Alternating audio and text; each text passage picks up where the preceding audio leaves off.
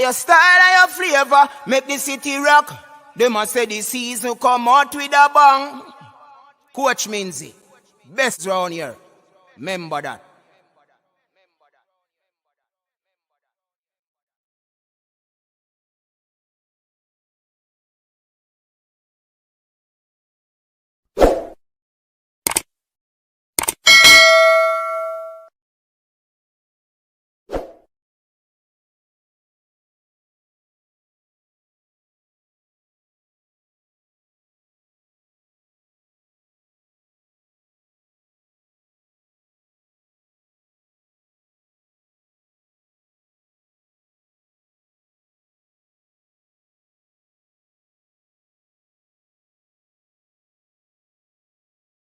Your style and your flavor make the city rock. They must say the season come out with a bang.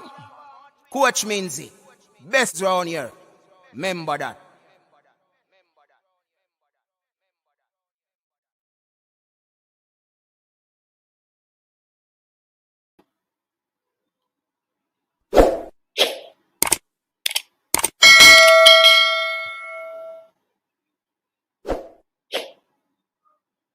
It's showtime. Welcome everyone to the Coach's Desk. I am your host, Coach Minzy, and we're here for the final night of the weekend's triple treat. Trusting that everybody is doing well and everybody is doing all right. Big up to the persons on Facebook. Thanks for tuning in. And of course, people, you know the golden rule. What you do when you get over here, you hit the like button. That is showing that you'd have sanitized before you enter into the Coach's Desk arena. This is where you get your sporting experience, people. Big up yourselves. Thanks for tuning in. We are up for another wonderful evening of sports talks, discussion, and in the same breath, callers can call in on the number 1876 474 3538. When you call in, you share your views and opinions on the topic at hand, and we are also not limiting you to the topic at hand. Thanks again, people. As you can see in the title, will we see Michael Hector in this window that is coming up? Definitely, that is an interesting sort of comment or statement or question. What say you, people? What say you? Now, we know that since the Gold Cup of last year in the summer, Michael Hector has not featured for the Reggae Boyz since. There are a lot of rumors going around stating the reason for this. However, we have not yet heard the real reason. We have not heard from Michael Hector, and we have not heard from the other parties involved in the so-called saga. But separate and apart from that, Michael Hector has served this country very well. He has been a stalwart. He has also been one of those reggae boys who has been loyal to the cause. You know what I mean? He is also one of those reggae boys that has been brutally criticized for some of the games that he played, especially when it comes to critical moments of the game. Therefore, he would have had a very tough time with the Reggae Boyz, especially in the uh, recent past. But Michael Hector is one of those loyal soldiers to the Reggae Boyz. And if we're being truthful, trust me, Michael Hector has been there. He is also a utility player. When Michael Hector came into the team, he was brought in as a centre back because there was issues with the CDM position, which seemed to be an age-old issue. Michael Hector was flung into the CDM role. And because he's not a natural CDM, he went under the knife. Yes, he went under heavy scrutiny. Many persons did not want him to be in the team. Many persons criticized him in so much to say that it really hurt Michael Hector. Many probably don't know, many probably know, but yes, it touched him to the core because he believed that he would have been a loyal servant to the Reggae Boyz. But you see, not many people believe that even though you're a loyal servant, you should not be criticized if you're not having one of the best games. But in his defense, or persons defending him, will say that Michael Hector would have been played out of position, hence the reason he would have had this tough time. Because we have heard before that when a player isn't playing in their correct position, it kind of, you'd say, lessen their confidence or decrease their confidence. And when a player is having confidence issue, then definitely it springs a whole lot of problems. Definitely. He has been having a topsy-turvy time with Fulham. They were relegated. He was out of favor. He was brought into some of the games. But when he was brought in, he did exceptionally well. He was even linked to a move away, but some things did not work out on final day. Hence the reason he remained at Fulham. So the situation is he's still at Fulham. He has been getting a few games and he has been doing pretty well.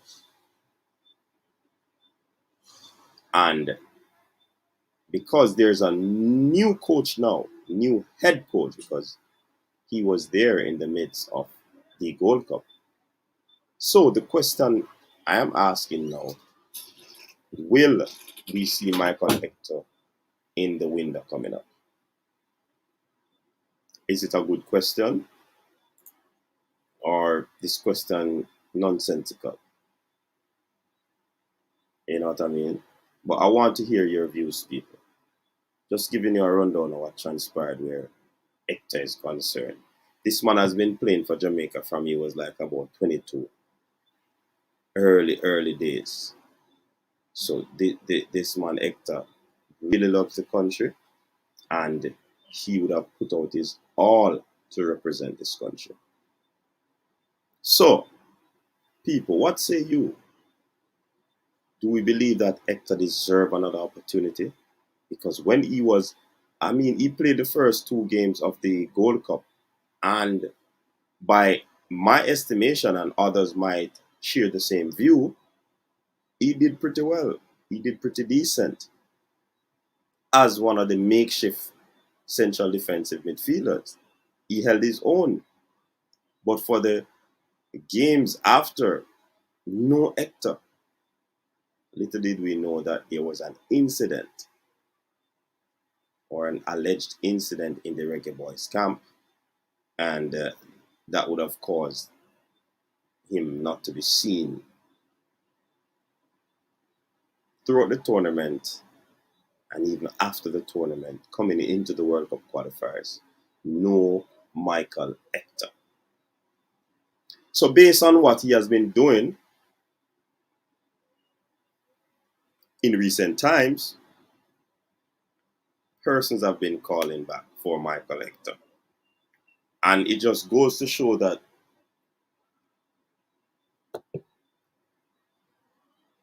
people and football fans will always be football fans. Once you do good or they like the way you're playing, they will laud you. They will give you all the accolades that you deserve. Right? But if they believe that you're not playing up to par, they are going to criticize you. right? And as I've always said on this show, is that once you're a public figure, normally put yourself up to scrutiny. Some will say you're in the line of fire. It's just that you're not to take things personal, because the same person who talk about you not being good today is the same person is gonna jump onto the wagon when you start to do well. And that's quote unquote in their very own eyes. And everybody's opinion is different.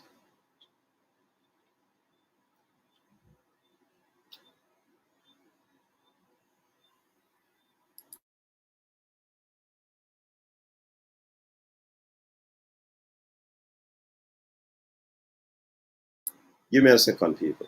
Emergency.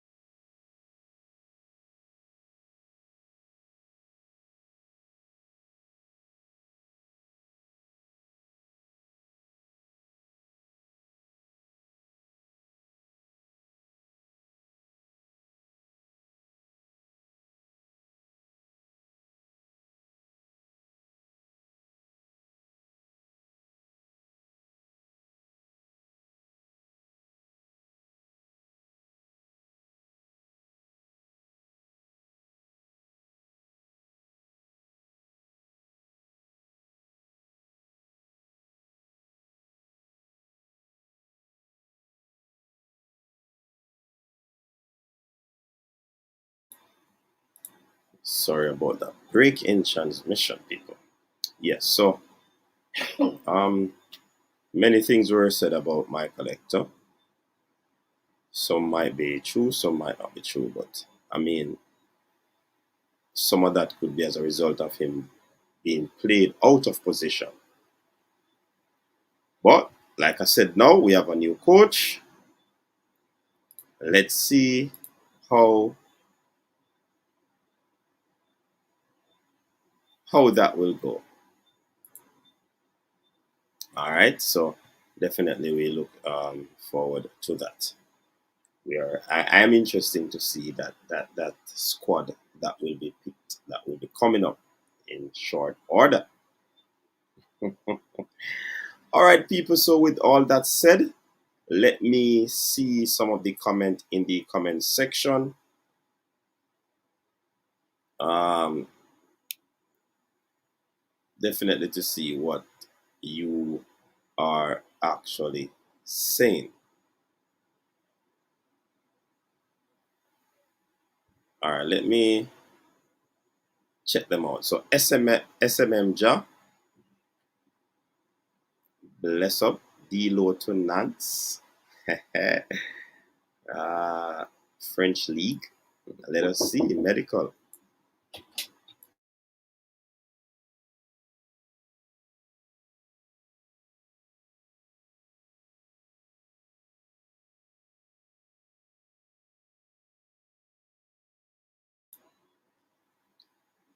Don't know about that one yet. Let me leave that alone. All right. I am alive. Would you return if you was in Hector shoe? Hmm.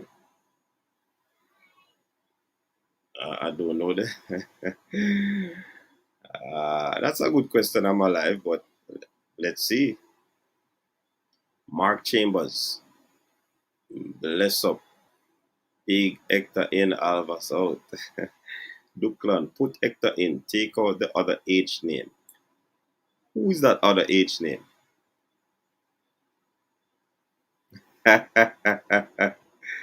You see you, Duclan. Do we know another H name? Which other Reggae Boys have the surname H? Hmm. Duclan. Clarify that for us. Dre, anyway, big up yourself. Let's go, Big Ek. Should be back in the 23 World Cup squad at CB, not CDM. All right. Fresh in the building. Big up yourself. I'd love to know where where that news come from, Fresh God. I'm interesting to know. So SMM Ja, tell us source. Balakar, big up yourself. Welcome to the show. Coach Antonio play good today. Yes, man. Um, check. Fresh God the Chapo is in the building. Yeah, man. Big up. Beta Bosch. Show is back on.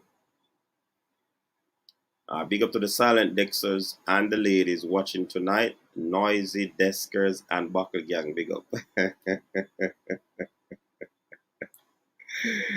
Hey, Fresh Stop. Bad it up. Yeah, man, people. Kevin Bailey, big up yourself. Giovanni, unwarranted criticism most times. Certain fans just hate on him to follow the crowd. It's getting lame and old, to be honest. All right, Giovanni. Kevin Bailey, Hector and Matok need to a recall. All right, RJ PUBG.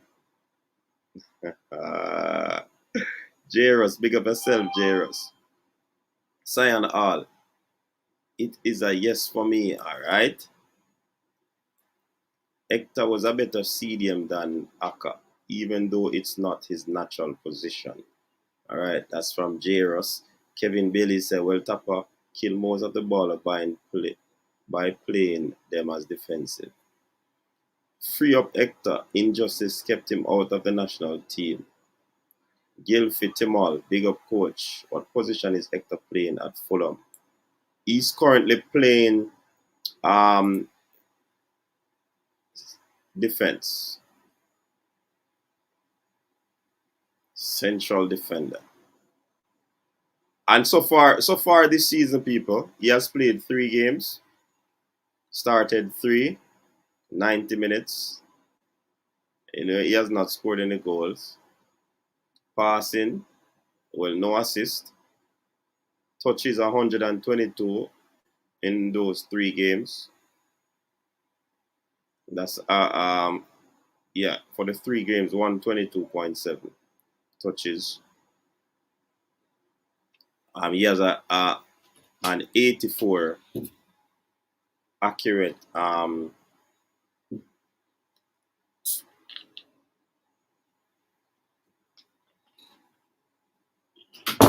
84% accurate per game.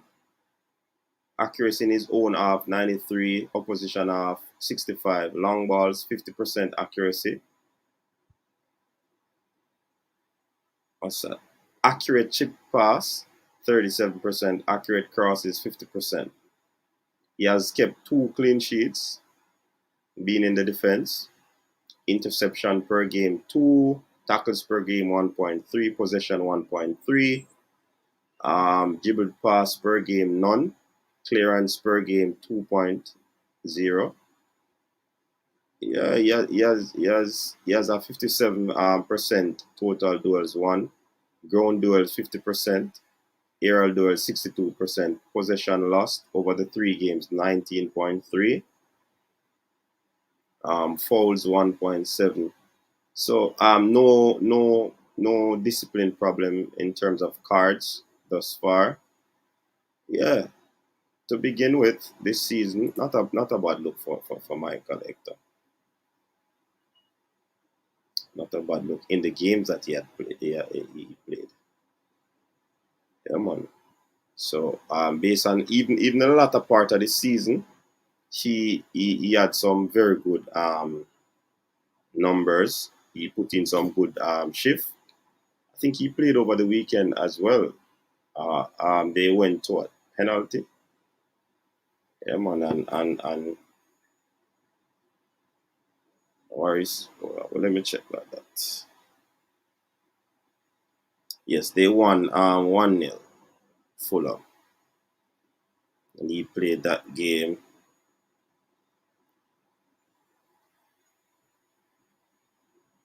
Yeah, man. Hector played in the heart of the defense. He had a very good rating.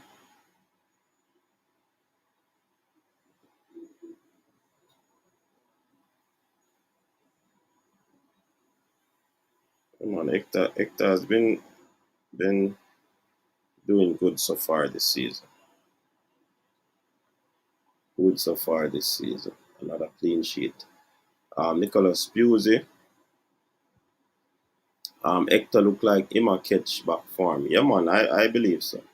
I believe so.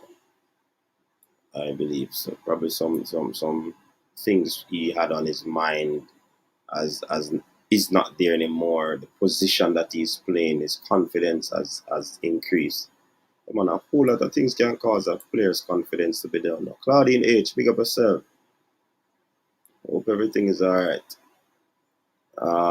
Jason, big up yourself. Checking in. Brownman Security in the building. Big up yourself. Wayne Evans. This JFF board and their associates are the worst thing ever happened to Jamaica football. The alleged incident with Hector and Paul wasn't investigated. No one in the JFF spoke about it. Wayne Thomas, we can't say it wasn't investigated. Because remember, it's an alleged incident, as you say. So we can't say that. Jamaica centre back Damian Lowe has officially left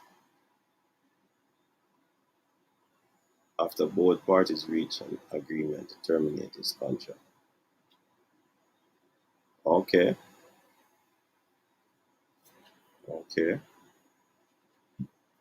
Hector is a must, according to Robert Smith.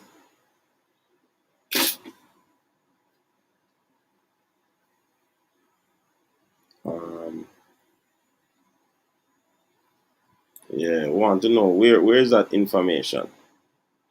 I'm close to the bottom. Colin Quest, Hector is a very good player. I watched him in Baltimore. We beat USA in Gold Cup. He's way better than Lowe. Could Hector perform in the CDM role? And you know that's the thing though, Timol. That's the thing.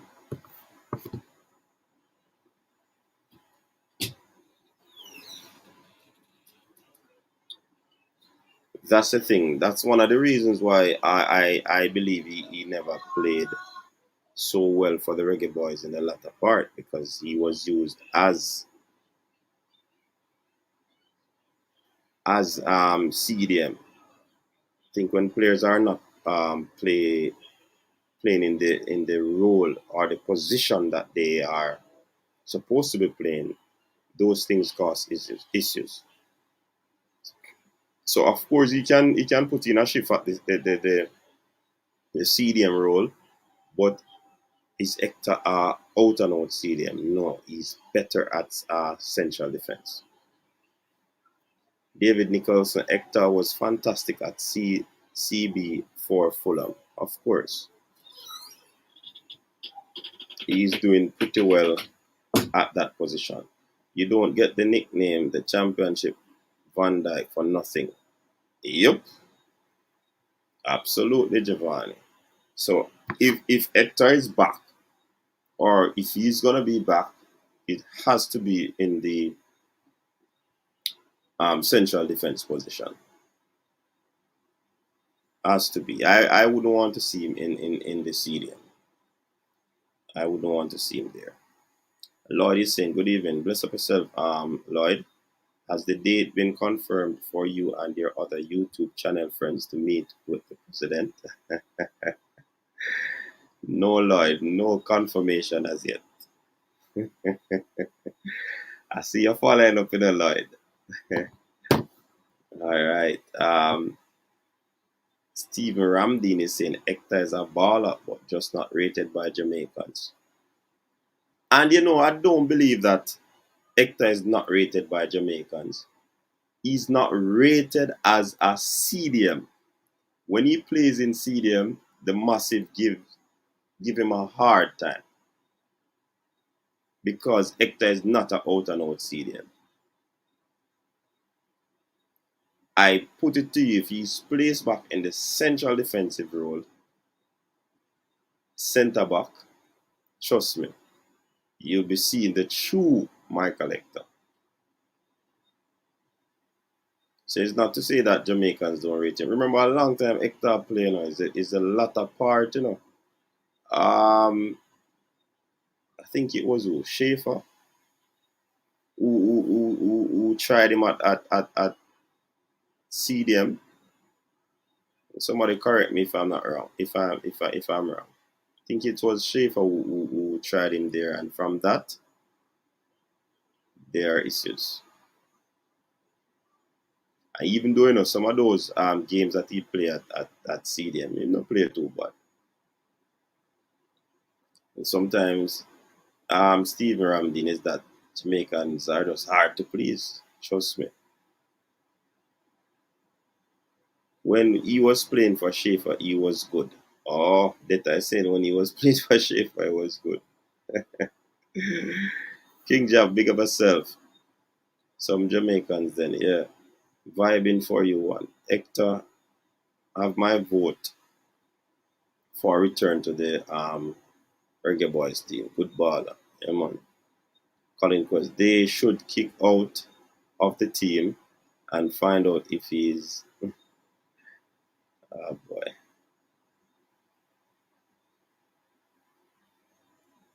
I remember you can call in people. The number to call in is on the screen.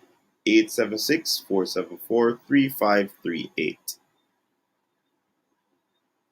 Balakar, big up yourself. Why kick out Alvas? One player. No Balakar. Nobody go to say no Balakar. Remember, one man get thrown away now. Or one man is not there. And one man is there, according to what we saw. So, nobody go to say Balakar. Justice must not only be served, it must appear to be done. Man, and any leader know that.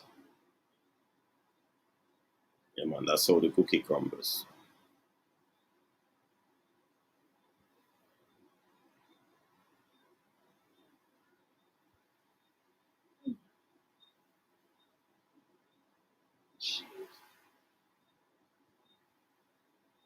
Why? Because him no want forward, but yeah, but I mean, if why though? Why wouldn't he want?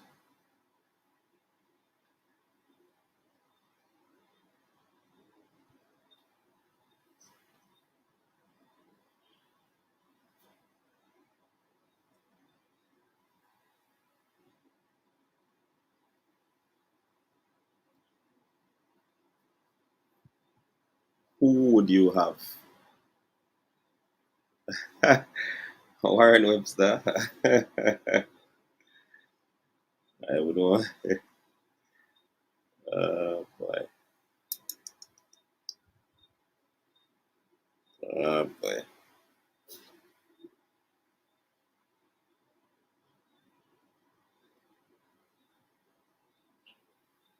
Hmm.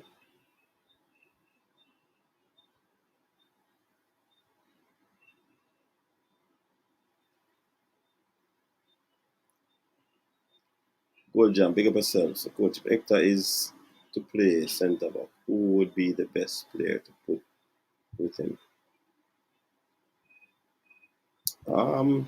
It's a good question, you know. Damian Lowe can play with him. I think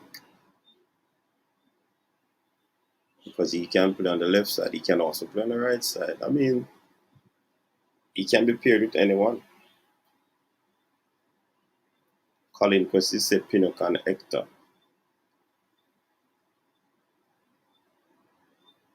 Data is saying Low, Hector, Pinnock in a back three. Not bad. Not bad at all.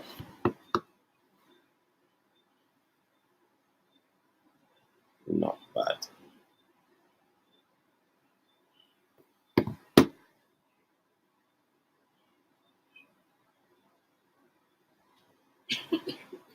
All right, people. Balakar said, coach, the two player to get suspension. So now that me I say Balakar, that's what I've been saying, you know. It can't be one is here, one now return. If the situation is true, you get a 2 or 3 month suspension, man. So I'm saying, justice must not only be served, it must appear to be done. Yeah. Brain drain, big up yourself. Super chat increase 2022. Alright? Alright, big up yourself. Steve Ramdin, Pinocchio, Low or more, and Hector. But I go with the first pair selling Ramdin.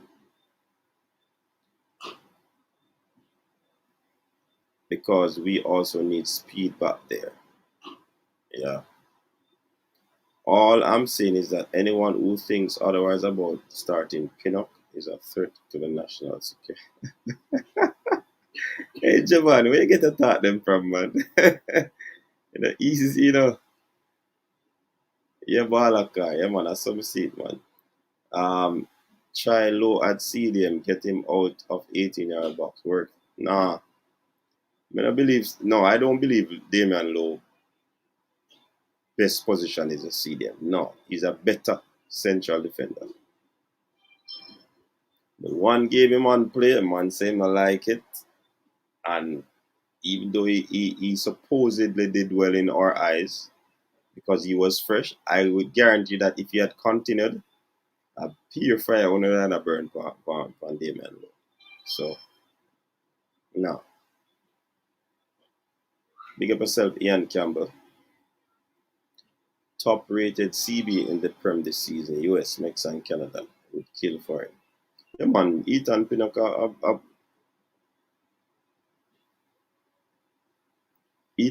a big defender, man. One of the best in the region. Kalita Walsh, big up yourself. Welcome. Transfer market. All right. Pinnock and Hector play the same. Back four, Pinnock, Low, Brown, and Lawrence. All right. We'll check it out right now.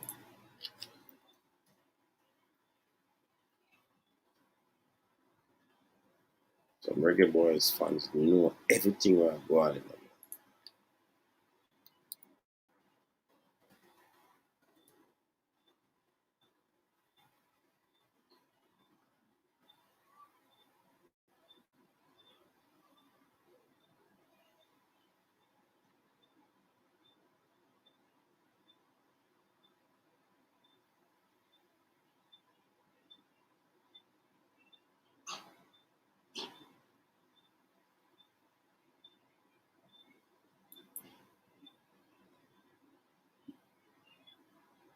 I'm searching to see if SNM is saying.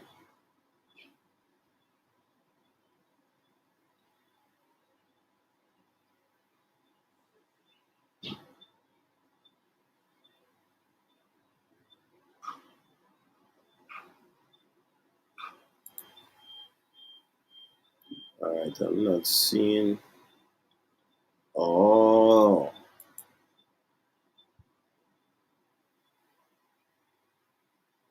okay.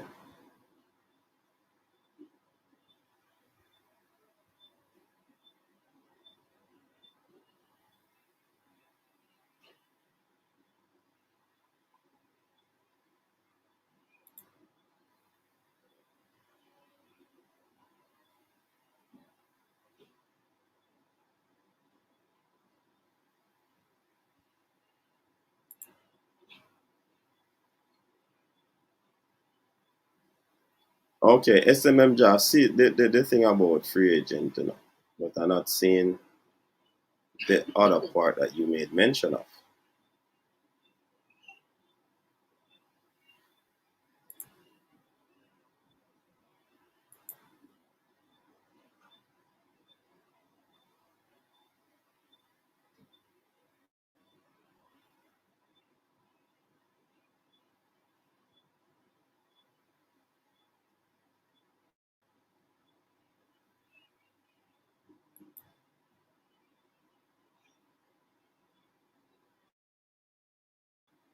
I'm searching. I'm searching. All right, until that look on the so now.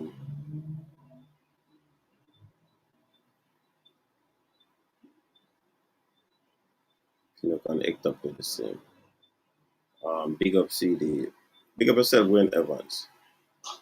Baller car, no coach, you know that. Alright. Coach Hector play like brick wall yesterday. A man from what I've heard and I've seen. No Pinnock coach, sorry. Okay, baller car. Baller car, Pinnock and any other thing, full stop. I'd love to put him with low Hector and Pinnock, with Hector playing behind and low on the right and Pinnock on the left. Okay. I agree. Pinnock is the best defender in our region, top 10 in England. Ian Campbell. uh, they need to call Wizard in. That man work overtime. Hector, a real loyal youth, if the alleged threat is true. Yeah, I like the idea of low at CDM. This game against Serbia showed bits and pieces of what he can do there. What he can do.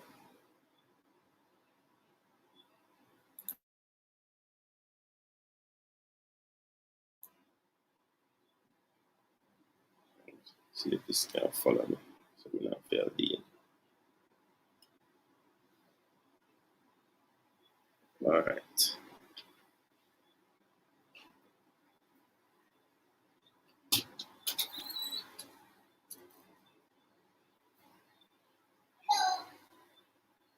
Yeah, same thing I was saying, Fresh. I'm not seeing the transfer to French League.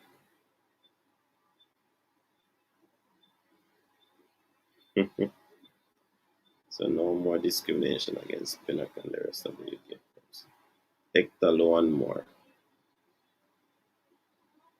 Fisher is J if you get called up and play.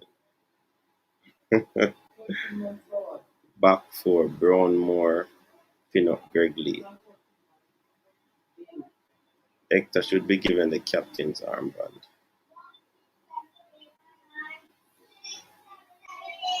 Check WhatsApp. Who's WhatsApp? My one?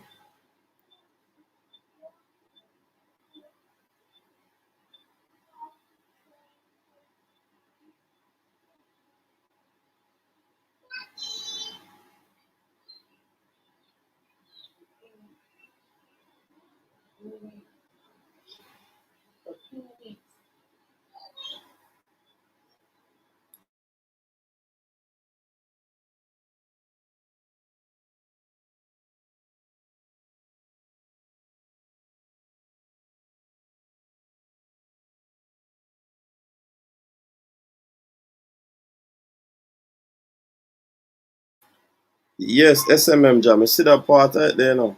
Same thing Fresh is saying. We see that part about the quarter to Nance. We don't see that.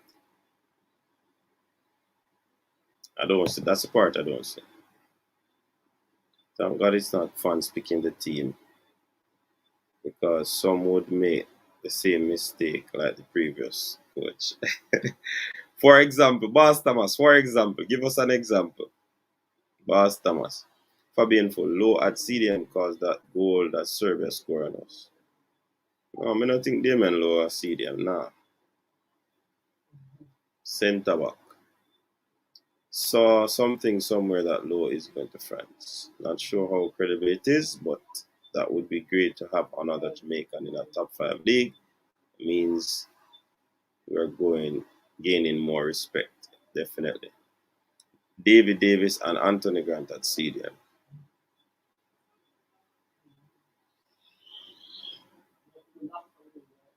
First God, you see the views stuck. Uh, Boss Thomas, your comment me I wait for your response now. They would pick the team based off sentiment, not merit. So give us an example, no, man. That's what I'm saying, Boss Thomas. Give us an example. Give us an example. Which one of the players would have been sentimental pick?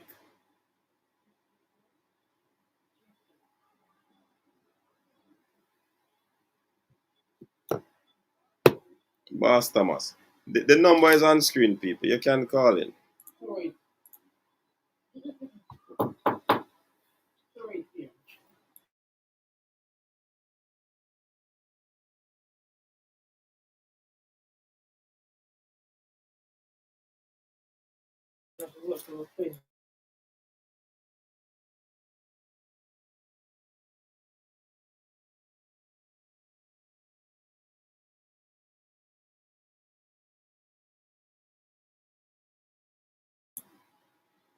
Um, Boss Thomas, you'd love to hear a call in. 876-474-3538. Call the number, man. We can hear what you're saying. Let us hear what you're saying.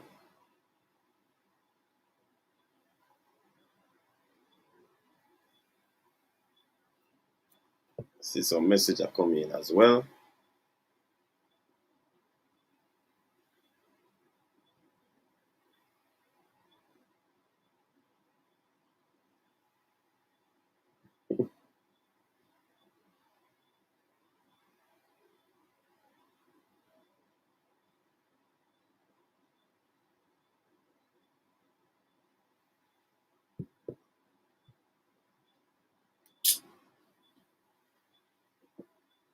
Um,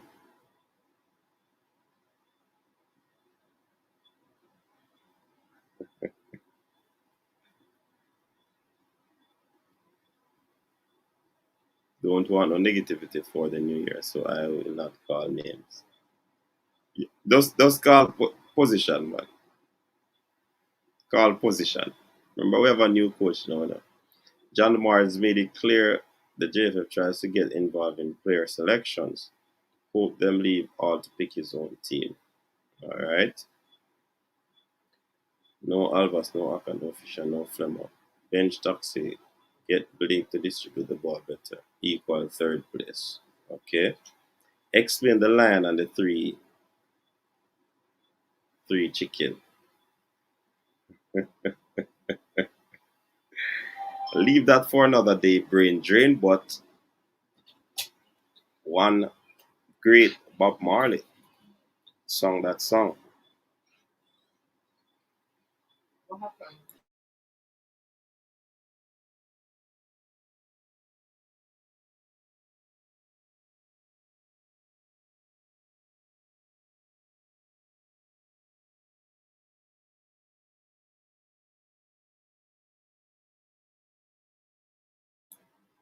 Brain drain, check Bob Marley and anything. Three little birds.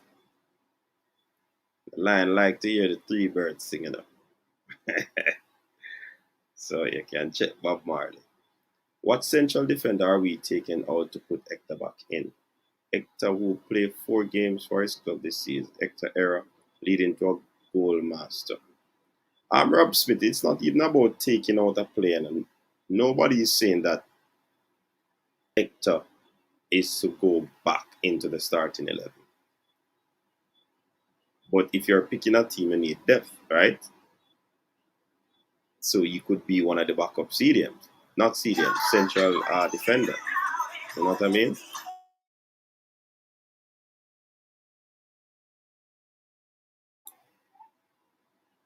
Gold Jam, Boss Thomas, I'm waiting to hear what you have to say, and you say what you say. Lower Jamaica best defender. Him show up all of you people from them time. They remember that. Yeah, man. Me not think me I pick a back 4 or a back 3 without low ball car. Straight. Hector over Akka. Here comes Rob Smith. No low. No, low is a little bit too aggressive. Man, you have to pick them and low. Did Arsenal lose to Nottingham Forest today? Yes, certainly they did. So, Manning's man and Cranky, But brain drain, I ain't not say nothing, because we live in a glass house. If we throw a stone, we might be in problems.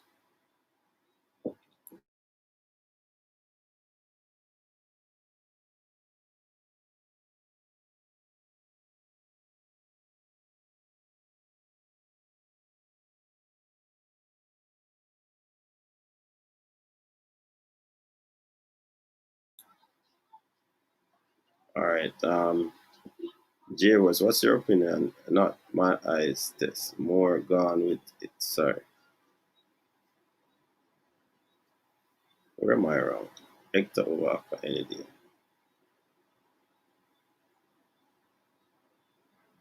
My boy is a lion and 3 chickens. Did not know you live. They are not chickens, they are birds. Birds. They are chicken. You can say chicken are birds as well, but 3 little birds he sang about brain. You are saying chickens, but they are not chickens. Birds. They are in the same family though. Kemar Lawrence is a better fullback than Greg Lee. Lawrence is a better crosser, dead ball specialist, and better in defense.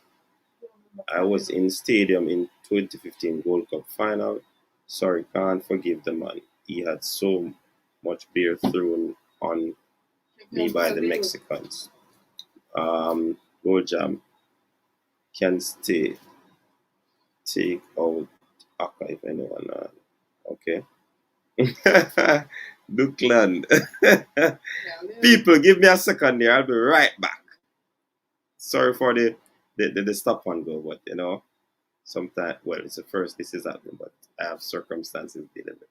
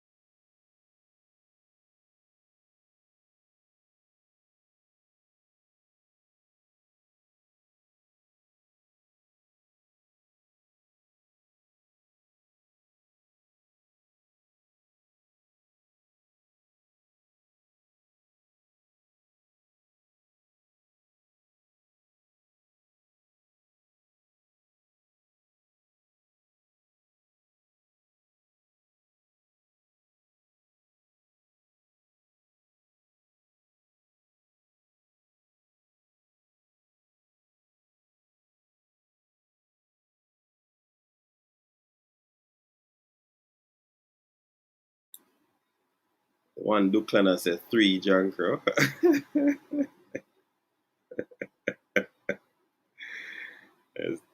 That's so like, but me not say a word. Jerry, anyway, that big up yourself. Check, check, check. Akeem Sinclair, Hector or Austin over Aka. Austin.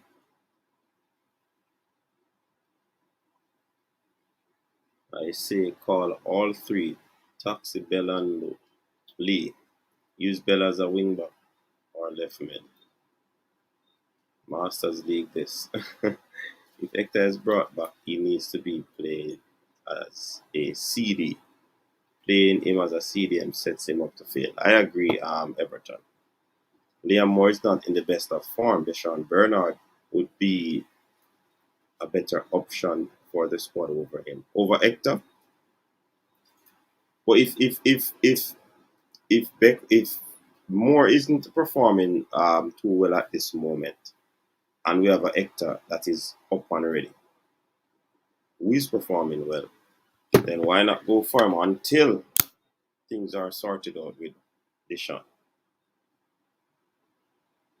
Yeah. Rob Smith, Hector A. Akabot. Coach, you are send some comments, sir. Not good for the brand. Which comment? Real baller. Write it back and say me can read it. Not good for my brand or your brand.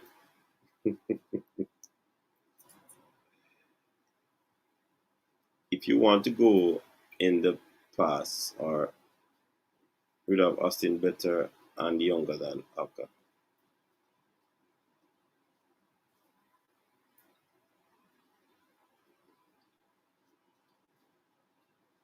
Birds, my bad.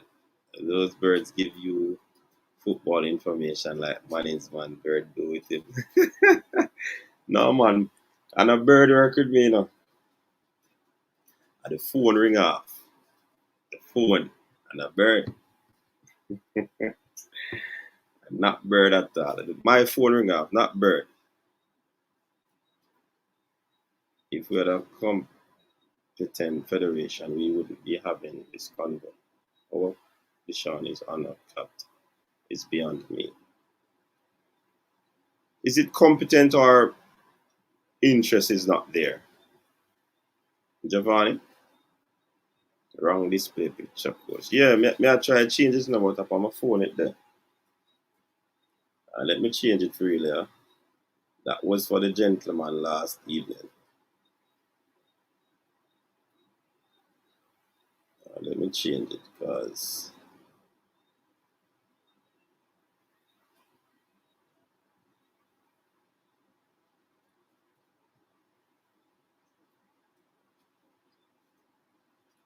what is this?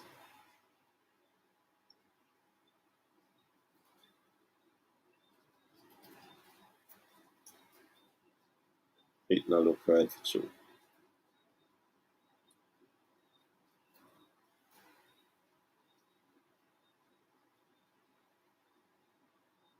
Edit.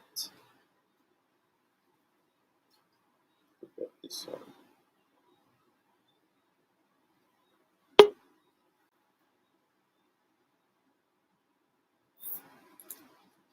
Sound better now. Look better now too.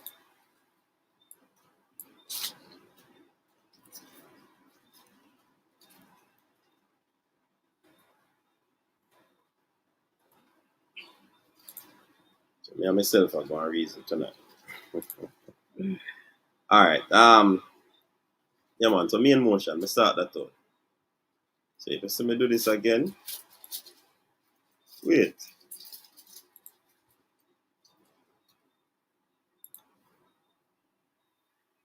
Still. I need to start that out too. Alright here. Okay. Yeah man, up and running again. Alright. Jairus, based on what I have seen, Lawrence is more complete than our other left back options. Yeah, you know, Lawrence is a very good footballer, honestly. Joseph Brown, let's wait to see Paul out first squad and all questions can follow. Let's wait and see. Hey, Joseph Brown. Right now, me can't wait.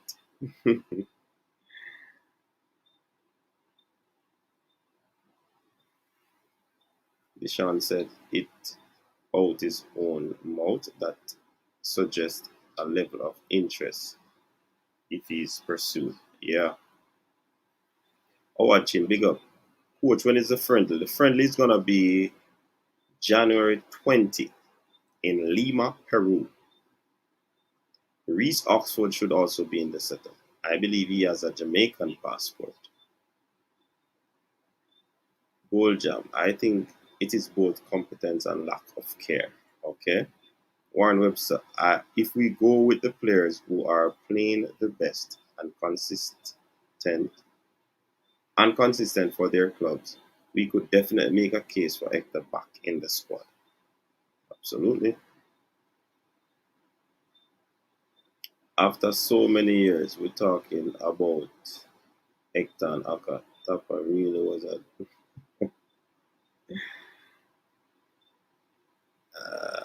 Maria Russell.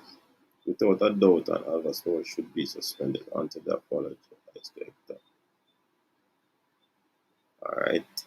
Since the part got fired, my blood pressure gone down. Alright, we have a call coming in.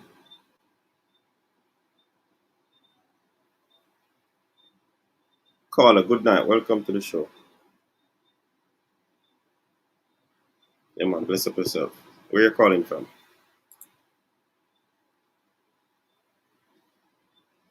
Alright, big up the whole Texas. What say you?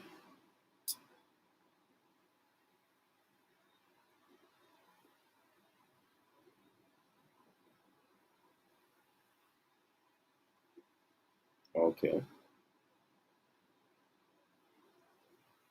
Mm-hmm.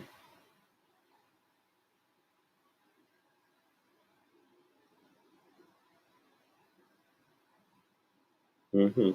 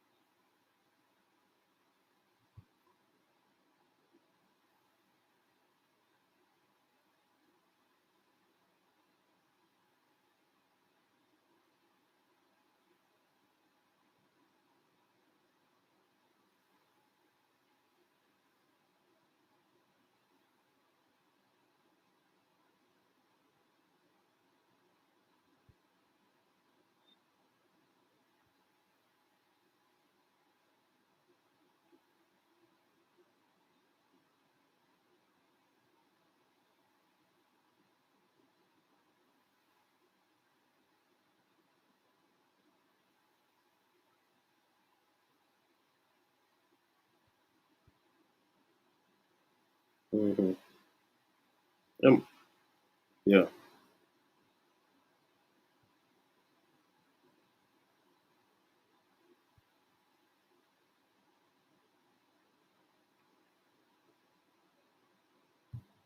Yeah.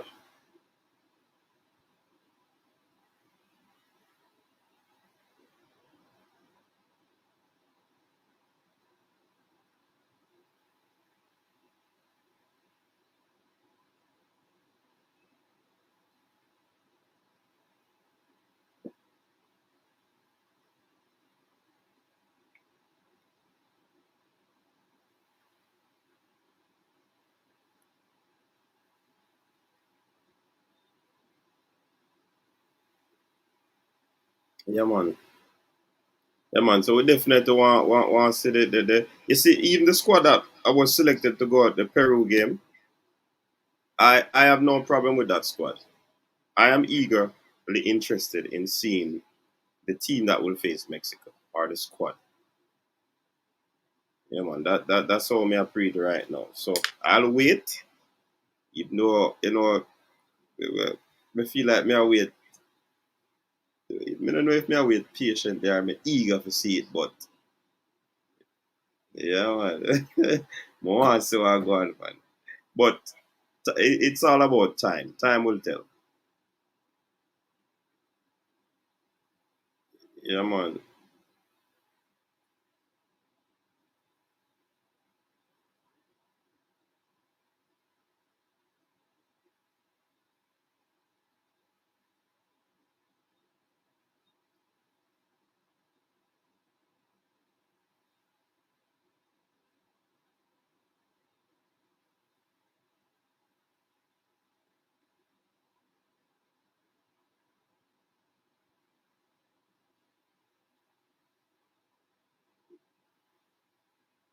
Mm-hmm.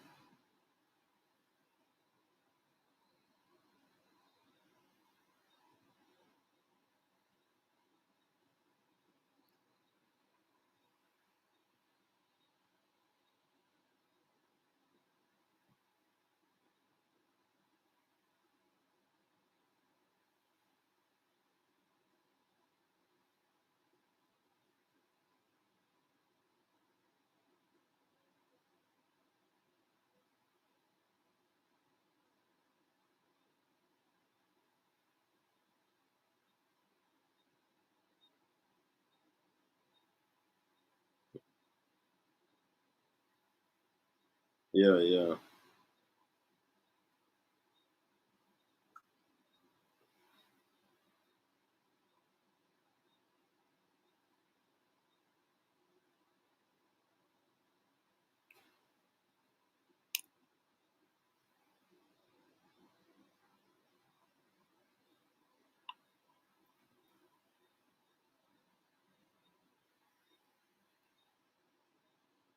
You know, when people then say them not hear it. Are you hearing it? Talk again, Carl. Let me see them I hear. Are you hearing? Are you hearing me? Are you? Yeah, but the people them say them not hear you, and they look like them and say no audio. So me I wonder if them not hear me either. People, are you hearing me? Hold on, me I wait for the comment to come up to see if anybody I hear me. Apparently them not here. Come in and see no comment that come up.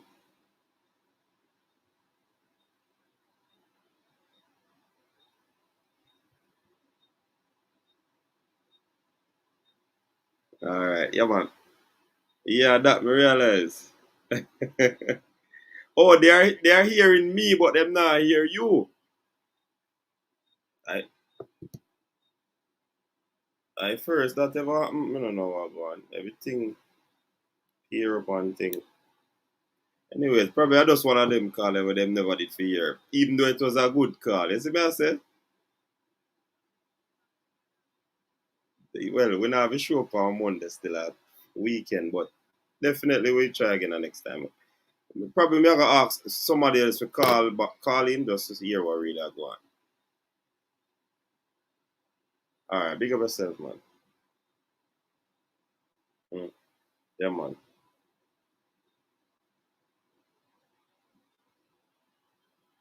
John, no, me can't believe so we never did I hear the call. Cannot believe.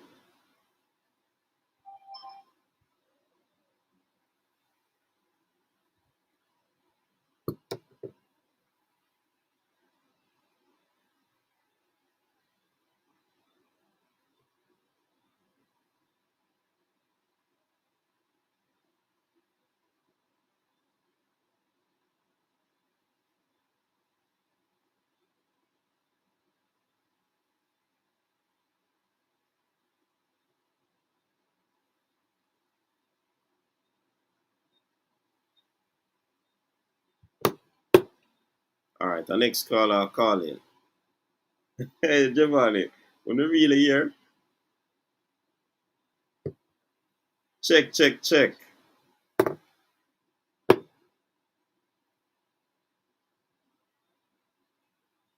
When I hear Balakar people, Balakar up on the line, you know.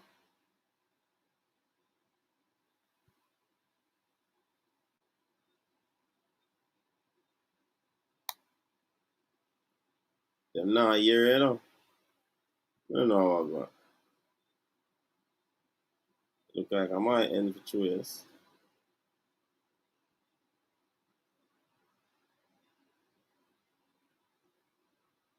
No, I'm on a boombox thing, man. Okay. Yeah, man, everything connect through Bluetooth. I wouldn't be hearing you if you never connect the Bluetooth, never connect, you know.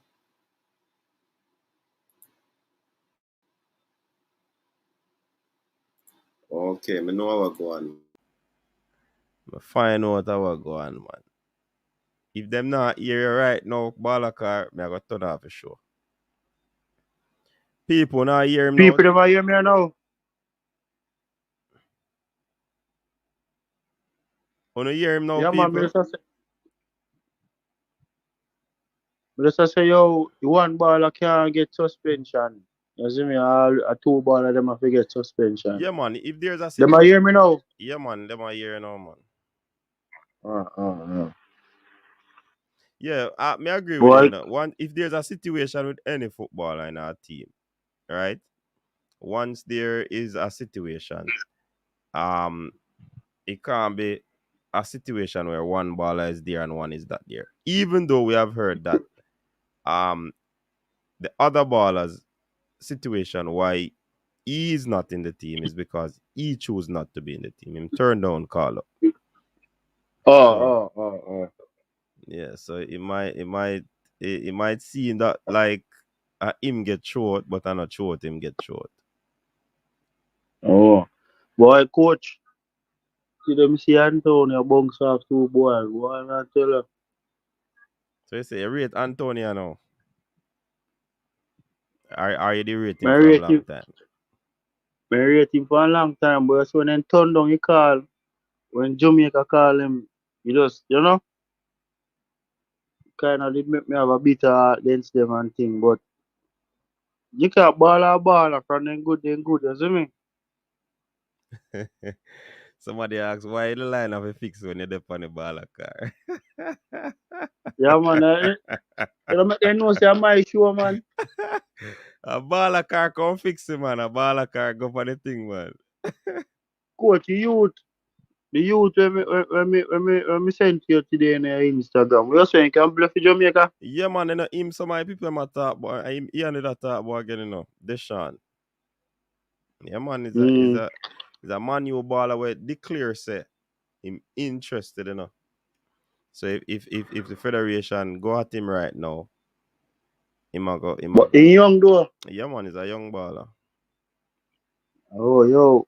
In can he no look bad still, but boy, great twist him, go and twist him, come right through the game.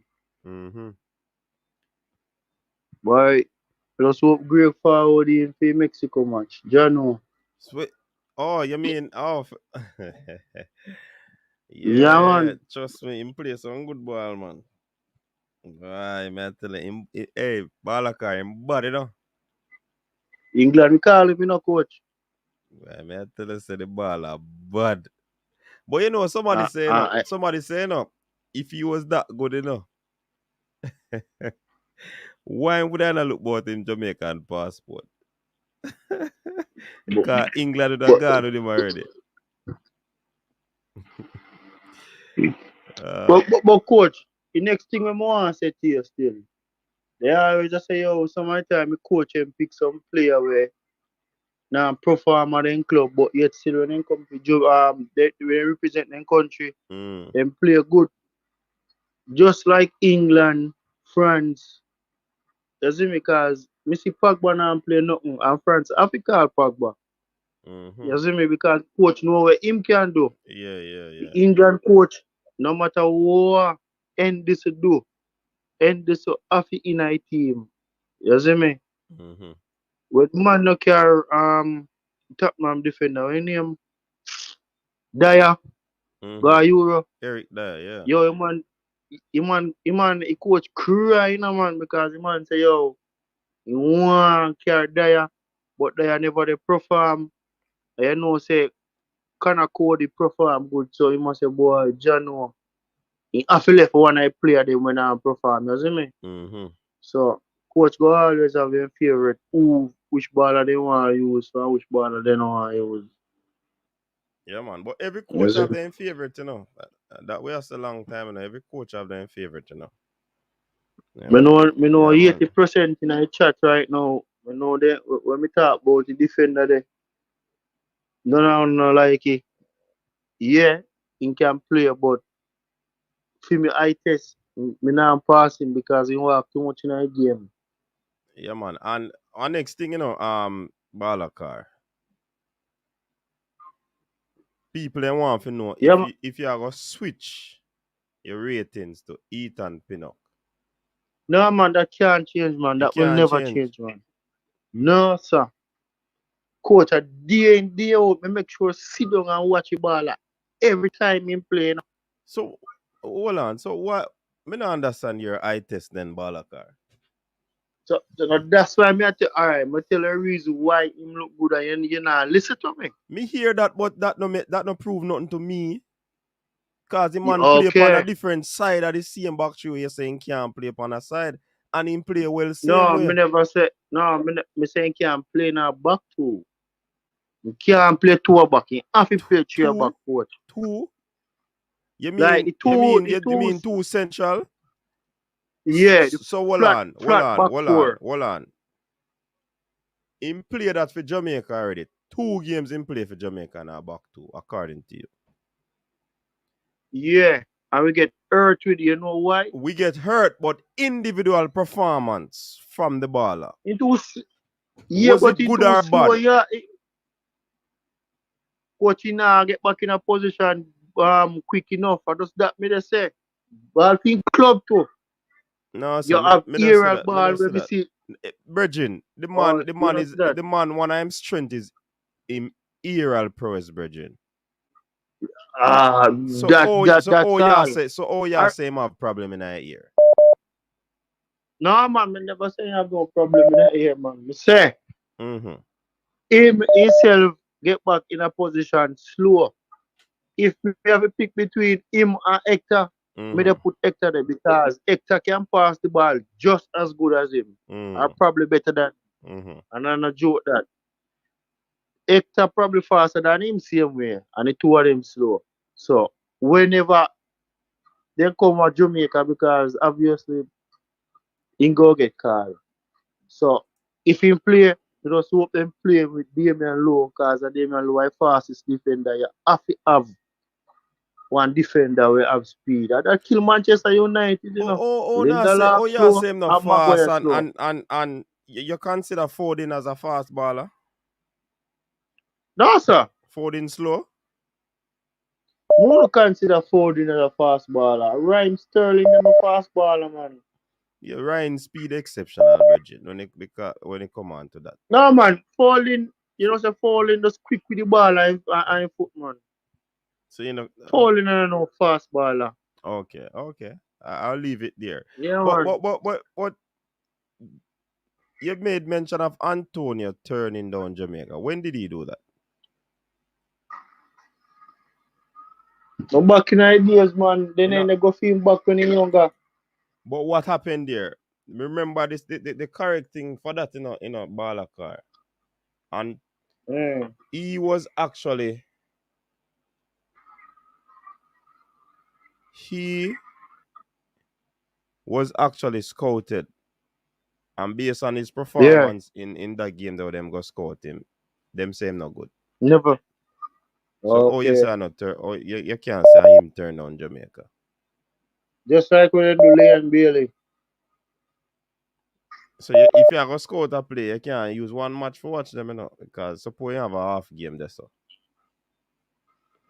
True that too. You see me I say? I mean, not think scouts are Because going if to use it's one game for scout a baller.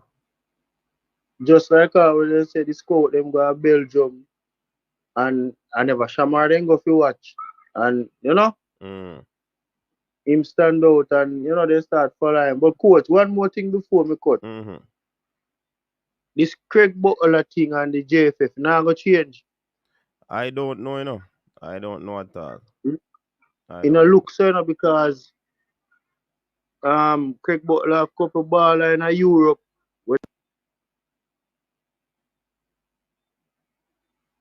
Baller car look like he can get cut off.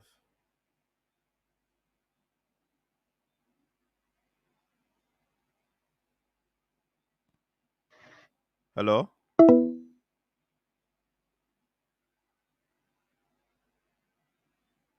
Hello?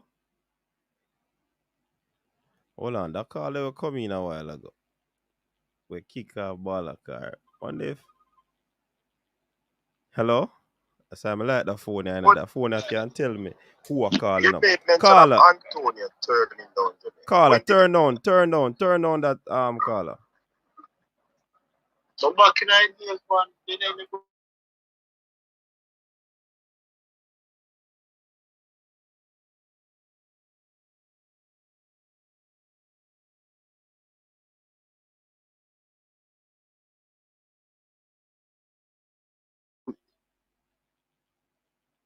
Yeah, me just want me the eye know some man. Yeah, man, the eye do a great job and such and stuff like that. With there, man, I watch a thing for in Florida, for in Orlando, and the people them really stand cranky down here. You see me? So the people them Yeah.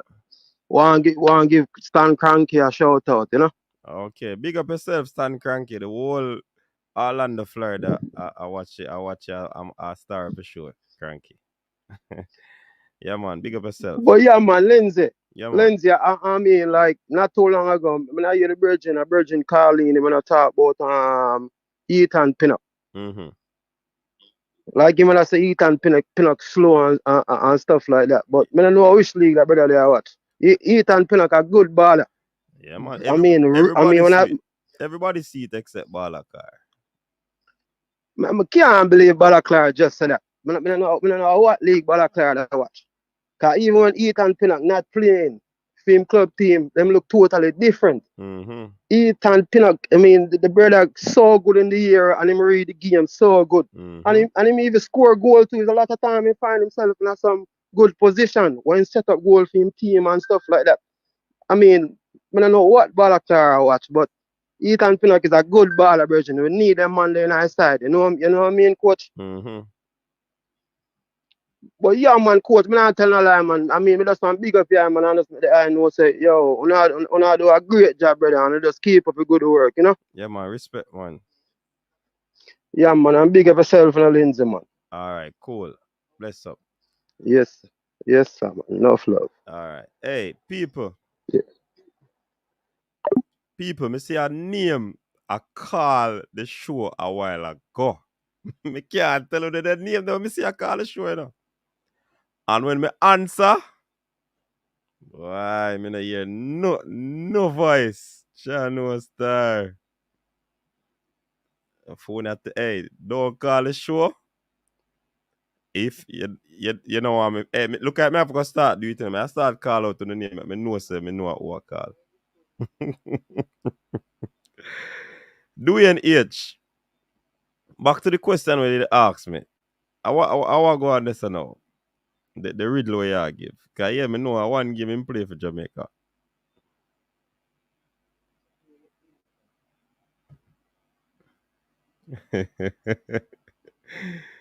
It's a Balakar. If it change your if hey, the man never easy, you know. Whatever I say. When it's a flu, I watch the thing and say, yo, Balakar, come off of the line. Jesus, peace. You know, easy.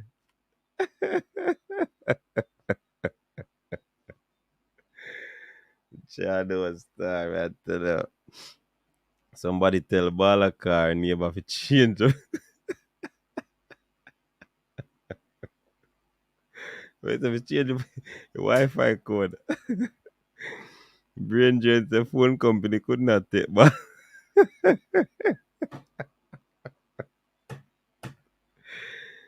Charlie was like, hey, Balakar, you're a real starfish. She was still up. Balakar rang for Antonio. I excuse him a look. People, Balakar call back, you know. How me fi answer this? Balakar, you have 1 minute. I'll be a chat then chat, man. I want call. How would they call the coach? Huh? Man, say my call Call from chip Florida. me out. My call from Florida. No, man, me not talk about the call them, man. Hey, Call the will one chip that me chip out, you out. man. Why me can't tell you the name, Bridget. Me I go save that Cause number there. I go save that number I there. flow me have people I flow me have, man. Me have my flow package, man. Don't do that, man. Right, true. Coach, when me there say still, you know. Mm-hmm. When Manchester United they lose all so much, you know, it hurt me too, you know, because we have two defenders.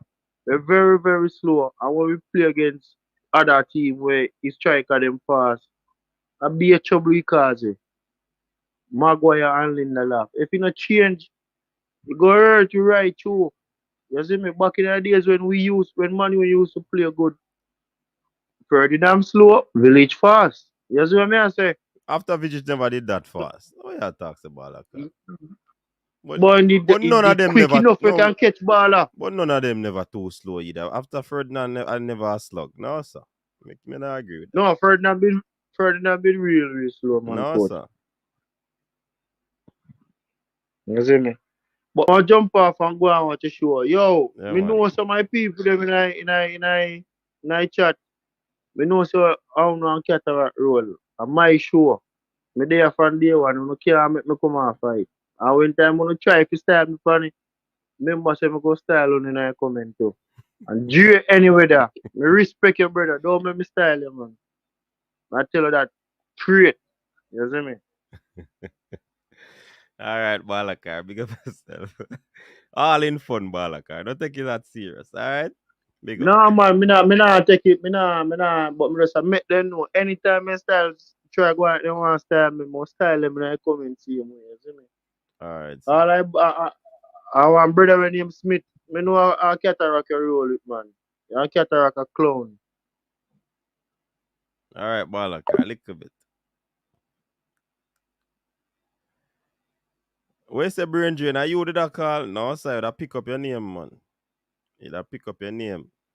It is a look. I'm gonna go check it back, you know.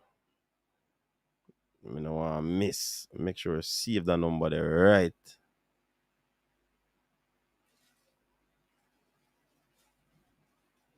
But the number disappeared, Jano.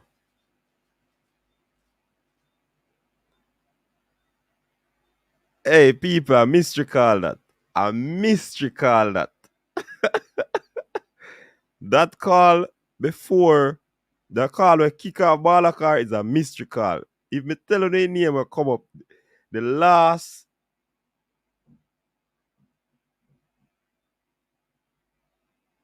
is a five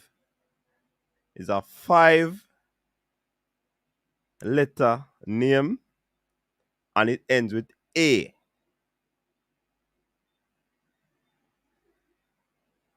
No, sir, something wrong. Something wrong, people. Something wrong. John was star. All right. One day for brain drain. One day for the AI I try if you mess up the you know say me feel say the AI kick off Balakar people. But the name come up. Why would that name come up? Jeez,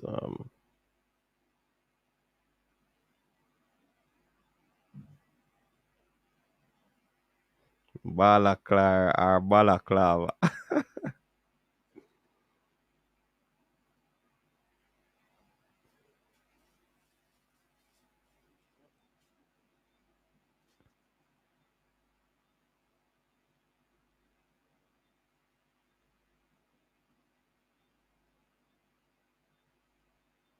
Really?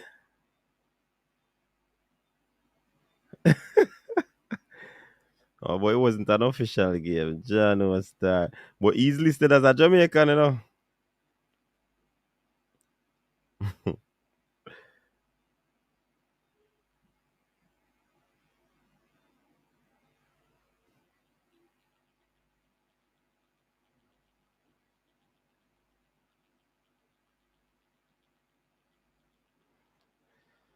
Balakar, answer that question. Have you been watching the recent Ethan Pinnock's game or the games from last year in the championship? Because his game has totally changed since he has been in the Premier League, you know. Let me just put that out there.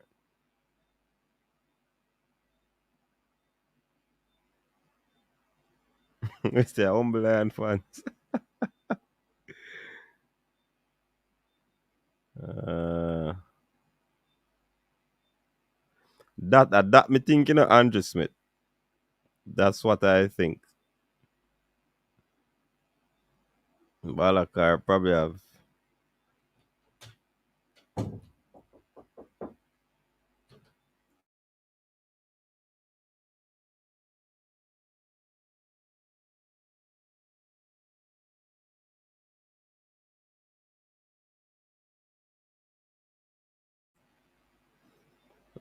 Bala clone or clone.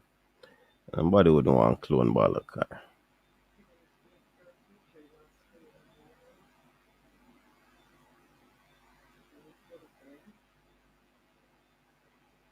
Pinnock has the quality. Let's hope he has the mindset. I'm gonna drop the link, you know.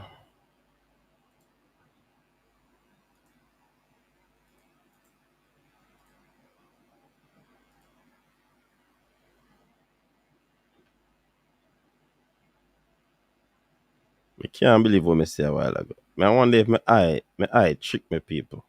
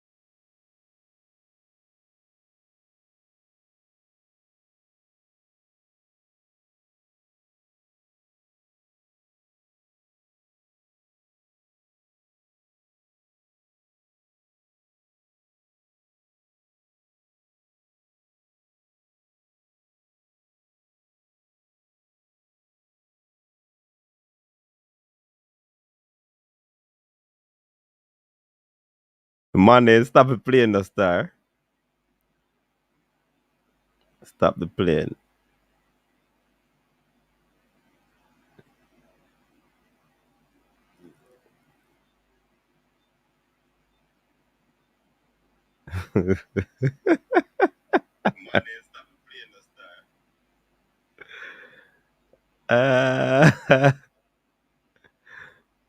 No, it's mhm.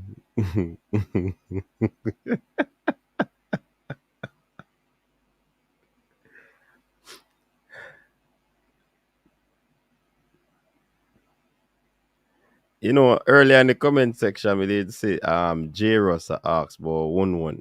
True, you know, a long time we don't say 1-1. One day if 1-1, all right. I sent out a SOS for 1-1. Anybody know a 1-1? From what we know, 1-1 is from Europe. Yeah? So, if anybody in England know 1-1, check in on 1-1.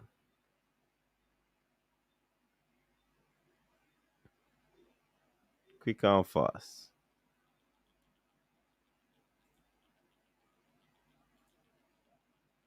Yeah, man, a long time we not hear from 1-1 and you know that little something that go on about the place, you know?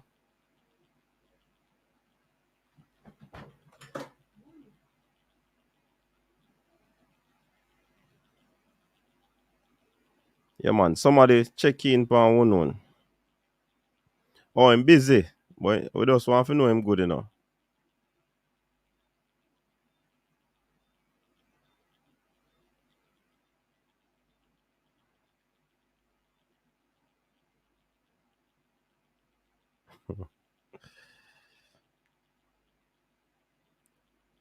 We have not seen Shatter. I thought that character is no more because it's not good for branding. So how come you're saying we have not seen him? Hmm? Brain drain ain't easy. You just half in the mix, though.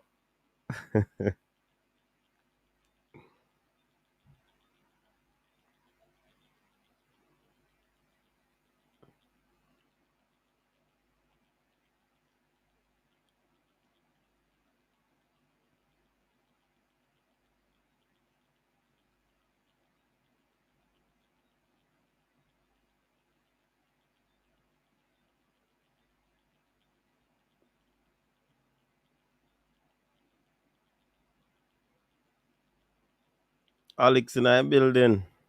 Big up yourself, Alex. Big up Tennessee. Kyle, big up yourself. You see a video where?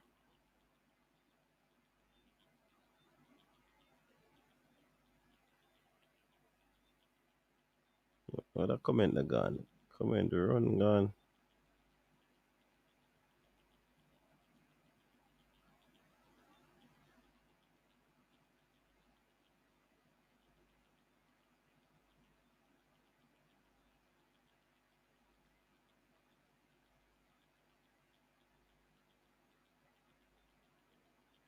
Coach, I see a video on yours.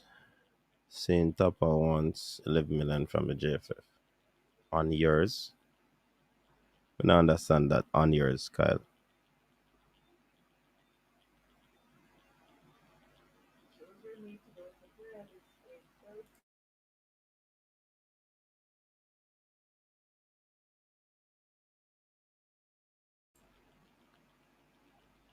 Nobody now jump on the panel.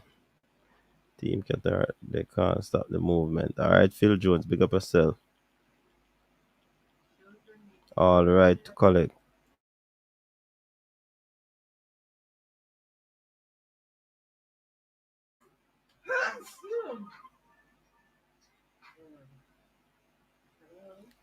Carla, good night. Welcome to the show.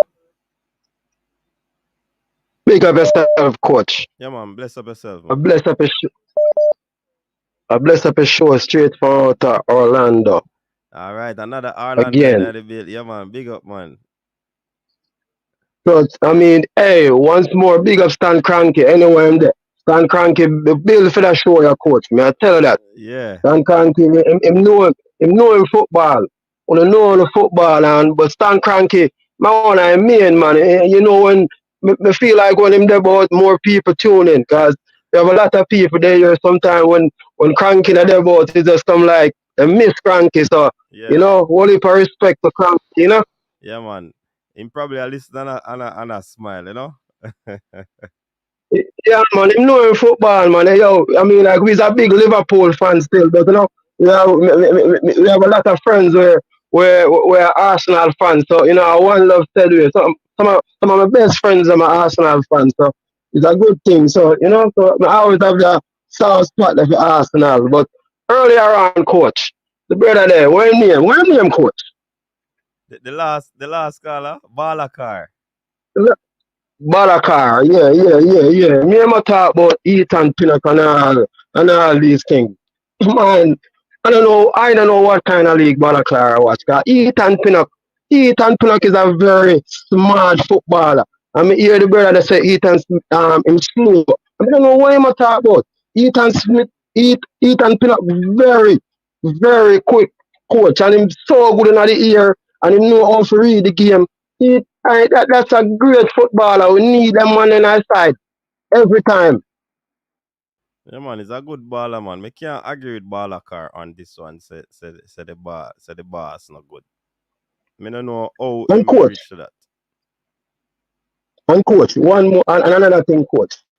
And the next thing, me hear him talk about the money of Vidic. It sound like he's a Manchester United fan, but you know me as a man, me know my football, and me not gonna talk by it. Mm-hmm. The money of Vidic was a smart, very good defender. Very good defender, but him very slow. And Balakar said he was the quickest, one of the quickest. Him very slow. Remember in every Manchester United and Liverpool derby, the man of it is get red card because he's very slow, coach. Mm-hmm. Very slow.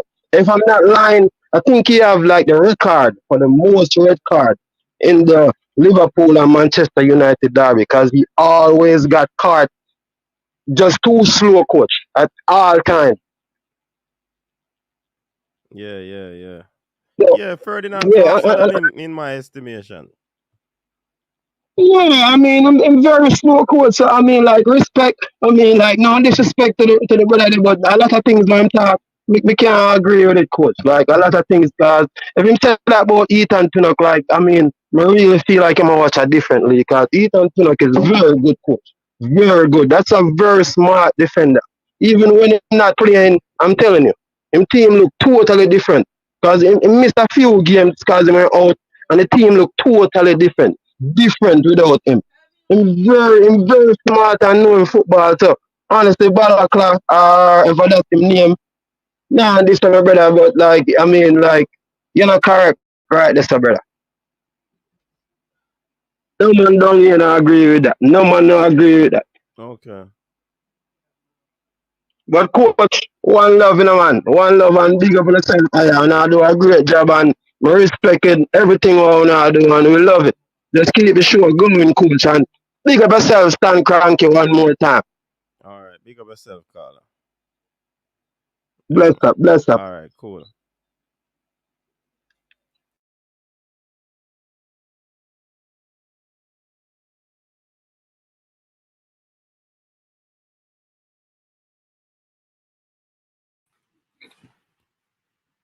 Stan Cranky. How's the coach? Yeah, man, I'm glad you come on, you know. A whole pair of reviews there I get to know. So no, coach, I was pretty on my outfits on the bed. I had like 4 or 5. Give me a second there. Give me a second. Yeah. Coach disappear on us. Look like it's an emergency. So as I was telling coach everyone, I was actually putting my outfits on the bed because you can't come on TV. Oh man, YouTube. Oh no, but I call it TV. Can't come on TV and look bad enough. You have to look presentable. So I was trying to put on my different outfits and I settled on this one. So you can tell me how it look. I had a turtleneck, but I kind of get hot in the house and I couldn't do that. So I hope everyone is doing well.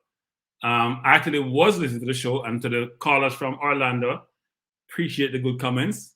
Always welcome. Value them. Hope everyone actually is, after the New Year's holidays and going back to work, having fun, enjoying yourselves. I was listening to the program, I must say, Balakar, at least just stick to your guns, waffle, as it relates to whether or not you appreciate Pinnock's ability, even though I don't agree with you, but it's your own opinion. Can't knock someone for their opinion now. It's their views, their perspective. You have to appreciate it. And I assume that Balakar made a decision based on 2 games. One is the Austria game when we had the players, they call out sick or on strike, whatever it was, when they had their disagreement with the JFF. And second one was the Panama game, where I don't think anyone performed well, including Antonio, including Roof, including DJ, who didn't return. And there has been all sort of conspiracy theory as to why things materialized the way they did. But that's neither here nor there. So, Balakar, I hope you change your mind at some point, because I think the callers from Orlando have clearly expressed their views that when Pinnock is not in the Brentford team, they're not as good as they can be, right? Because I know Balakar said, well, he's slow. Well, I saw him play against Salah, Balakar, and held his own speed-wise. I think Salah's a pretty good, quick player. And think about it. When you're playing against the Man City of the world, whether it's Mahrez, Salah, Mane, Sterling, all these players, even though they play on different wings, and sometimes they switch wings, if you hold your own against them, it does say something about you. Whether you're playing in the back 3 or back 4. I think he played mainly in the back 3 for Brentford. The last game he played in the back 4. And he played on the right side also, which I thought was interesting. The thing that he does, which I thought was pretty good actually, is if you think about our team, the Reggae Boyz, and how we play, and look at the stats subsequent to each game, you always wondered how our right back and our right inside center half, which is Lowe and Alvarez, turned the ball over so many times. It's always in the double digit. And how we play the ball upfield a lot of times, not through our midfield. Now, I think the midfield has to take ownership of that sometimes. But we have the inability to play the balls to our midfielders to get the ball up front, or to even make a simple pass to the people in front of us. And yet Pinnock, to me, when I watch him, seems to be able to get the ball to his teammate, which I always find interesting. And sometimes we make our minds up about players. I did that frankly, with Hector, even though I did watch Hector for a while. I thought in some games Hector was very, very poor when he played for us. But I watched him up close in the Gold Cup when I was in Orlando. I thought he wasn't treated well. I thought he played well. I saw him pull a game at halftime. And I thought he wasn't treated fairly in the Gold Cup, because I thought he played well. His long passes were spot on. I know a lot of people are giving Grant a lot of credit, and he deserved the credit for how he has played. But Grant can't run, people. I keep telling people this. Grant can't run, and we have Grant and Hacker in your midfield. You might as well not play with the midfield. Now, Grant gets a lot of foul. Probably the reason he gets a lot of foul because he can't run. He's a good shooting the ball. He can make a pass. He plays in his position, and that's all good. But you need players who can progress the ball. You need players who can create space for themselves. You need players who can get the ball to the wingers or to the forwards in dangerous positions. We don't have that. And that's why we struggle as a team. That's why we can't have more than 40% possessions in most games, because we don't have the players who have the skill set to move the ball quickly, to pivot. I keep saying this, which is the only player I see in the midfield was dropped in his shoulder and allow himself to free himself up and create space is McGee in the 2 Costa Rica games he played in. And in those 2 situations, they resulted in something dangerous or a goal was scored. We don't have that in our midfield. Tell me one last time you see a midfield in our team, whether it's Speedy, even probably Hector, Grant, Haka, DJ, whenever they shook off a player and create space and create mismatches going forward. We don't do that. So our midfield needs some creativity. Our midfield need the ability to keep the ball well, get the ball from our defense to progress the ball. And we need to get more of that. I know everyone keeps talking about Lewis Baker. I haven't seen Lewis Baker play, I must admit. And I don't like to watch YouTube because I watch YouTube just to see if the person has certain skill set, but it's not the main way to determine how well a footballer is, because YouTube only pick out the good highlights. It doesn't pick out what you do poorly. It doesn't pick out when you don't mark a man, when you haven't recovered, when you don't run back, when you get beat in the air. All you see in YouTube is all the good attributes of the player. And in fact, what I find interesting sometimes in YouTube is the player may be progressing the ball offensively. He beat 2 men and it stops right there. Because you know what? He probably lost the ball or the opponent dispossessed him. So you don't see the completion of the play in a number of instances unless they score or they come close to scoring. So I would prefer to watch something which is more complete, which give me some indication as to the totality of the player, both offensively or defensively. Because I think in contemporary football, you can't just focus on one dimension of your game, which is just going forward or defending. You have to be well-rounded. And that's clearly indicative of how we now expect that of our goalkeepers. Think about it. When I grew up playing football, all the keeper does was try to get the ball far upfield as possible, far from the goal as possible. Now he or she has to be able to play with their feet and be able to play the ball to the right or left back, to the center half with composure. And that's difficult because if you think about it, when you're the keeper and the ball comes to you, first of all, you're afraid of miscontrolling the ball. And then, if you make a mistake and pass the ball too much to the left or too much to the right, and the opponent get it, they're clearing on goal. So you have to be very composed. You have to be very comfortable on the ball.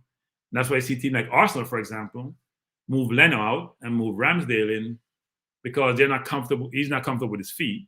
In fact, Leno, I think, is decent with his feet, but he's not where he needs to be able to play out from the back, which everyone wants to do in today's football. So I wouldn't, I go back to the whole pinup question, which is I wouldn't be, if I was Bala Carr, I'd probably give pinup more of an opportunity or a chance to watch him completely, watch him throughout the entire game. Watch how he marks the player who's close to him. Watch how he assess the situation, where he needs to be.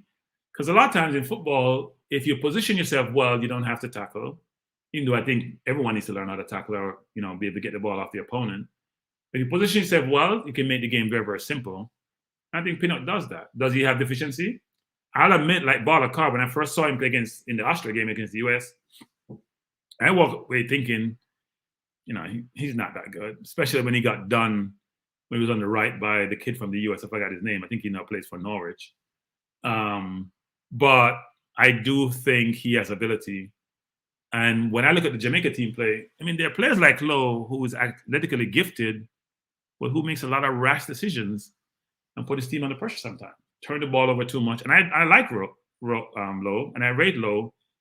But I think as a defender, you have to exhibit composure, and you have to be really thinking the game. That's the one position in the field, inclusive of center midfield, where you got to really read the game, think the game, know how to position your team, know how to intercept balls, how to play the forward, where you play too aggressively or not. I see Gabriel that played for Arsenal, and twice in the last 2 seasons, he got done by a forward because he was too aggressive. And he was on a yellow, resulting in a red, which then hurt his team. So you have to be smart as a defender. And probably one of the places between center midfield or central defense, you really, really have to be thinking football, actually.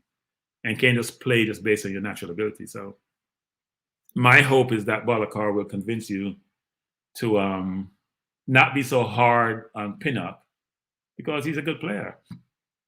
And I will admit that I have sort of changed my views on Hector, not because of how he's playing now. I mean, I wasn't a Hector fan at all when I first joined this program. I used to give Hector a hard time. But I watched Hector pretty up close. I think he's a better player than we give him credit for. So hopefully, Balakar, you won't be that hard on Pinnock. And Balakar, I'd love to know your views on Hector also. I know you're a big fan of local footballers, and everyone in Jamaica should be. We want them all to do well. We want all to play well and to maximize their earnings potential. And I hope Nicholson go to Russia, clearly demonstrate his skill set and his ability, and translate that into a higher league. Because I think the Russian league is not in the top 10 league. So hopefully he can, but he get a chance to play at the highest level. Hopefully they make Champions League. At a minimum, they make Europa League. And he can clearly demonstrate his ability. I think his game does need some refining. When I watch him play up close, I didn't think he moved off the ball pretty well. I didn't see him really get into space to create pressure on the defense. He has some skills, but I didn't see him take on players and get by them. I didn't think his hold-up play was that great.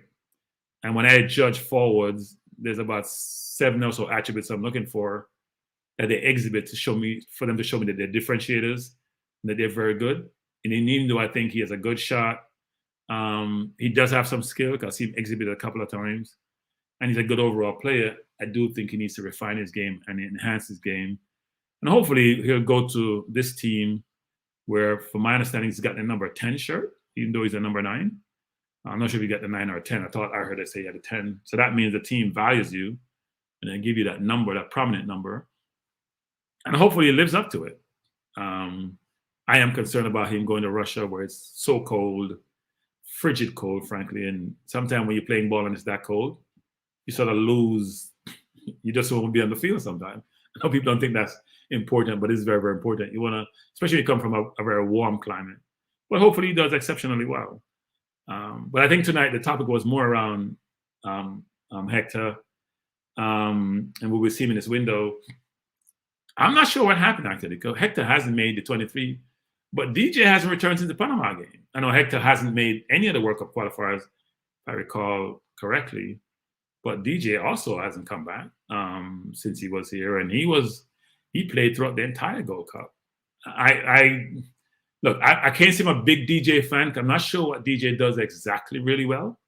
Frankly, when I saw him play up close and personal, if you want to call being close to the field personal, I wasn't overly impressed by DJ, I must admit. When he played Costa Rica, for example, I was very perturbed that he backed off some of the older players for Costa Rica who didn't have any legs versus putting pressure on them. Then when he get the ball, I didn't see him progressing the ball well. But there was only a couple of games. He didn't play for Jamaica for a while, and I know a lot of fans rate him, but he also hasn't come back. So the question for everyone is, who would you like to see coming when we have the next window for World Cup qualifiers? Who is Paul Hall going to select? Is Paul Hall going to go out on a limb, frankly, and select players who hasn't selected before, bring in some new blood? I know that there is concern about bringing in too many new players, but as I've said before, we have won 1 of 8 games. I'm not sure anybody in the team, except maybe a couple people, can say they shouldn't be replaced. If you have won 1 of 8 games, that means you can't be playing that well. You only have 7 points from 8 games. That means you're less than 1 point a game. That can't be good. No way that can be good, and no way you can justify any one place being secured. Maybe apart from Blake and Antonio, frankly. I think every other position should be up for grab. Even Lowe's position, frankly. Because even though we haven't leaked a lot of goals, apart from a couple of games, the Panama game was a clear example, our defense hasn't progressed the ball well upfield and allow us to create opportunities going forward. So my hope is that Paul Hall would take some risk. I hear him speak a couple of times. He sounds like a politician a little bit. I'm not sure if he's being scripted in terms of what he says. My hope is that he'll be much more communicative and much more in the public domain than the previous coach, who didn't communicate a lot. When he did, wasn't clear what he was saying sometimes. Not to knock him, he's now gone. So we should focus on going forward and appreciate the coach for what he did. I mean, he has the winners record in Jamaica's footballing history, which says a lot. No matter people say, well, you play on the Caribbean teams. That is true in some respects, but you have to win those games. But the focus now should be on Paul Hall, who he's going to select, what the 23 is going to look like, and does he have the ability? Because we know the technical committee of the JFF are the ones responsible for selecting the pool of players. Does Paul Hall have the ability to select his own people? And by the way, those who are in the comment section, I can't post a comment because I'm just a guest on the program. Coach control that. When he gives me control, I can post a comment. He just disappeared when I came on because I have no idea where he went still. I'm trying to cover the gap until he returns. So I can't post your comments. Maybe I can read some of these comments. So Pagan says, Cranky, did you know that J-Lo's natural position is a striker? I didn't know that, actually. But I know his dad's natural position was everywhere on the field except goalkeeper, frankly. And I've seen his dad play, even up here in Brooklyn. I've seen him a couple of times at the park. But no, I didn't know he was a striker. But his transition was a defense. I still think he needs to, well, I'd probably say it's a little bit late for him at his age to improve on certain things. I think just the temperament part of it, at this point in his career, frankly, he needs to know when to be aggressive and when to exhibit calm, because I'm not sure he channeled that energy well sometimes. If you remember the U.S. game in the U.S., where he probably should have gotten a red card, he tried to beat a man, maybe like a striker, got dispossessed, and luckily we have referees in this region who are very, very tolerant. And frankly, I watched the schoolboys football, and the amount of fouls committed without yellow cards, I was amazed. That's not football anymore. You commit too many fouls, you get yellow cards. You get warnings, so you can play like the game should be played, which is, it's more about offensive game in this environment versus previously, historically, defense could be as aggressive as they want to be with no repercussions. So I don't think it's okay for, I've seen schoolboy football, so many fouls to be committed and them not being called, because when they transition to the professional game, then they have to get that out of their game when it could have been changed much earlier in their career.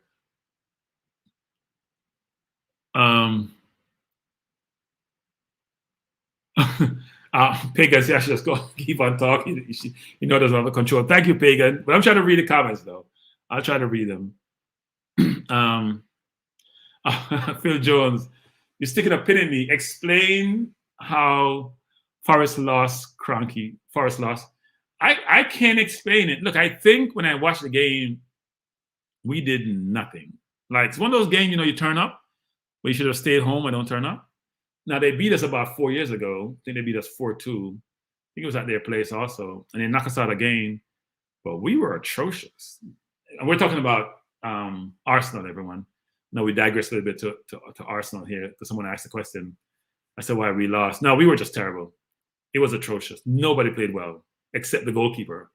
And if you're playing a championship team and the goalkeeper is a standout player, and you replace your left back after 30-something minutes, I think he was being picked on because, frankly, holding was just as poor. And it tells you all. So, no, we were atrocious. And I was trying not to remember that game. So please don't remind me. We were awful. And the FA Cup is our cup because we've won it 4 of the last 8 or 9 years. So you would think we would have taken the competition seriously. I think we did, actually. We have a lot of players out. Xhaka is out. Partey is out. Gabriel is out. We didn't play Ramsdale. We didn't start Lacazette. But they're all excuses, frankly. We lost. Forest played really, really well, so they should get the credit. Now, I think we played in the white.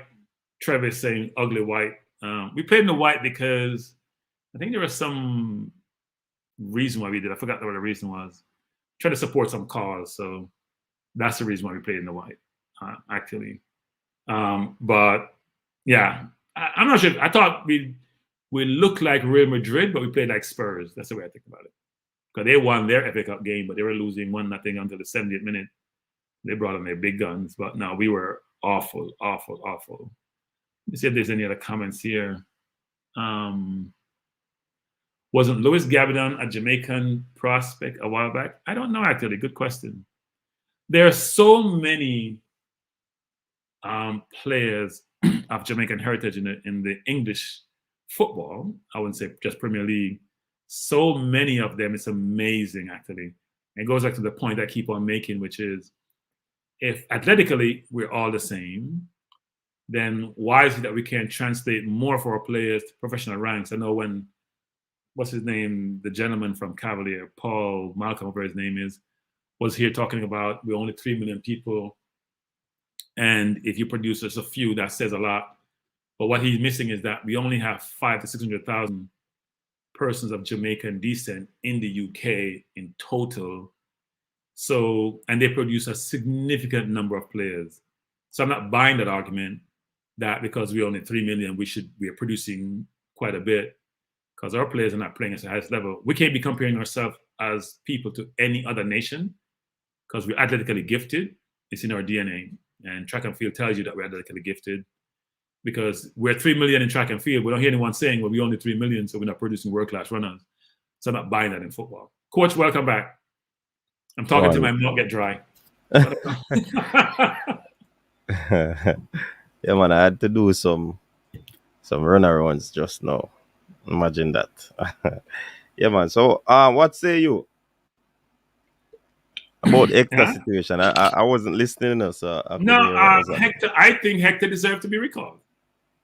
I think Hector did nothing in the Gold Cup to suggest he shouldn't be in the World Cup squad. Nothing. All right. Hector played well in Orlando. Hector wasn't treated fairly in Orlando. I'm telling you. Hector played much better than Bailey. We start on the Bailey thing again. Much better than Bailey. There was no comparison between Hector's game and Bailey's game. Bailey's always welcome. Bailey's always welcome. Sorry, Coach, I'm going to take this call. You can go ahead. Yeah, no problem. All right, let me run through some of the comments in the comment section.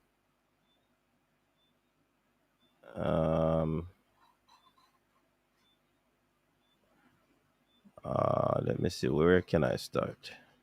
All right, I see one with Devon Porter. David Nichols, I would love to see that Jamaican fans are covered. They won't riot.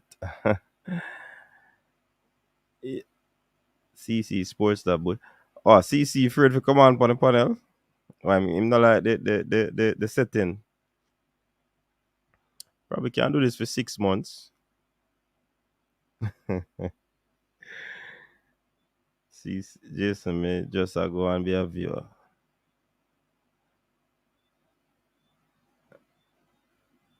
And Jamal not there, man. CC's for no, bro. Okay. Hector, big baller. Really hard baller. Hey, Coach, you know, whereas in life, Coach, you know, you get better when you're not playing. You get better when you're not playing? Yep. You get to be missed. You're like, you know what? This person is terrible. They don't play for a while. You know what? If we had this person, Xhaka is like that in our team. Like, everybody hates Xhaka. And then when he's not playing, we lose. They're like, if Xhaka was here, we'd have done better. That's Hector. Yeah, but I mean, he has been playing well for the past few games that he had been playing. He has played for his club, so I'm sure his game was improved because recall. I'm sure his game was improved because you play center half or 11, you play center midfield. You learn to play on the ball more. Mm-hmm. And you're going to get more comfortable with the ball. So yeah, I mean, he's been playing for Jamaica since he was very young, isn't he? He's been playing for a while now, like 5-6 years. So he should be treated better. All right. Do people have any idea how much big chance Lawrence created, especially with set pieces? I'd have to do a search on that. Hey, Coach, Cygnus, if I pronounce you right, Cygnus Media. Hope I'm pronouncing your name right. He's asking about Spence. By the way, it's my namesake. DJ Spence was playing right back against Harslow today. He was exceptional. Nah, he just wasn't good, Cygnus. He destroyed our left side of the field. Whether it was anyone who was playing on the left side, and here's of Jamaican heritage, but he was very, very good, actually, both offensively and defensively. And he's big too. He looked like he's about 6'1", 6'2". But he was very good, Coach. I think he looked well, it's only one game. He looked better than the right back that we've had so far, including Javane Brown. In fact, there were comments made subsequent to the game. They expect him to be in the Premier League at some point in his career. I know he's on loan from Middlesbrough at Nottingham Forest, but he was excellent. Yeah. Oh, you mean complete the package. DJ Spence youngster you're talking? Yeah. He was excellent. Excellent. He was the best player on the pitch by a good distance, frankly. He has Jamaican lineage. That's what's the person who Cygnus made the is comments. saying. Yeah.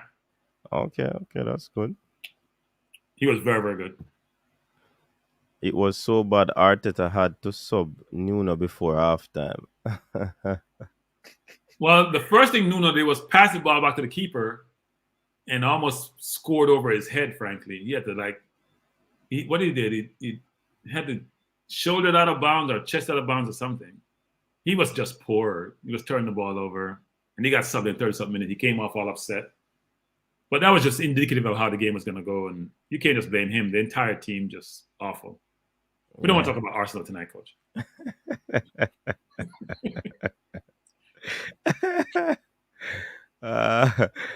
Jason Parkinson's is saying YouTube can make even mediocre players look good by merely compiling highlights. I agree with that. Yeah, that's true. They're going to pick the best moments. Yep, that's what they do. Always. If Jamaica can get Spence, bro, we need to go for him. Winston Fowling is saying Hector is one of the best passer of the ball in the whole team and was dropped because the coach was weak. And Coach, you know something? Coach, I think the kid Spence, we should look at him. He's 21. I'm thinking about 2026. A lot of people are thinking about 2022. And we need to start building that team by 2026. And if he's that good, at some point, even though in England, right back is the worst position to play, frankly, given the litany of talents that they have. But he's somebody, if he's as good as he looked today and he's consistent, we should be exploring, I think. Right.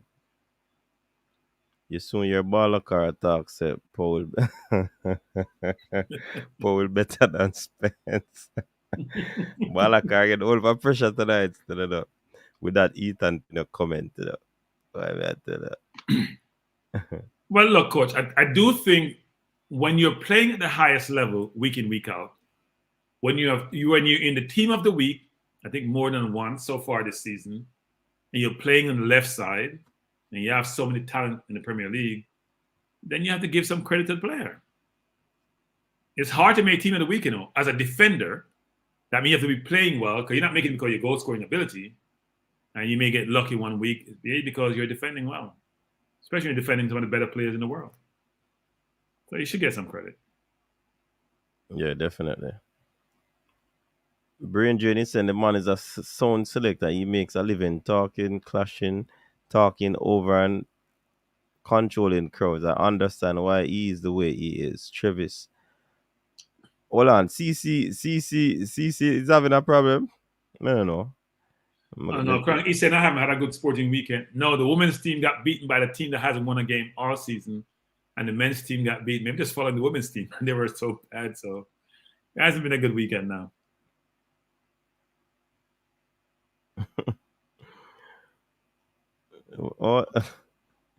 I think I know who Drain is talking about. Oh, yeah. It's only one person with that profile. Me figure. But I wanted to know the genesis of the conversation. But apparently CC and Travis, but Travis does indicate what the growth he has there. There's a lot of comments about Spence in the Yeah. Now he was very, very good. He was very, very good. Very, very good. And if he's Jamaican heritage, we should definitely be thinking about young kids like that who have that ability and if they're consistent, we should be thinking about, can we bring them in? But Lee Young, we understand that Tyrone Mears isn't a Jamaican,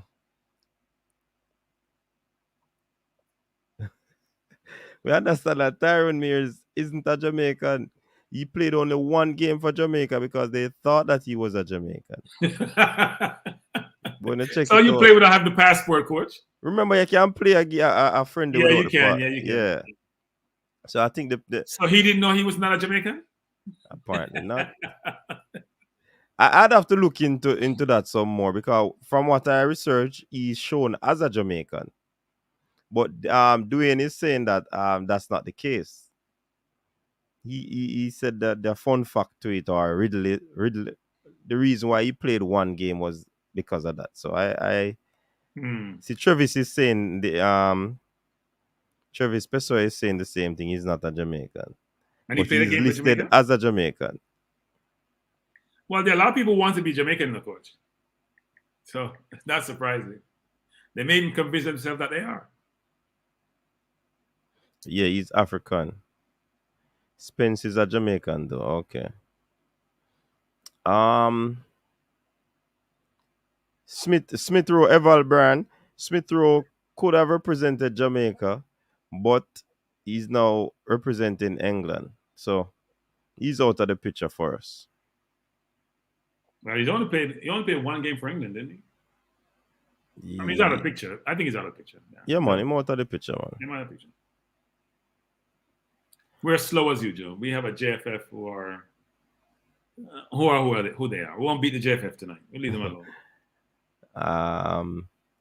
Greg Lee with 9-11 ground duels. 6-8 Errol versus Tottenham. Yeah, man, Greg Lee, from what we saw in the last game that he played, is a useful defender.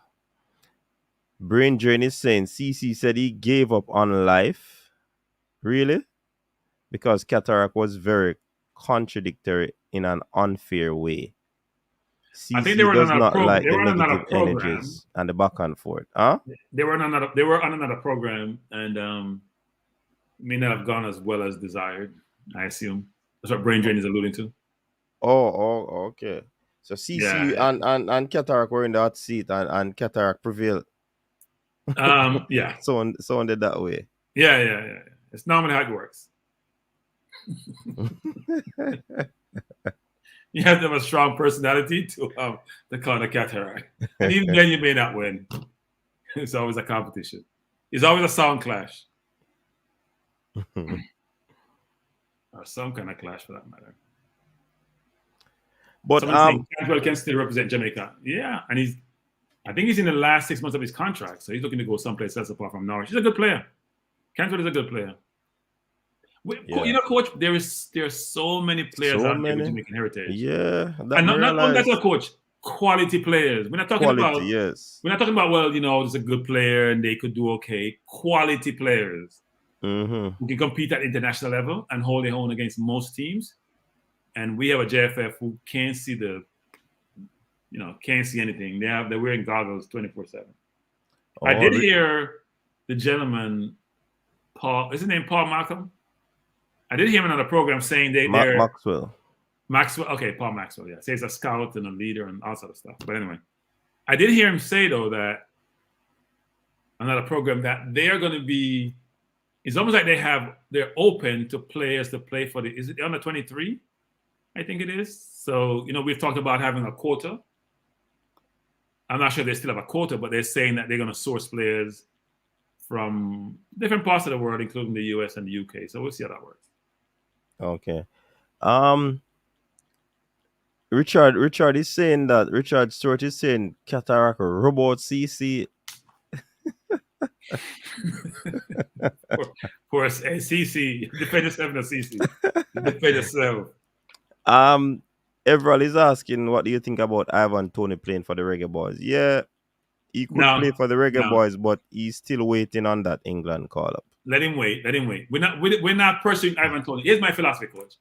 I'm not saying you should disregard a player if they told you, let me hold on and wait for the Queen to bless me and come play for the team. But it's not like he's a need. He's a want. So a need is some center midfielder. That's a need. We have 4 or 5 forwards. We have Roof. We have Antonio. We have Gray. We have Nicholson. We don't need a center forward. What we need are midfielders. So is Tony going to play better than a Roof or better than Antonio?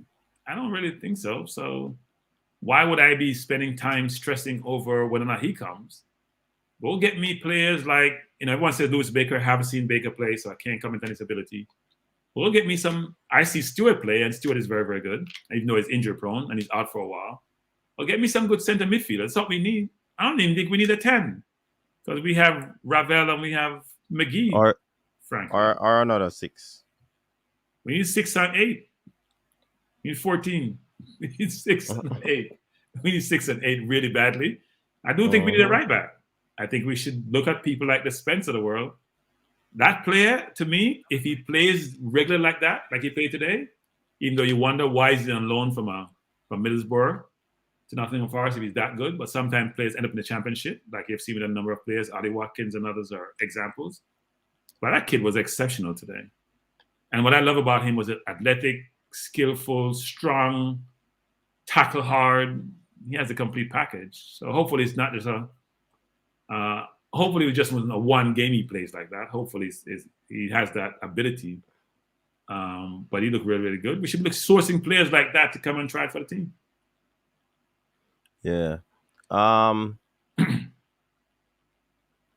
News just in, or we have been trying to figure it out since night. Jamaican centre back Damian Lowe has officially left Etihad of Alexandria after both parties reached an agreement to terminate his contract. So that is telling me that the amount of interest that we have been hearing now happening where Damian Lowe is concerned, it is possible Damian Lowe will be on the move. Well, I think that the media sources said they had mutual agreement to terminate his contract. So maybe he wanted to leave, and they probably wasn't happy with his play. So both parties agreed to part ways. So now he can go pursue whatever opportunity he has. I mean, Egypt is a little bit far, isn't it? From civilization, I call it, when it comes to if you come from Jamaica. So maybe he has opportunities someplace more in the Western world he can go pursue. So I wish him well. Yeah, man. And from what we are hearing, France, England, and possibly US. Well, let's see where he will go. So, Hold on, England. Why coach on me here, England? I really wonder, you know. What are your thoughts on that? England looks speculative. Because the other countries, them it's easier to get in, but England is a difficult. England thing difficult. Even in the championship? Yeah, man. Even that. Remember, say you need a work permit to can play in England, no, coach. That are the biggest thing, you know. I think you accumulate points, but you're right. Since Brexit, yeah, man. But people got work permits, right? They're giving work permits, but you have to satisfy a lot of different requirements, right? So. But remember, Cranky. I think it's like it's basically like how much points you have over a 12-month period prior to the application of the transfer. Because once a transfer goes on, you have to apply to the Home Office to get the permit so you can register the player. So I mean, that's why I said they can get in England. You know? Maybe there is other means, because just like the value of the transfer I was saying that the value of the transfer is like secondary. If you can't get through the points, then you present the case based on the value of the transfer and the experience of the player. So maybe there's another avenue in terms of what level the player has played, and if you can convince them to make an exception, I get a waiver. So it's just that sometimes, as I said before, to get in England, whether it be Championship, Premier League, or League One, you need the permits, and to get the permit to actually play is the difficult part. But I mean, leaving Egypt though, it kind of make the thing about it is too many of our players. Because if you really look in the side now, in a coach, you have a player in what, possibly Gray, Demari Gray, possibly Everton. You have Antonio, West Ham. You have Boza, Russian League. So you have Leon Bailey, Aston Villa. It's coming to a point. Yeah, I'm saying it's coming to a point where most of the players now are coming is at a certain level. So if you're not playing at a certain level, you might find yourself outside of the team. Mm-hmm. You understand? So I think a lot of players are becoming aware of that. Even Junior Flemings. Remember the Flemings contract, I don't think it had ended, I think he had an option for another year, and and based on the conversation, he chose not to extend for another year and stay in the USL and try to go to Europe, because remember the position has become so. You have Demar Gray to come in, you have Jamal Lowe at Bournemouth, so you basically have those type of players who are at a higher playing at a higher level for the competition of your spot. So you now need to be playing at an higher level in order to compete and stay in the squad.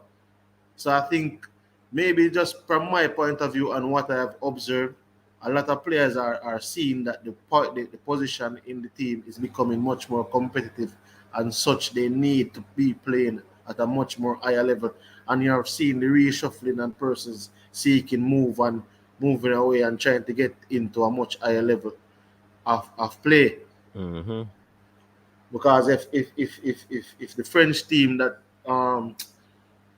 Toulouse. Flemings, Tolo basically how their campaign is going, it can be projected that they would be one of the top two That will automatic spots qualify for for the league. the league. So you know that then and there, that means that possibly September, Junior Flemings can be playing in French league with the likes of Lionel Messi and Neymar, and those guys Yeah. are, if they are Top still there, quality players. top quality players, and I've therefore seen Junior Flemings play. That's all let's I'll see, say. No, I've seen Junior Flemings play multiple times. That's all but I'll the say. thing about it is, Cranky is 25, so it's not necessarily like, because you remember Jagba at 25, right? Nothing Yeah, but special. Drogba's a good player at 25. Yeah, but nothing special. When Jagba came, when remember Jagba basically boss like 26-year-old now. So CC, far that different CC, 25, brother. CC. Hey, CC. See, I use Get him Sykes to to Chelsea and they have all their money. You watch they bust the goal in the French league. That's what you're Yeah. gonna do. No, what I'm The trying net. to say is, if you look at Jagba at a certain age, not a CC, please special. stop. CC, please stop. I've seen Flemings play. He's not Drogba. No, I'm not saying he's Jagba, but I'm saying that Fleming still can get better. I think Flemings falls in a category where he still can get better in terms of playing with better players. Cause I right hope now I hope Flemings does really, really well in the French league. I hope he does brilliantly, and I hope he scores a lot of goals and they go to the League One and he plays really well and does well for Jamaica. But I've seen him play. That's all I'm saying. no, but you have to understand, say, in the context of how he was brought up, and to, all right, look at it like this, Cranky. I think I've seen Flemings in three phases. Flemings at the Manning Cup level, Flemings at the USL level, and now you have Flemings here. Fleming had to adjust his game in terms of how he plays when he went to the USL and when he went away, because the development that the players get when they are here, in terms of, because if you look at it, a player that is winning Manning Cup from them at 13, 14, 15, by the time I'm 16, I'm a king. There's no the way in which he's being treated at that point in time. It's as if you didn't allow the player to say, "Oh, watch you know, you still have these attributes to need to be worked on." So you're basically treating this player like a king, and then all of those developmental years, 16, 17, 18, the development starts. So once from his 15 is the same level of ball game, You know what the problem is, CC? You know what the problem is, CC? We haven't developed this in our footballers. We don't develop this. It's the most important attribute you can have in us. This is the most important attribute. Yeah, that is the most important attribute. But I was watching some King, tape of Water Boy today, King I watched Jav. some tape of Water Boy today. Just going back in history, watching some tape of players. And I thought, you know what? This player had so much talent. Yeah, man. So much talent, but gotta have upstairs too.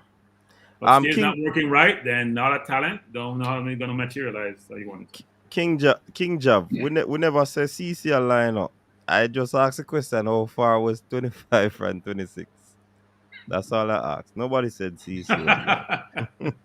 But there was a move up, something that light. Well, yeah, But anyway, as I said, it depends. I just feel it's just that I said, because today, even when, for example, when Maxwell, the leader, I speak about in terms of the amount of people in Jamaica, or the population.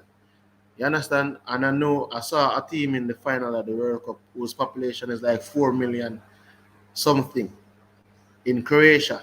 So like numbers, it doesn't really, the amount of persons you have in a country doesn't really determine or what you achieve in a sport. You understand? It's Well, just the no, look, interest. there's the probability, right? So people are going to say, well, if I have 1 million and you have 10 million, you have 10 times the chance of achieving something than I do. And think about the history of the sport in the country, the athleticism of the people, just the innate athletic ability. A lot of other factors come to play. Uruguay has just over 3 million people, right? Croatia has over 4 million people. Uruguay have won 2 World Cup, granted, way back when, but they have brilliant players that come out of there even now, the Cavani and the Suarez and other players. And you have countries like Croatia producing very good But you footballers know why I year in use year. but you know why I use Croatia, Cranky? I use Croatia because Croatia, remember Croatia, since the old break off and they became independent, or how they set it up, qualified for the World Cup the same time we qualified for the World Cup. So we both went to the first World Cup No, see, that's in not a good our history. comparison. Yugoslavia was a Why footballing not? no. Yugoslavia was a footballing behemoth Yeah, yeah. way before. So you came to the comparison. We only made World Cup because we supplement what we had with a Yeah, that brilliant Brazilian coach. No, We bad I supplemented know with that example, good players from CC. England. Bad example. But you I can't know use the Yugoslavia was a Yugoslavian thing. powerhouse. Yeah, man. Remember they went to World Cup with a top Co- team, you know. Coach, the only reason they do better in World Cup, coach, because the leadership, the Hmm. country and who they were, because they never picked the best team ever, because they had the same ethnic situation they have even today. That's why they had to split up. So like we do with country and town in Jamaica. So the country balling now get no game called town balling they pick. Same thing with Yugoslavia in terms of Yeah, man. who is from But Cranky, Croatia. remember Croatia was the Yugoslavia, you know. Yeah, but then you So the had ball thing was Serbia and other already countries part of that whole group, right? so the ball thing was already developed there already. So it's not like they were fending for players and just a try to do it like Jamaica system. No, sir. Was them No, way ahead no. of we, man. What I'm trying to say is China is the most populous country in the world. Then you have India. However, when they come on to football, where are they in terms of ranking, or in terms of winning a So World Cup? two things. First of What? all, what's the focus of the country when it comes to sport? India No, is no, about cricket. Wait, no. That is India, why I said it, you know. wait, That is wait. why I said it, you know. But I'm saying Jamaica focus on track and field and football. We play some cricket, but we don't play cricket anymore, right? It's a back a wall thing nowadays. Cricket used to No, be, cricket, I was and then saying. football and track and field was always there. That's why I'm saying that numbers, when it comes down to sports, you can't really use number, because I was talking about US and how much US players in the top leagues, and I said that US is a baseball, NFL, American football, baseball, basketball country. I The think football baseball is is the No, number. but guys, here's the thing: the U.S. will get good in soccer for a number of reasons. One is the immigrant population who loves soccer. Two is they have money and they have a lot of it. Three is that the people in the U.S. who are not able to compete in certain sport, and I won't make any comment about those people, now have another avenue of sport they can play in, where athleticism, even though it's important, is not for every single position. People don't seem to get that actually. So in the soccer was big, or football is big in the suburbs in the U.S., coming more into the cities, and you have a lot of immigrants from the Caribbean, from Mexico, from Africa who are playing more.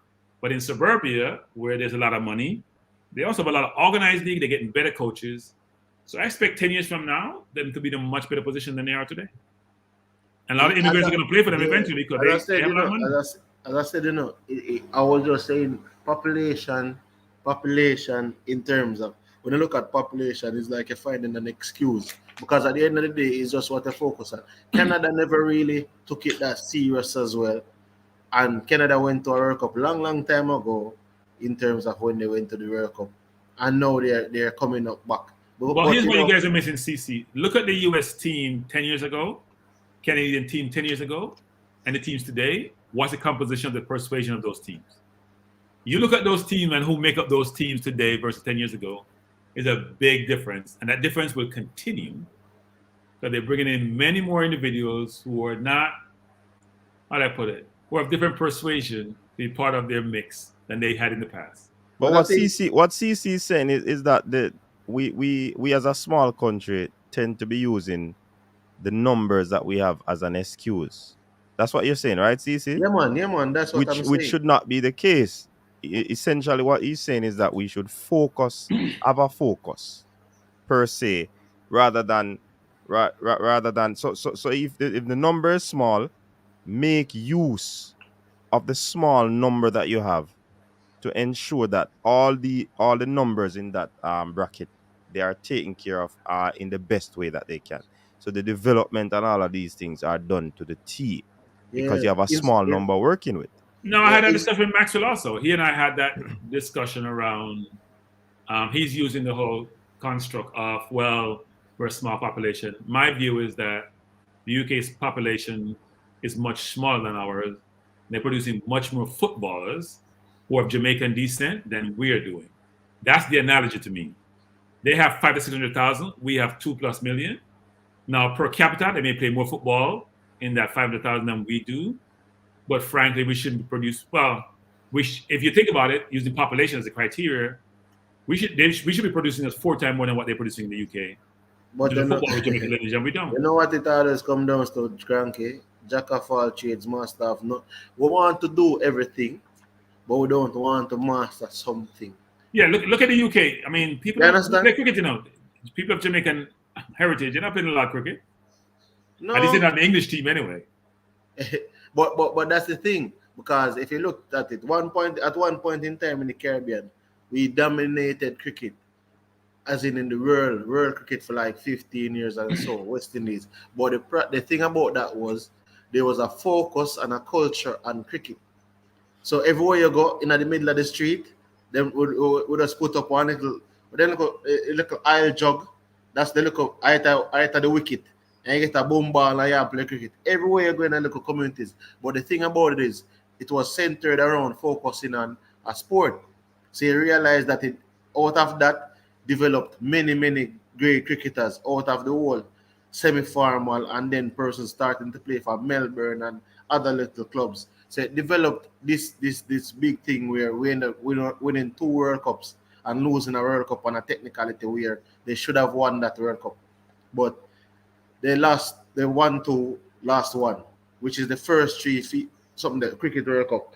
So you realize that in '94 now, where Jamaica came through a good period in football, between '95 and 2002 is the best period of Jamaica's football ever. Senior World Cup, under 17, under 20, everything. Plus you went to another final round of the CONCACAF World Cup qualifying. But the thing why is that? We never built on that. But why did it occur in the first place? What was the main reason why that occurred? What the main reason in terms of that period being significant? Yes. That period being very successful. Yes.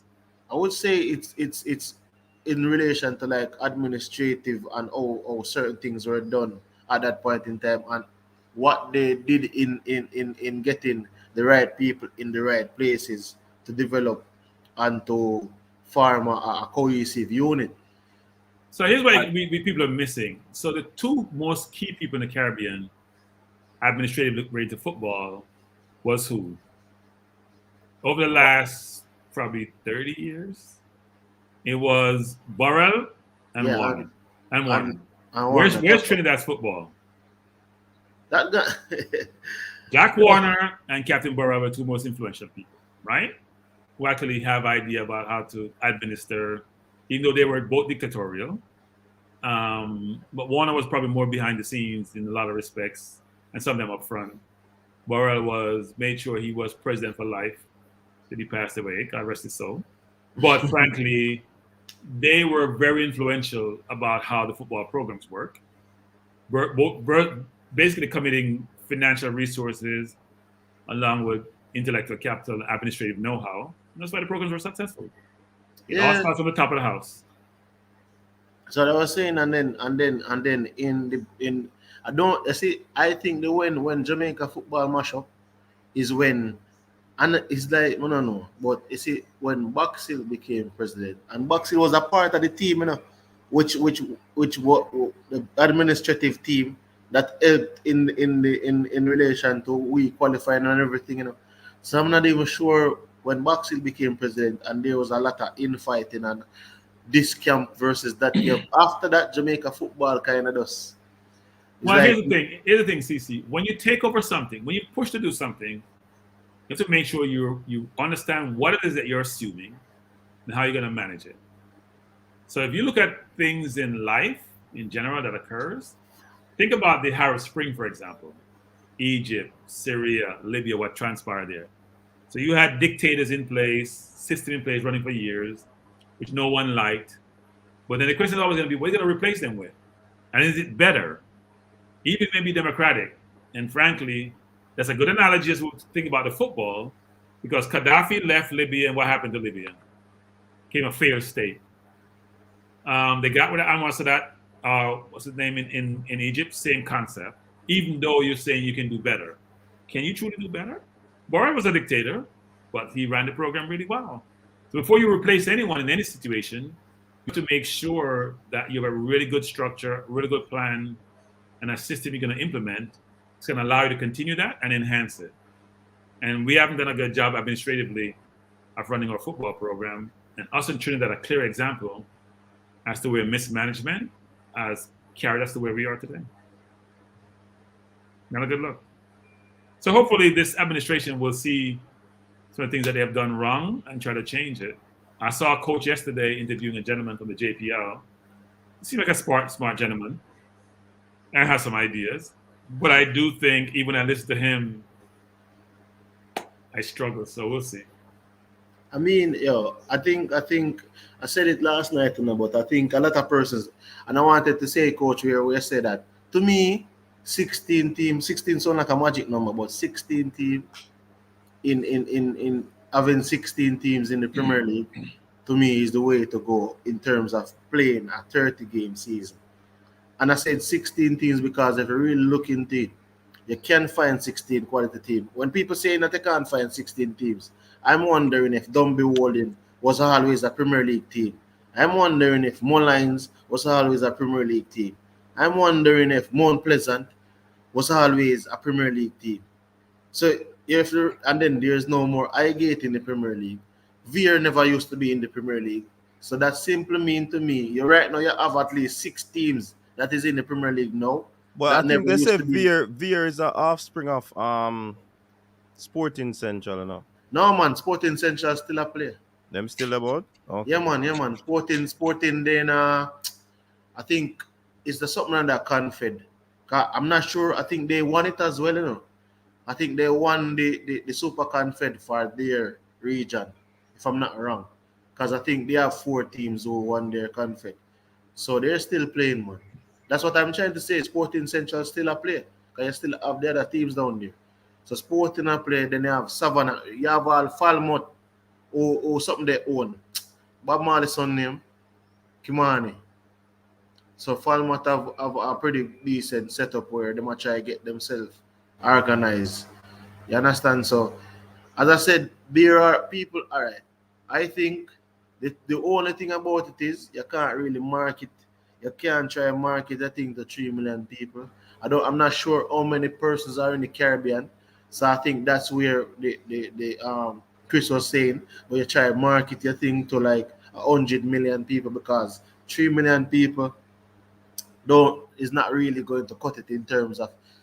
So you might have some persons in the stadium, but I always think, Coach, that if, for example, if I'm going to go to a match, I'll probably go to a Portmore United.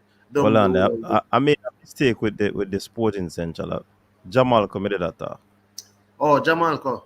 Mm-hmm. Maybe most of the players from Jamalco is playing still, but I guess some of the players transferred over to try to play in the Yeah, Premier League. man. I have a friend who used to play for them, the goalkeeper for Jamalco. So that's Yeah, how man. yeah, man. They really most of the players them leave and go Vera, I think. Yeah, because I think that's how it normally goes in a Clarendon too. When you have one team who kind of qualify and not go up, then you realize that sometimes some teams fold.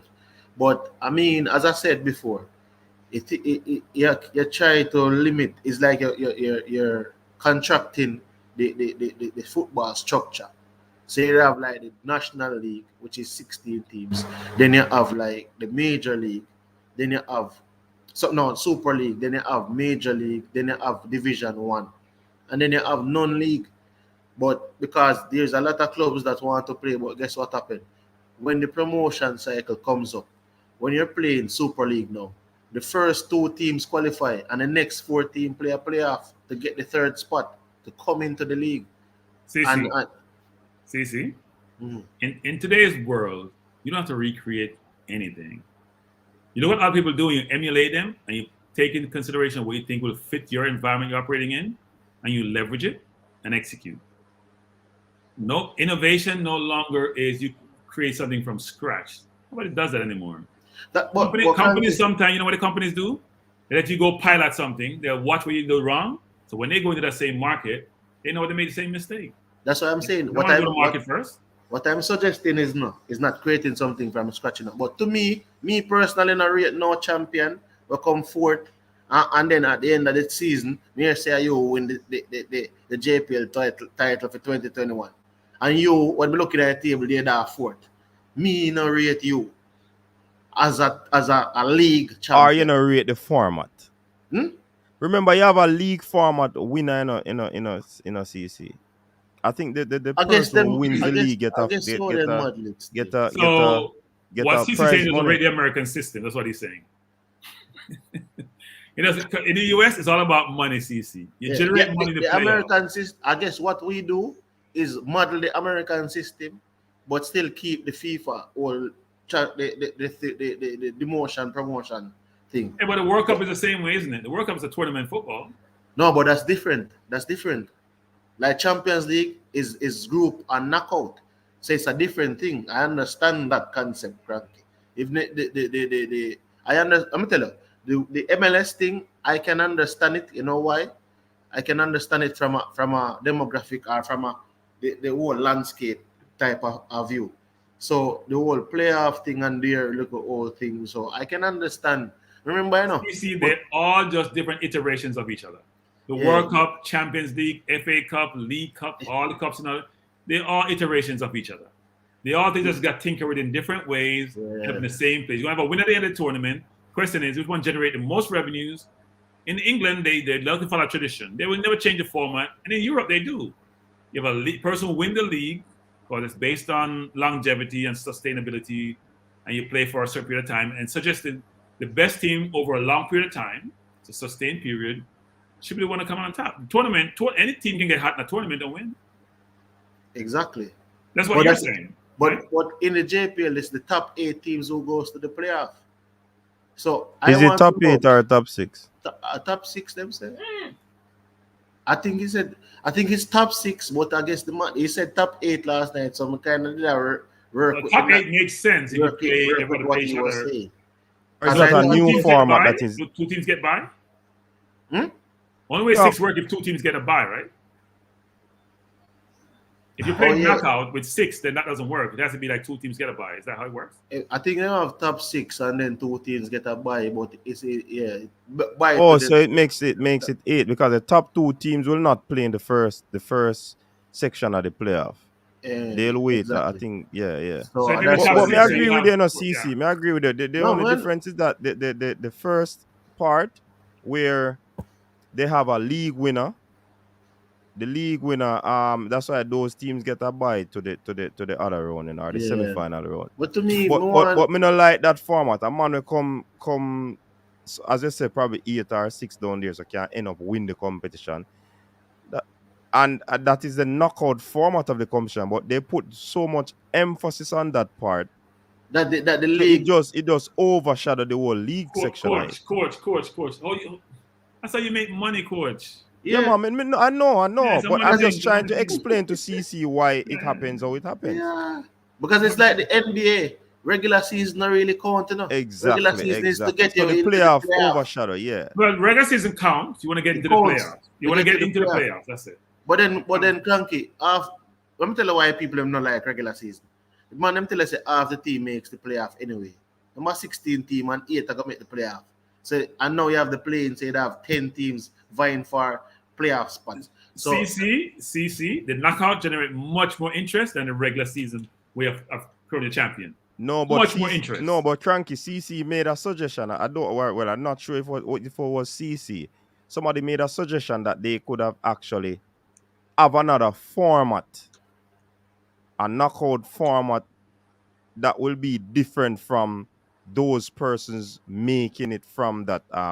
I don't know if I understand what I said, but have, for example, have a knockout cup. Have a knockout section of the competition rather than using the league setting to make it to the knockout. Yeah, I mean, you could do that. I mean, Manning Cup and Dakar Cup are knockout competitions, aren't they? At some point, they become knockout later on, right? Mm-hmm. Similar concept like what JPL is doing. You're saying have a league winner, then have some cup competition. Mm-hmm.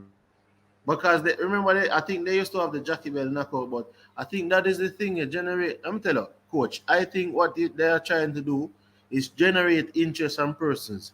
For me now, really, I go watch, say for example, if you come from Westmoreland, why would you want to go to a match? You not even want, you're going to reach a town to come watch Arnett Gardens.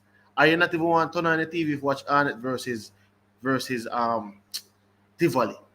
Because you don't really have no side in the league. And you know, playoff generate a lot of interest and a lot of money, a lot of sponsorship. Yeah. Because you're in the semi-final, you can go to the final. You can sell that. I can't sell you playing me regular like you play me throughout the years, unless it's a. Let me tell you why I don't like it, Cranky. Yeah. And it used to happen this way before. Before they changed to this format, you used to have teams playing 3 times. What kind of madness? Why should I be? How do you justify me playing you home, away, and where? Home, away, and neutral? That is how you justify that. And then if I play you home and away, then I face you in home and away and I beat you home and away. And then in the playoff now, you kick out my teeth. Yeah, and look, I think the gentleman last night was talking about, you know, a lot of different topics, right? He seemed like he's a more business person than even a football person per se. But it's good because that's what you need. But I think he was trying to figure out how to generate interest, especially using avenues and mediums like Sportsmax, for example, as a way of generating that interest, try to get a lot of people to watch. Then you go and negotiate better contract with those organizations if they get the viewership. And he's thinking about all avenues where this is done, including YouTubers, versus just being very restricted to traditional media. So I love the concept. The question is, you didn't have to have the product people want to watch. So the football has to improve to generate that interest. People watch the English Premier League because of the quality of the play, like with most of the leagues. We gotta get better. And the problem you're gonna have in the JPL is, as the footballers get very, very good, they migrate someplace else. Just like you have in Brazil, or Argentina, or any other country. They all go to Europe eventually. Nowadays they go to the Americas if they're not at a certain level.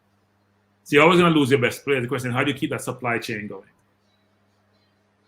No, but that's the thing. That is what we want. We don't need to keep the players, and we need to sell players. We need to be a selling league and generating income into the league. That's what we need, you know. We don't need to keep no player. And then when the player reaches like 34 now, 35, he comes back into the league and play a couple of seasons. But you make money come in the league. We can watch a Cranky. I think just like they said about the gambling thing. I knew this long time, you know. You cannot bet on the league because the league don't pay. You understand? So there is not enough money in the league. So therefore, it is not viable for a betting company to put it on the books for you to gamble on it because there might be discrepancies in match fixing. So you have to weigh all of those things in context, and then that's in every league, right? That's in every league, right? Italian league that's in every league, but guess what happens? Yeah, it's in every league, you know, Cranky, but guess what happens? In a league like where a persons are earning a certain amount of money, a man have to go come to him good, like saying that you're going to be paying him $1 million when you're really not going to be winning so much money in order for him to fix a game. But in a league where majority of the players out here, the average the average is like 50,000 Jamaican dollar a month. When you bet on a game and the game odds is like 20 or 10, say the game odds is 6-1, based on a person getting a red card in the first 10 minutes of the game, the odds is like $15. And a man go put 100,000 upon it. You remember, say you have man out of Jamaica, we have money, you know. Like, you have money there in Jamaica, you know? So that's the thing. Until the teams are making a certain amount of money and the players can be able to make a certain amount of money, then there's certain things that they can't really introduce in the league. And I think from a sponsorship point of view, even though you will have betting companies sponsoring the league, they do not want to put it on the books in terms of trying to bet on it, because that's where the controversy comes in. And I think more revenue would come out of it if that happened in the league. Yeah. Welcome to Yeah, man. Conrad. Good evening, panelists. That's look true, like you know. attorney, someone. Yeah, man. Yeah. There's an attorney jump on. Well, that's true. That's true, CC. That's the reason why, you know, I've always said, you know, you will never see, you know, Just Bet or Any Bet or Supreme, any one of these companies really having the JPL, you know, on their books, you know, because it can be easily manipulated, as I think Chevron, I think he said yesterday, or somebody else, one of him. But then we can look on horse racing, and I'm not really sure. I'm not really bet still, so I'm not really sure. But is it easily well manipulated as well? Because we see the same thing happening in terms of betting. You can bet on horse racing. No, man, the horse racing thing kind of more difficult, because it probably can happen in it, but horse racing kind of more difficult in terms of who is in there. Remember, I'm a boss. I have classmates and a lot of people know people playing in the league, you know, bro. Yeah, man. I agree with you, man. I agree with you with the betting thing. Everybody know everybody. So, you understand? Everybody know everybody. Remember. All right, the thing about it is, not for the play. No, in the horse racing, guess what happens? There's two people involved. There's a multiple factors. You have the horse and the jockey. You have the owner. You have the trainer. There's too many factors involved, even though it can happen. When it comes on to the football, you just have the player. Me tell you, say you're watching cranky. Red card in the first 5 minutes more to get. Yeah. 100,000, yeah. CC. When the match over, you get the next 50. CC, the most important person in the horse racing is the jockey. If my favorite, then him pull up the favorite, and a man paying to pull up the favorite, then the race done. No trainer, no owner, no other competitors, doesn't really matter. So anything that can be manipulated. The question is, though, can one player play me miss a goal on purpose? Huh? No, I was saying they had it for real, because I think I saw it before. What was on the platform? Yeah, they may have it before, but I mean, to me, I was suggesting those things in terms of getting money into the league, because we're in modern day, but the problem, there's a lot of issue with it, because I think a lot of persons don't know this. The word gambling, you shouldn't even use it in Jamaica, because gambling is illegal in Jamaica. It's illegal to gamble, but it's legal to game.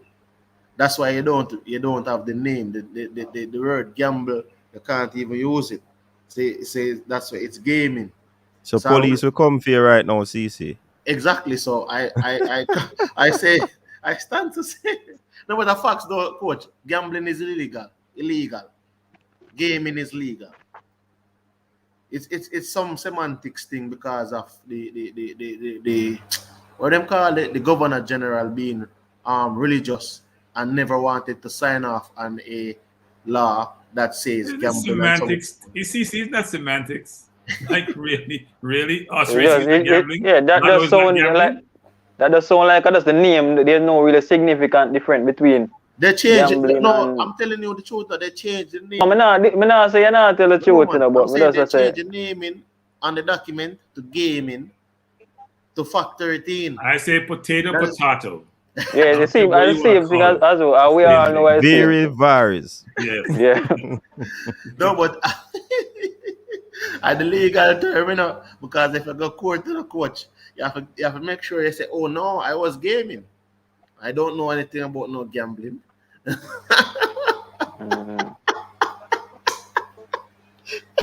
Hey, I want things still, certain things in the country because I know somewhere they get locked down because of the same thing. Because they were gambling. And the people then kept on saying something about gambling. And I said to them, say, yo, I don't know nothing. I just game. You know, when you have a PS4 and those things, I deal with gaming. And I think Crank, you know, it's in when I do accounting to have some local gaming they call it gaming industry and do some local something with. But well, I mean, Jamaicans gamble a lot. That's all I know. But they want Jamaicans game a lot. They gamble a lot. They game a lot. They gamble a lot.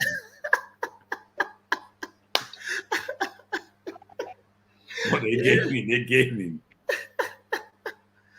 18 Premier League teams. But as I said before, that's a nice way of putting it, eh? If you play a game for the chance of winning money, what are you doing? If you're betting, what are you doing? Gaming. Yeah.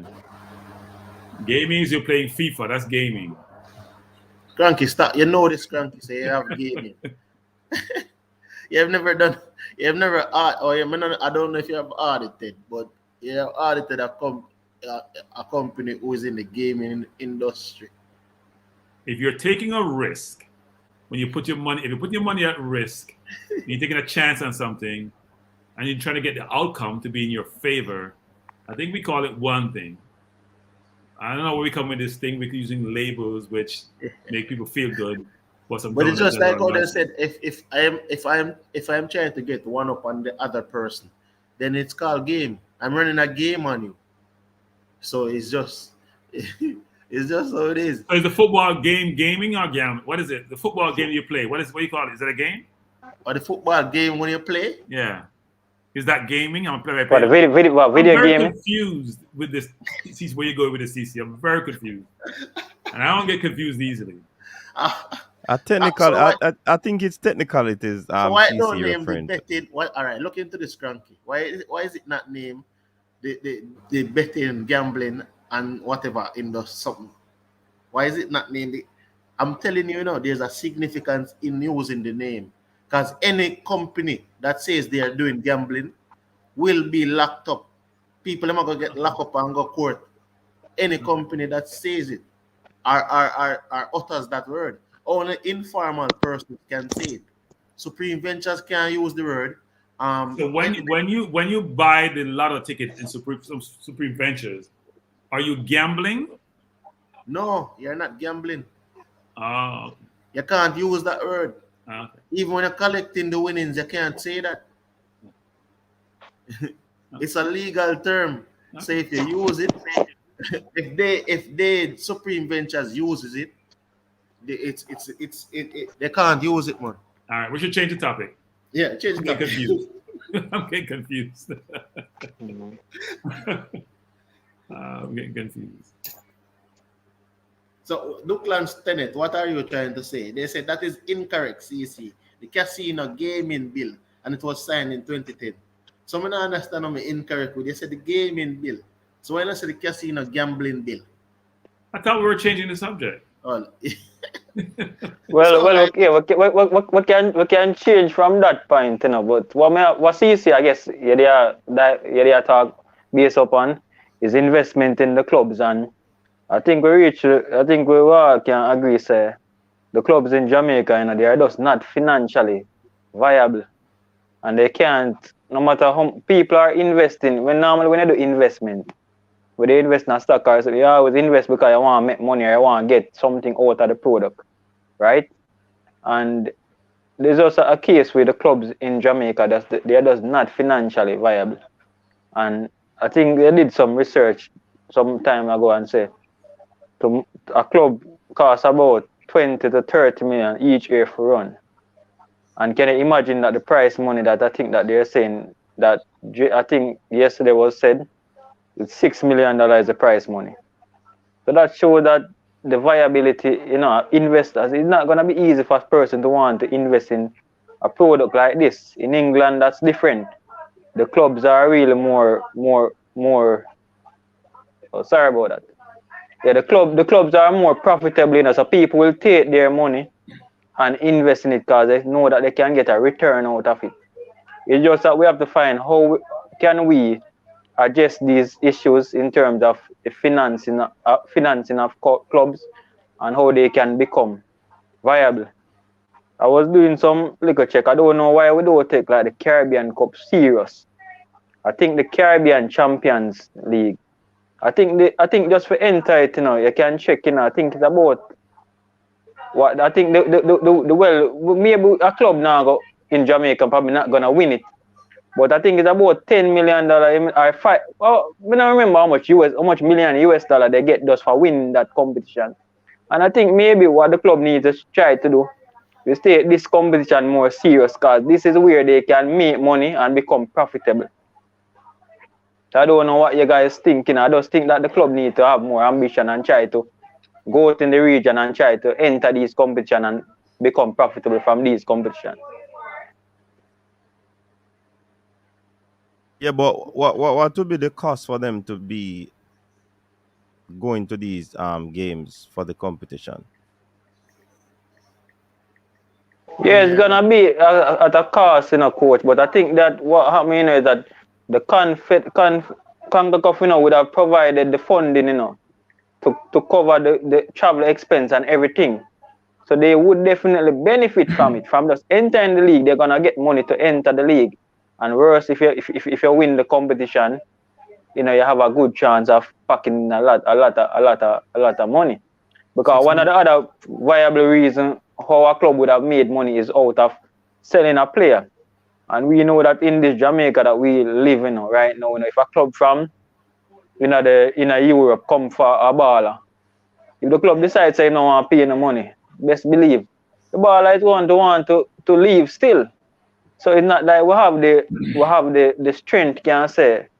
And more know how people player get contract. If when a player sign a contract, does he sign for a season or him sign for 3 seasons? So even if he injured for a whole season, him still get paid.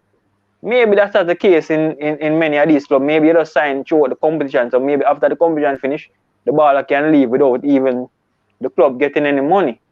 And that's a big factor where we have to maybe move away from just trying to get funding from selling player, but entering these competition outside the region. The local teams them mismanage funds, bro.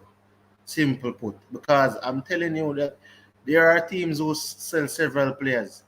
Who sell Rudolph Austin? Portmore United music player. Yeah, and how much was the transfer? A good money. May I tell you, say a good money run for Austin signature for Leeds. Good money run. The only investment to me is from a baller from Jamaica. And he's not the only player. How about you sell a few players as well? The thing I think what happened is that it seemed to me when a player is, because it comes back to the talk we don't know. I mean, brother, I 1 million. I'm telling you, say, the man gets sold for big money and a Portmore get the money. Someone understand what Travis said. The man gets sold, bro, and Portmore got money. And I'm saying to you that clubs get money for a lot of these players. As a matter of fact, these clubs don't let go them player if they not get money. I know but players who... Well, more even asked, We can go? Yeah, man, go on. Yeah, man. One more, I think what happened with the FIFA rules, I think even Shamar Nicholson, we used to play for Boyston. Yeah. Right? You get I think even if Moscow buy him, people can correct me if I'm wrong. I think the club where I come from supposed to get money. Boyston supposed to get money for him. That's why I think when Mattox get the opportunity, You mean the club where Shamar go now? No, not just where I come from. I think how the money go. I think even when Mattox had signed for the MLS side, I think Waterhouse had gotten some funds because of that. It's I think that there's some rules. The person was on coach's program, so they have a sell-on clause, didn't they? You said they have right. Plus the club that, remember, he went to another club before, Yeah, so that club would have had the rights. When they sold to the next club, to Sporting Chalor, he would be owned, and he wouldn't have nothing to do with the club. They might give if they wish, I think Andrew Price would have settled that question because I asked that question. I told me no want to talk about the money. £1 million the man them get, brother. You know the Well, you transfer. say you don't want to talk about it and you talk about it. All You of that. understand? Let me just know that. But all I'm saying is, all I'm saying is, money. These clubs get money in terms. I'm telling. All right. I know another player that went to an MLS club after he left university, and he signed for Portmore, and in order for him playing at the club, a 7,000 US Portmore was demanding for a developmental something aspect. The fact that them develop him into a professional player. So they wanted 7,000. I'm telling you, them not let go them players and them not getting money. You understand? So I think the mismanagement of funds, because if you look into it in a coach, the JPL, the English Premier League give like £38 million if you win it. Yet Chelsea wage bill around, I think 146 million. So there in itself, the 38 million what them a get for win the league. If Chelsea win the league, you can't pay the player them. Them can't even take the money and pay them bill. Them wages. Yeah, but CC, you're missing a big point though. Most clubs generate their own revenues. Yes. Apart from the payout from the league, given their position where they finish. No, if you look at the turnover for, as you know, for all these teams, the money comes from gauge receipt. It comes from commercialized revenue. They have a lot of different sources of revenues that they use to fund their operations. And the payout money they get, that's why Champions League is important for those teams. Where you get decent prize money in the Champions League, coupled with the league finish. That combination, coupled with gate receipts, sponsorship, commercial revenues, that's what. As I said, tell the man them when them see $6 million for your prize money in the league, and I say, boy, it sounds that but teams are spending $20 million to run their club. As so prize money go. Prize money is not necessarily to pay the wage bill of your team. Prize money is rewarding you for winning the league, and it is not dependent on how much expenses you have. That is not. Are JPL teams allowed to go out and source their own revenues to the commercial revenues? Or then nobody can stop them. Okay. No one is stopping them. Yeah, man, they should be able to do that. No one is stopping them, you know. But all I can say is that is why you see Harborview and Portmore, them will always be in it because them still have money. Because may I tell you, say, remember, you know, them still have money, but no matter what Travis wants to say and say, the man them have all of things doing. You have investments, you have the right financial people in and around your club. When you're making transfers and spending money to invest the money and grow the money, have capital growth fund, you have so many investment vehicles or so many investment, something the products. You can put the money in and try to turn the money over and so many things. And you sell merchandise and other things. And then when you do up your financials and you present it to your board or you present it to whatever shareholders you have, you present it to your people, you can see where the club is. You look at the cash flow and you look at all these things. It's not a party shop business where you just run this thing willy-nilly. You sell a man for a $10 and tomorrow you can't see, you don't know where $5 gone. There's supposed to be an accountability where you know where every funds went to, what it is for, administrative, marketing, finance costs. If it a pay down debt, you're supposed to know these things. These are the things that makes a club run. If you borrow $5 million, you're supposed to know that. All right, then when you're making your revenue, if you make a 50 million, you say, all right, 2 million is going towards paying down the debt that the club had. All of these things supposed to come out when you're having a board meeting and things. These are the things that makes for a proper company and a proper business entity. So tell the JF that I'm running that debt all the time. And they don't know where they pay their debt though. So tell the JFF they should go manage their money. I'm not sure how well they do that. Because they always say they don't have, Mr. Speaker say they have money, and then you hear other members of the JFF say they don't have any money. So I know how. But I don't know. It's like, to me, I think sometimes we sacrifice far more structure for, I don't know, is that because at the end of the day, Cranky, I would like to wonder if maybe Portmore have it and Harborview have it and some other clubs. But then I look into it. Some of these clubs probably don't have financials, don't have cash flow, so you don't really know where the money is going. Where's the money going? So money are coming, but you don't know how it is being allocated. You don't know I'm what it sure is by being. now those teams have structures in place and they have Cranky, a what you saying? department that manage their money. I'm sure they do that. Listen, Cranky, man, I tell you, It, say, it, you have all right. If I check some players, then if them probably forgot NHT, their name is not over there. yeah, And and that's and, that's and true. you're playing for a club and you're earning money, but yet still NIS, NHT, these things are not being paid.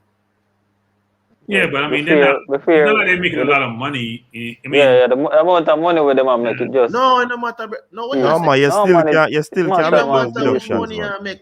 Yeah, Yeah, man, you know them can make the deduction, but will it be If I work at like say you Megamart, you want to say if pay it's NIS or viable? NHT. If you have pack shelf at Megamart, you pay NIS, NHT, and education tax.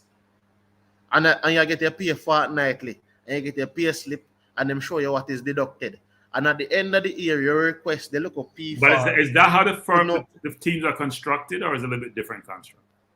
how the teams are I assume, constructed. do they have a formalized That payroll is what system where they compensate their players? they probably Not should. not not every team. I don't that think is what every I'm team have saying. that, They you know. should have that, but I don't think Yeah, a lot that I of teams. think CC is driving home the point that they should be set When up I'm this sure sort of cranky, way. you there at Jamaica, you play for Portmore 15 years. And when you left Portmore, you not even can get a little NIS thing, little NIS pension. But that's the thing with football still in a CC is that most person who have a contract more than likely for 3. If they have a club for 3 years constantly a play and I get money, Hold on, I'm gonna go for the that's charger. that's good. Yeah, but here's the question, CC. Are you an employer or an independent contractor? That is That's the a good thing. question. But if they are getting a regular salary still enough, and unless it's the case where they basically have another job and they just play for the club. But they, so they, Because they, believe they believe so they would have been getting all those deductions from their regular 9 to 5, but they play for the club on the side. I don't know, but if it would be interesting to know that these things are happening. Public. That is interesting to know that these things are. I wouldn't want to know that it's not happening. But if they're employees, it should be happening, right? Mm-hmm. Yeah, but but, but you know many players probably well based on where the deduction is coming from, it's coming from their salary, their money in terms of if they're gonna start taking the deduction, then their money are gonna get less. It's my belief that majority of the players them not gonna want that. no, but that's the thing. That's the thing, bro. It's not what the players are going to want, brother. It's what is it, yo. We not even want to touch that point because I am not sure if some of them not paying it or some paying it. But I'm telling you that the structure. I'm just thinking that the structure and these things need to be there because it benefits players. When it benefits people and a whole in terms of remember, I know some of these we already know that there's no like pension thing set up or anything like that. But like NIS and these things, when a player and we're seeing it with a lot of players that has gotten older and left the league, and maybe the league wasn't as formal back then as now. And those persons tend to have money issues in terms of they're not collecting CC, may I nothing. go beg you for a minute out of your time there because you made a very important point about no pension. And you see, sometimes when the ballers make some decision in terms of going to clubs, we sometimes don't like it. But you see, sports, if you don't set up your plan, your pension plan, dog eat us up, You see, coaches don't have no pension too. That's why you see, as a professional, them have to ensure, say, if they only do coaching, them have to set themselves a particular way. If you're a professional other than a coach, then say you probably have your pension plan. But these things don't have no pension plan. So the players who make decisions that sometimes we don't like, it is in their best interest because a few years down the line, they might not be able to spend like they used to now. So yeah, so I Yeah, just coach. I wanted think That, to that, inject that, that. that, we've had that's true, you conversation. know. Yeah, go ahead.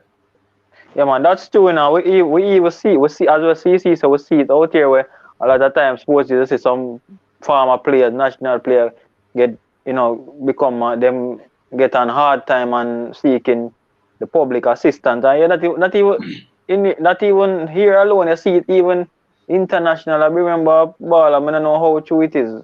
An Arsenal baller. I want to mention him name because I just hear say he was like one of the players that making a lot of money in England, and you see a lot of players fall on hard time. You hear about probably Ronaldinho issue. I don't know how true it is as well. But as I said before, the players they have to I get love in. this one. They have to sort out the self. But as I said before, maybe just what they're getting now, it's probably very hard, for many of these players who probably live in, as in Jamaica or say, hand to mouth, Well, deciding that Ganesh, yeah, Ganesh, I they're might be gonna go speaking. pay these things. They're gonna take out pension, life insurance when some of them not even getting paid properly. Ganesh, I might be speaking of things that are of, you will say, of the past and such. When you said certain things have to be in place, we know that them have to have bank account and these things. Who is there regulating them and saying that they have to pay over taxes? That is what I want to ask you. But But CC, aren't they audited? that's not Aren't they unique. audited? No, Uh, but coach, that's not unique to Jamaica. That's a global phenomenon, right? Which is people in sports sometimes, and life in general, may not have good money managers, may not have the sophistication about how to manage their money. They have a lot of individuals who depends on them, and they end up broke. We have players here in the U.S. Walker is an example. Iverson, they go over $100 million and they're broke. And like, how can you make $100 million a year broke? It's easily possible because your lifestyle and what you focus on changes. You start making more money. I think what people should be thinking about is, as you're rightly saying, which is how do, especially those individuals who spend their time playing sports versus going through formal education. So you already haven't learned, and you're not being trained to manage your money, and you also have unscrupulous agents who don't really look out for their players sometimes, it's all about themselves. Yeah, that's true. So that phenomenon will always occur Hmm. because unless somebody's well informed about how to manage their money, they think their earnings will not change over time. An injury, your professional life may last anywhere between 5 and 10 years if you're lucky. And what happens after that? You have no skills that can translate to society, into normal civilian life. What happens when your sports career is over? but, It's even more prominent, guys, in track and field, for example. but you know, Because but not because everybody, wait 1 second, CC. Not everybody in track and field is going to make money at the highest level. And I know people who used to run track and field for their country, especially in the UK, who when they finish, they're like, I spent 10 years running track and field. I didn't make any money out of the sport. I got to now start my life. So it wasn't worth the time that they spent track and field. Even though they may run like Commonwealth Games, they run the Olympics, they probably didn't win any medals. They didn't make a lot of money on the circuit. And now they got to start out, they have no skill. They're starting from scratch. And even the money they make were not enough to sustain them on a long-term basis. So I do think athletes sometimes, when we view them in the public light, they get a lot of notoriety, may not be in a position to have self-sustaining income. And when you finish playing, that revenue stops, that income stops. So where do you, for a lot of athletes, not every athlete, what do you do afterwards? what on the Devon was saying that if you get paid as a contractor, the club isn't responsible for your something. But the thing about football is this: I don't think, even though you're under contract, you're technically an employee of the club. So I don't think it is upon the player who it is. I think they have a saying where if the player files his taxes if it is like endorsements and those things. But when it come on to the salary that is paid to him from the club, it is the club's responsibility to file over those taxes. So the club can't pay the player the gross amount, and the player has to go and file his own tax. At So, the, so cataract is not always about you. Let me just say that. I'm gonna call you out in public. I'm gonna call you out in public, cataract. It's not always about you. no, but Michael Gardner, I know contractors pay their own taxes, but what I'm saying to you that a football contract is different.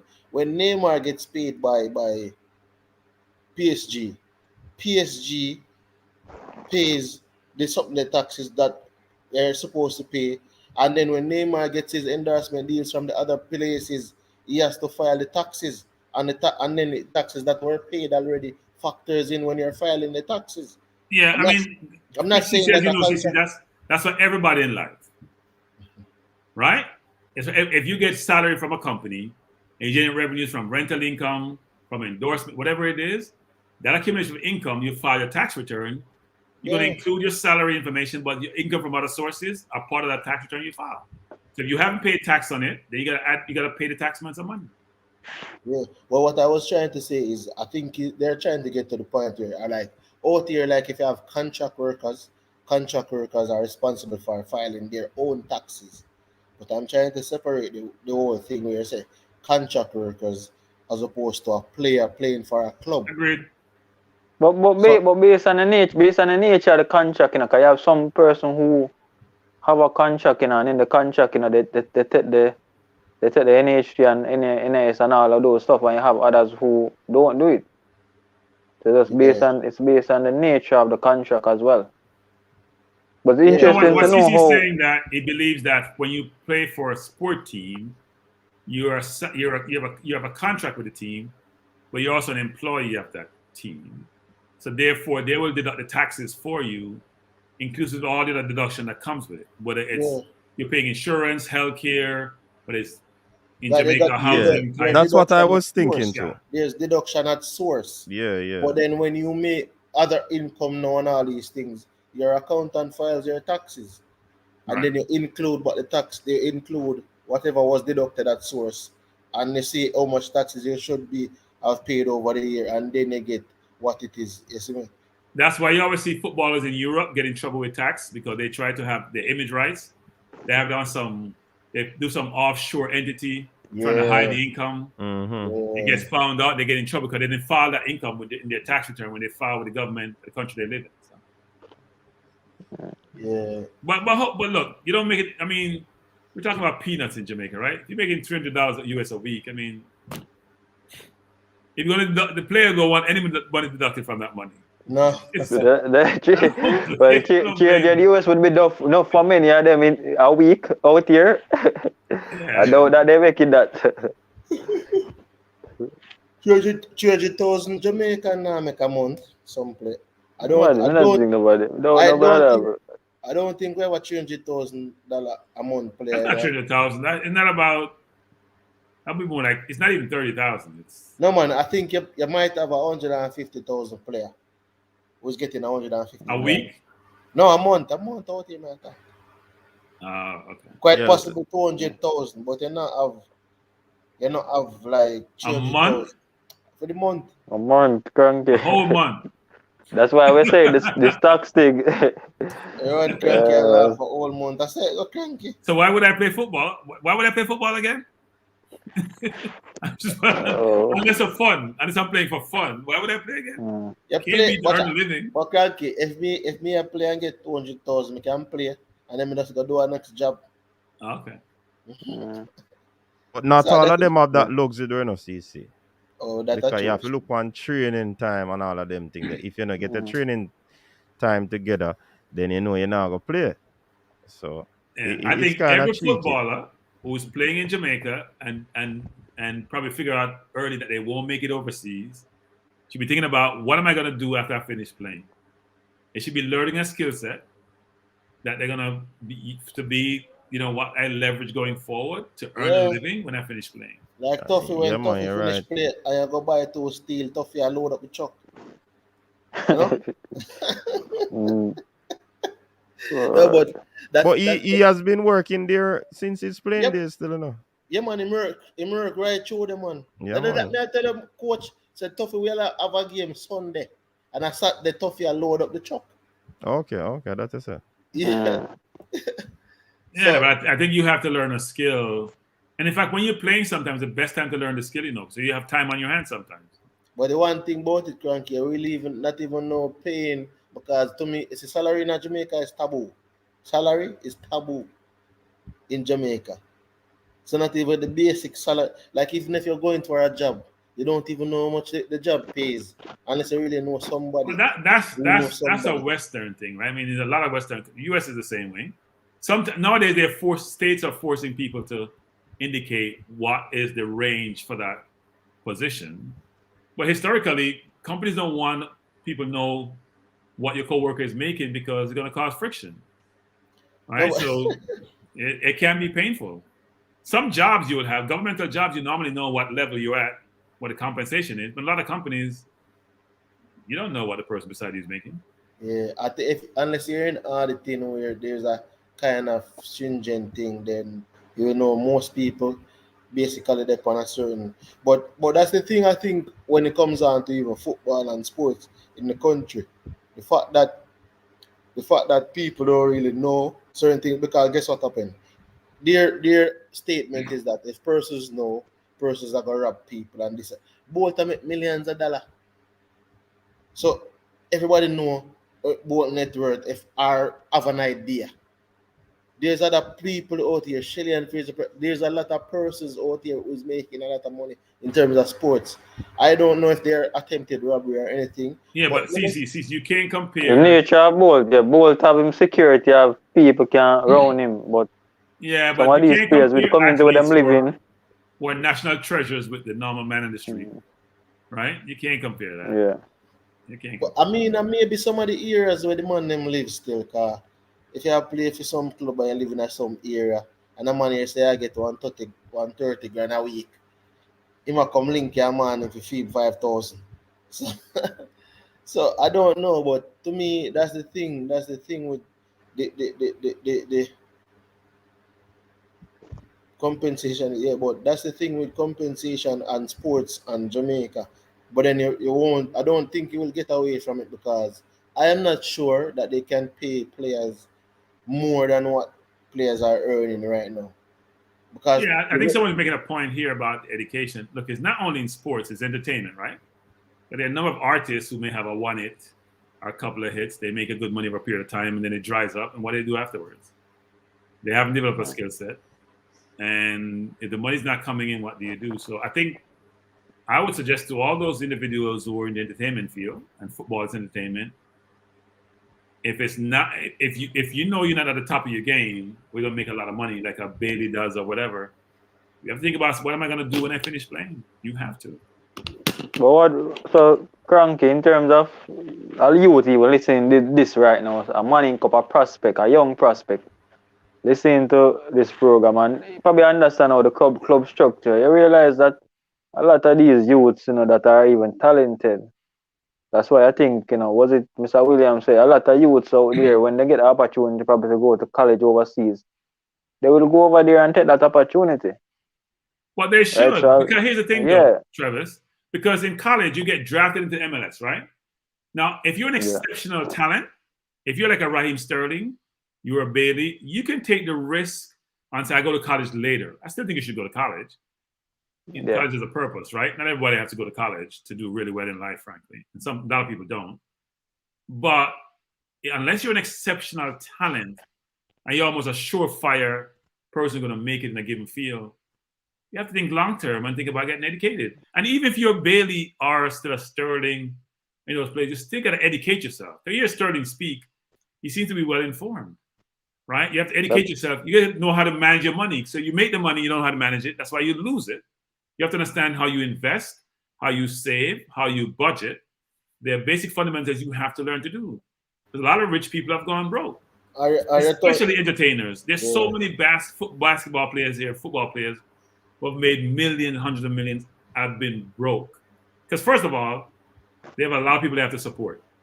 Because every cousin, every friend believe if you become rich, then we all are rich. And you don't want to offend anyone, so you bring them all to your circle, and they're expensive. I told coach, you know, bank teller again. Bank teller not really that Jamaican again like that. When them cut out them thing there, but me I say, but I don't lie, and I do like what you see. I think Floyd Mayweather did something where I don't think any other boxer did realize they could have done this. Where you promote your fight, your own fights, you basically, what they call it, undercard, Frankie. Yeah, but you can't compare Floyd. I mean, Floyd is not the swiftest person on the planet. even not the though he has swiftest. done well economically, he's had good people surrounding him. He's not the swiftest person because anybody, look, people with money don't go around showing them. People don't realize this, People are very, very thoughtful about money, and some will. Do you hear Bill Gates and Buffett Elon Musk. and Elon Musk walking about how much money they have? Everybody know they have money. You Yeah. don't take the money at the bank and come show it in your house and sprinkle your bed and say how much money you have. You're frightened by your money. Why are you frightened by your money? As the Not man that never have serious. that before. He never not have that that. How about him serious? I take your money and go invest it and invest in some Well, I'm real sure he estate, some invests. 'Cause he stocks said he and gets stuff. about 20 million a year, whatever the number is. I'm sure he's bought apartment complexes and all that. But he's frightened by the money. He didn't grow up in money. He's frightened by it. Don't be frightened by them. You make the money, help others around you, invest your money, and people will know you have money because you've made a lot of money. You don't have to tell them you have it. They already know you have it. Do something positive with the money. Don't So walk true. around with money on your head and you're Money Mayweather. And it's almost like you're trying to stay relevant. Man say, what's Yeah. my Money makes you name? relevant. That's Money. The man say, what's the weather going to be like today? It's going to rain money. That's but cranky for that topic. You say I don't want to talk about Arsenal, but Arsenal on my side still. Watching the game today, I'm glad them lose. I'm glad them lose because we need a wake up call. We have face Tottenham and Liverpool. I think in the next match is them. We need a wake up call. We need some midfielders. Just like Jamaica, we need midfielders. But we have not been doing well in the game. We was just completely lost. But apart from today game, the team has been playing good. The midfielders, Saka have been doing. The Martinelli, Odegaard has been doing good. But I don't call those wingers midfielders. The midfielders to me are my 2 CMs and my 10. CM. So we don't have parties at African Nations Cup for the next rest of the month. Yeah. Especially they may go deep. Yeah. Xhaka to me is not the answer. Maitland-Niles, who played there, has left. He's now playing for Roma. So you don't have a lot there. You have Lakongo, you have Xhaka, and you have Odegaard. And then he's also the African Nations Cup in Egypt. And they're going to play that. So we're devoid of players, and he needs to go buy a couple center midfielders. I think the target right now is a striker. Yeah, we need a striker, but we do have Lacazette and Nketiah there still, so they'll leave in 6 months. Nketiah, they are saying probably deserve a little looking, but his performance today, he needs to go look for a new team. That's what he needs to go do. Poor. Him say he want to get more game time. I probably time. I just don't think he's world class enough to be in Arsenal team. No, he shouldn't be. There's a lot of discussion around is he good enough? He's not good. I'm not thinking world class. So he's not good. But when he like with England or England is just that them love hype up some baller. They have a little youth on him. Was a Platina or something like that. He scored in the Sunderland game the other day. Patino this is big man. Travis, this is big man football. Big man football. it seemed like from the man score. From the man score is just like saying the best thing since Smith Rowe. And everybody hype him, but I said the man does score 1 goal. We never know about him before or anything like that. No, we knew about him actually. He plays. He's a kid we bought at 11 years old. We paid money for him at 11, and he's been coming to the ranks for years. He's done really, really well. There's a lot of videos on YouTube about him actually. But I have colleagues in the UK. They talk about him quite a bit. But this is big man ball. This is not kids ball. He's not the man. I feel them pipe him up too much. When I say him not good, but him need time. He need time. I agree. And Article just look lost on the touchline today. Him not know, like him not know what happened. Become like the team. This is one of the worst me was Arsenal play, and it seems as if probably the Jamaican team I watch. No, we were awful today. Lost. We were awful today. We're just awful. One of the worst me ever see. But there was one good thing about the game though. We saw the kid Spence play, who was Jamaican heritage. So him look good. Go look him up. Yeah. And Devon said in the chat that he's gonna Devon Devon just want to hear somebody Jamaican, but he's gonna track him down like a hound. Devon's gonna track him down. So Devon track him down and tell us how that pursuit went. Yeah, man, that's what they need to do. Just look at some of these players now that are at a young age. You need to be looking at them Looking at them, you can't wait until a player reach the level where 25, 26, and you want them in the team. Maybe I at have least a play. question. For those in the chat, I have a question for you. Suppose the Jamaica team at some point included 11 players starting who were not developed in Jamaica. Would you support that team as you do today, where the team is mainly locally, well, almost local, mainly, not sure it's mainly after this window, but it's mainly locally developed players. Would you have the same zest for the team, feel as connected to the team? Do you think that's something that is viable, frankly, that you would encourage and support? Or would you want to make sure you have a number of local players in the team? Because it's possible, if you were to pick a team for Jamaica, apart from Blake, you could, and given that Bailey's injured, you could logically have 10 players on the outfield or all overseas born players. Yeah, but we need at least 8 players locally. You need once of the better player. We need to have them in the team. That's how I see it. No, listen. What me I say is you need 8 domestic. You need no, or you need a better player. You need a better players at all need or you want. All right. Just like any league, where in the league you have 8. This is not a league. It's a national team. It's not a league. You're trying to develop. You're trying to pick a national team based on your best players. To be honest, I don't. All right. Hey, Champ Dex, coach, you gotta post this. Champ Dex, I wouldn't even turn on the team. We need to visit some. I'm gonna tell you, I think my office is somebody who have an identity in terms of best 23, even if they, no, I'm not. Because what you would be saying is that you would basically demoralize the youngsters in the country. You basically strangle them cut off from football, because they're going to say that there's no pathway to the national program. Is that no pathway, or they need to find a better pathway? But that is the thing, Cranky. It's the way all right. You have to understand the society that we live in and how they will view certain things. So if something like that happen, you can't really get all right. When a lot of persons, let's use this as an example. When a lot of persons, I remember when Usain Bolt won gold medal and 100 meter and big things are going, everybody want the track. Everybody, like the amount of persons who wanted to do track multiplied tenfold. So CC, stop there, CC. Stop there for a second. So you're telling me if we make World Cup with 10 foreign-born players, kids won't want to play football? Because we're in the World Cup and we get all the notoriety. We're on Sport Max every day. You're on TVJ and TVJ Sports. They wouldn't want to play football? Because, all right, I always say they wouldn't play in terms of the way in which it would be sold. If it is being sold like the way it's being sold right now, Cranky, where they're saying that it's a us versus them situation, where people are saying English-based, English-born, and not saying Jamaican or Jamaican heritage, then that is where the issue lies. If it is being sold that it's out of many one people, then that's a different scenario.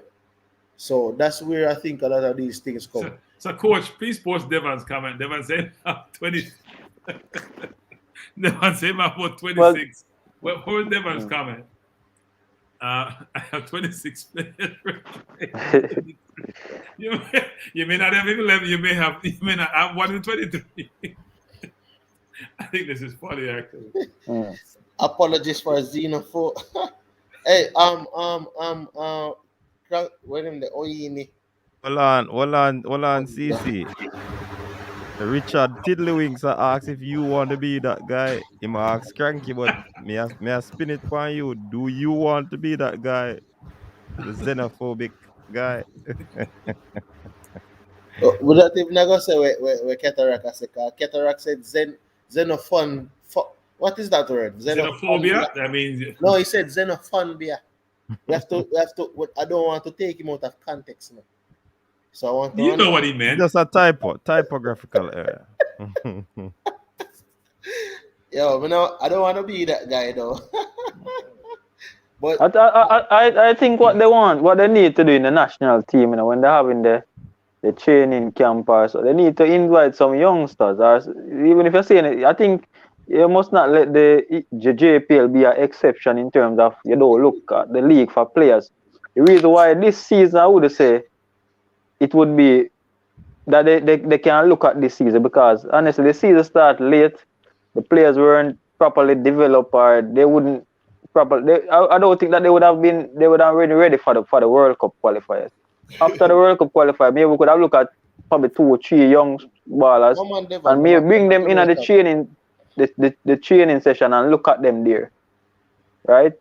But I always believe that youngsters out here is good enough, but they get an opportunity to see how good they are compared to other players playing overseas. Yes, these players may be more experienced, may be exposed to higher level football, but maybe if you give these players the opportunity, maybe you'll be surprised, how good they can play. Take for instance, even at Jermaine you are one of the best baller when you see Jamaica produce as a local baller in the midfield, And for some time when he did at the national team, he never did get in a game, and then I think people are just calling for him, and when I think he came out and he played really good. But some of these Jermaine was a players good player, not but get. isn't McGee like similar to Jermaine? I mean, Well, the way McGee plays, isn't that similar to how Jermaine is playing? Yeah, in a way, but I mean, probably true. Germany was more experienced, but it's similar. It's similar in the way in which Germany plays, and it's a similar type of player. But if the 23 persons aren't born in Jamaica, it's not an issue to me. I was just highlighting that it might be an issue in how it is sold and how it is viewed in terms of what is being said. Just like one time you hear you heard Mr.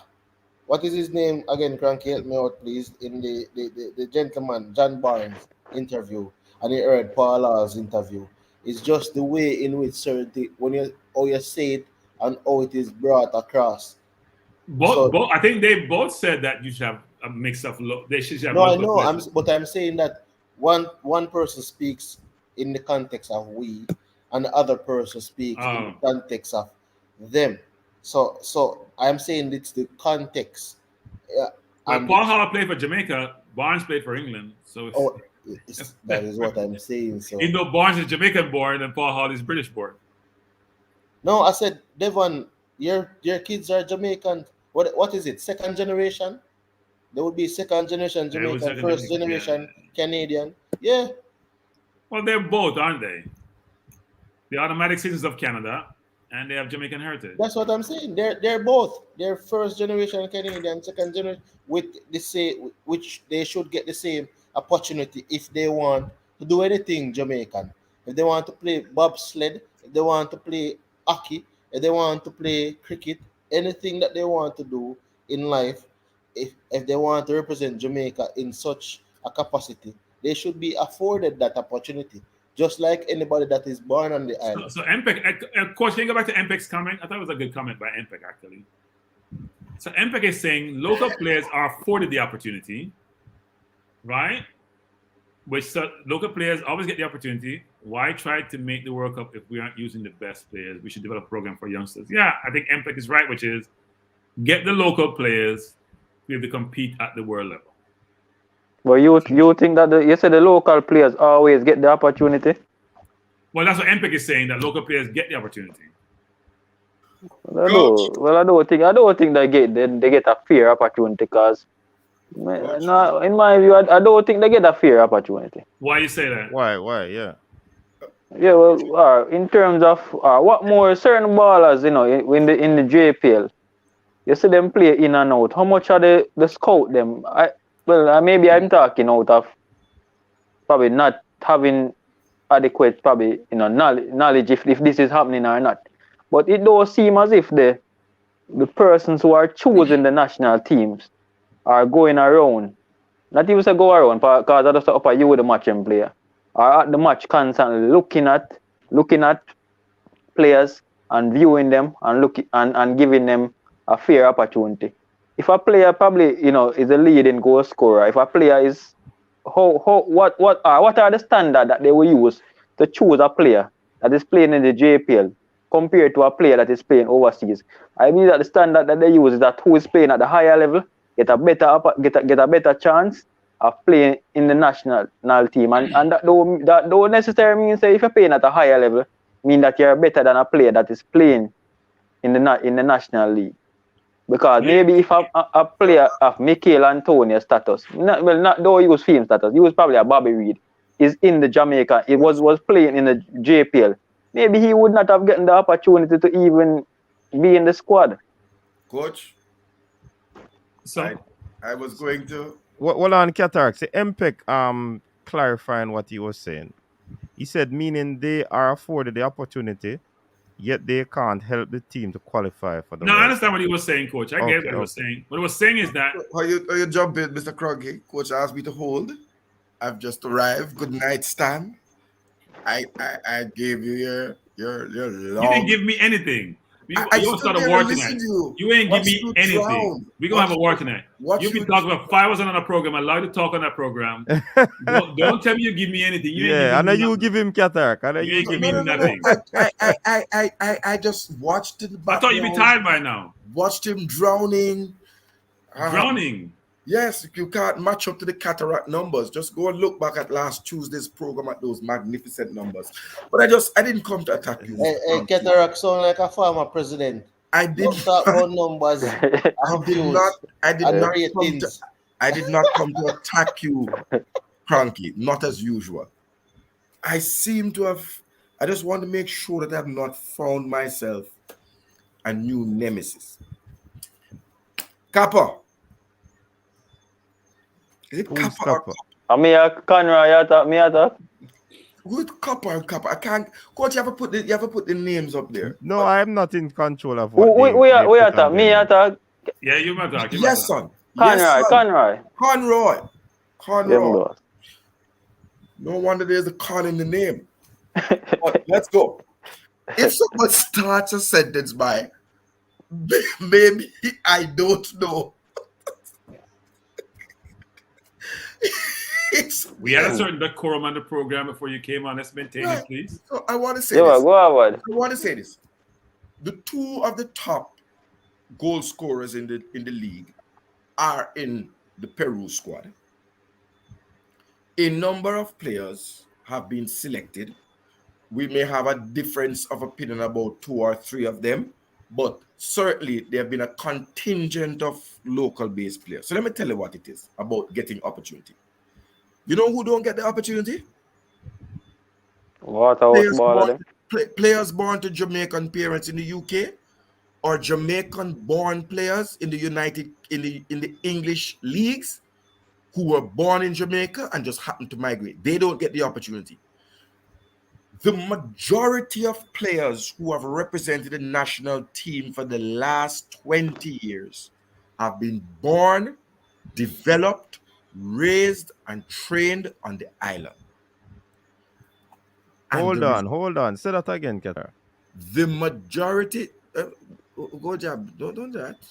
The majority of players who have represented the national team at World Cup qualifying and other levels from under 17, under 20, under 23 to the Olympics and the national team, the vast majority have been born in Jamaica, attended school in Jamaica, played in the schoolboy football, played in the local leagues, and the result has been we have gone nowhere for nearly 20 years. So they have gotten the opportunity. Long list of players. I am saying to you, when you have a team of very good players, do you know what happens? Those players who are on the fringe have to raise their game in order to get into the team.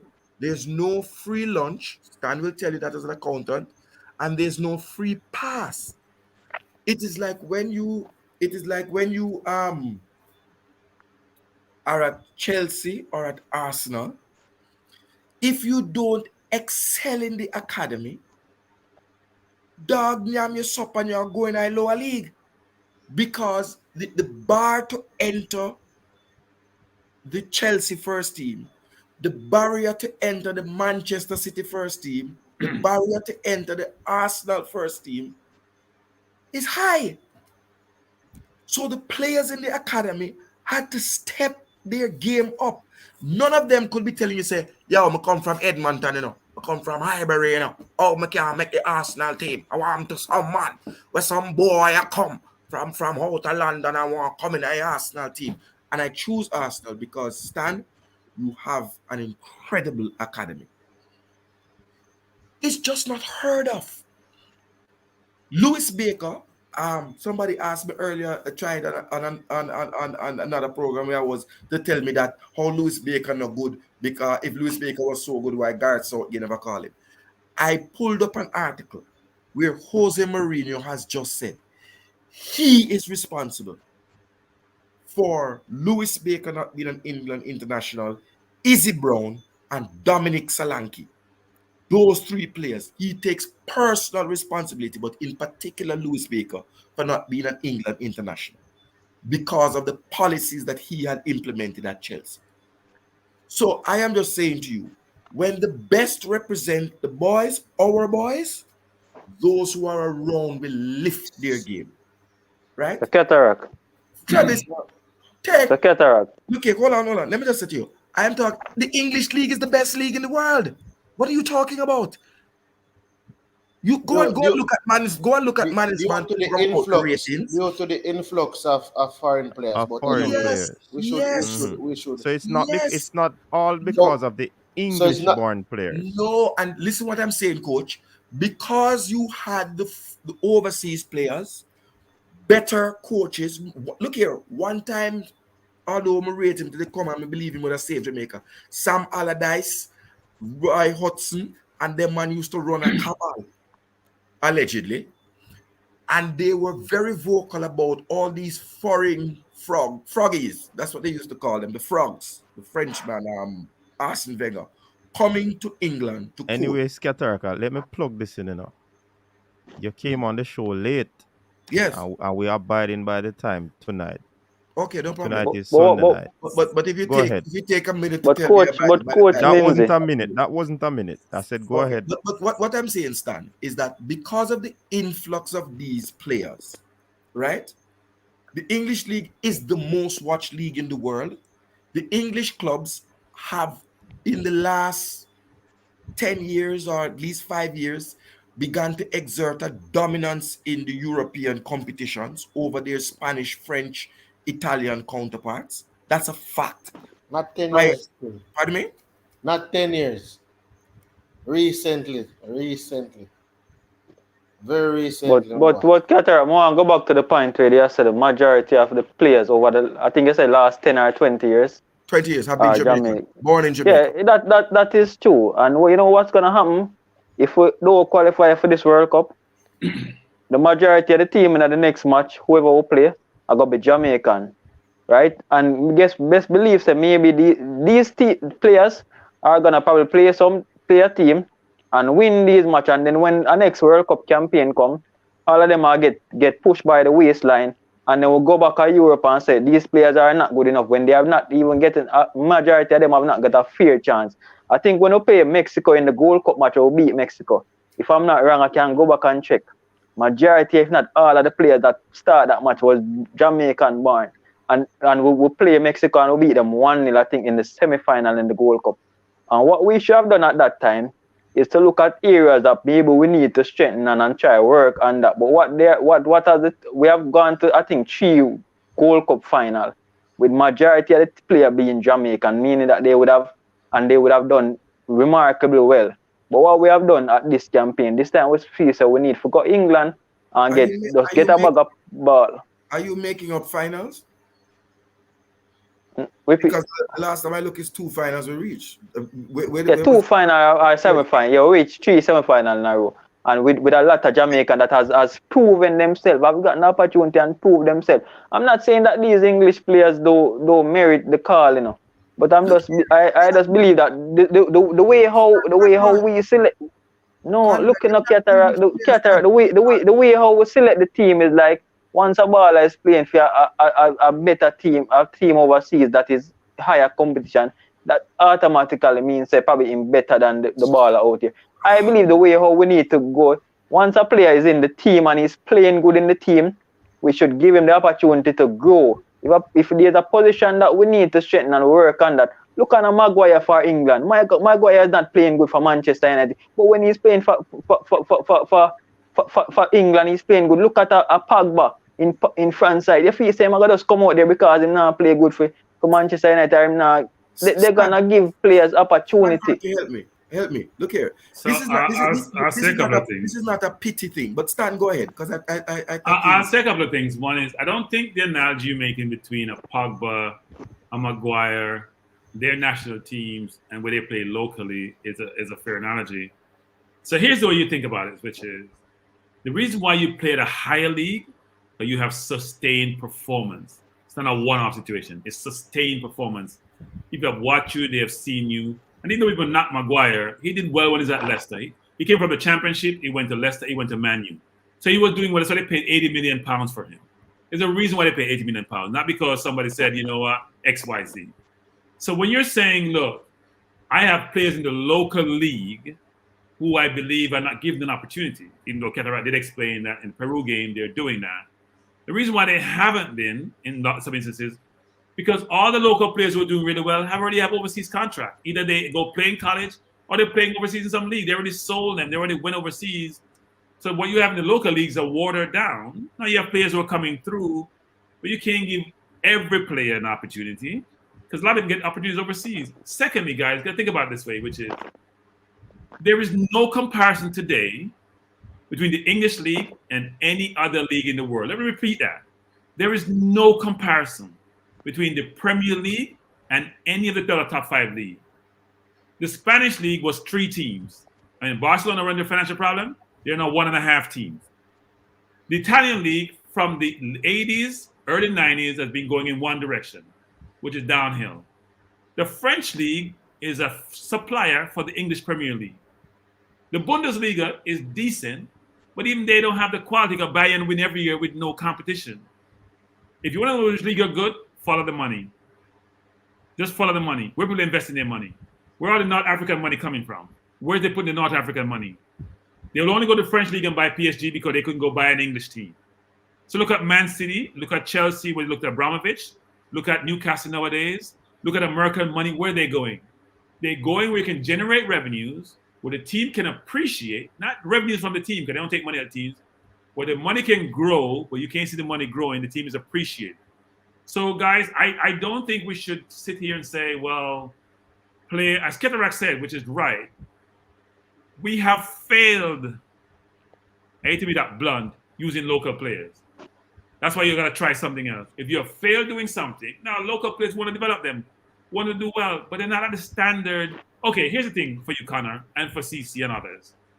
Can I pick an 11 local developed players, the Lows, the Blakes, the Taxes, the Flemos, the Nicholson, and play at the international level and compete against the better teams in the world? Answer. That's what and what I'm saying, I'm not saying that we should select, local players, and I believe that majority of the players that from overseas, they are the better quality players. Right. I'm just saying in terms of the opportunity that many of the local players are getting, is that you have a better chance of getting called up for this national team if you're overseas playing for a club, even if you're overseas in a club that you're even not playing for. Because we have players that even is in the team that don't even have a club where them play for. That's every country. Look at Brazil's team. Look at Argentina's team. You know why? Because they export the better players. Look at Brazil. How many foreigners in Brazil's team?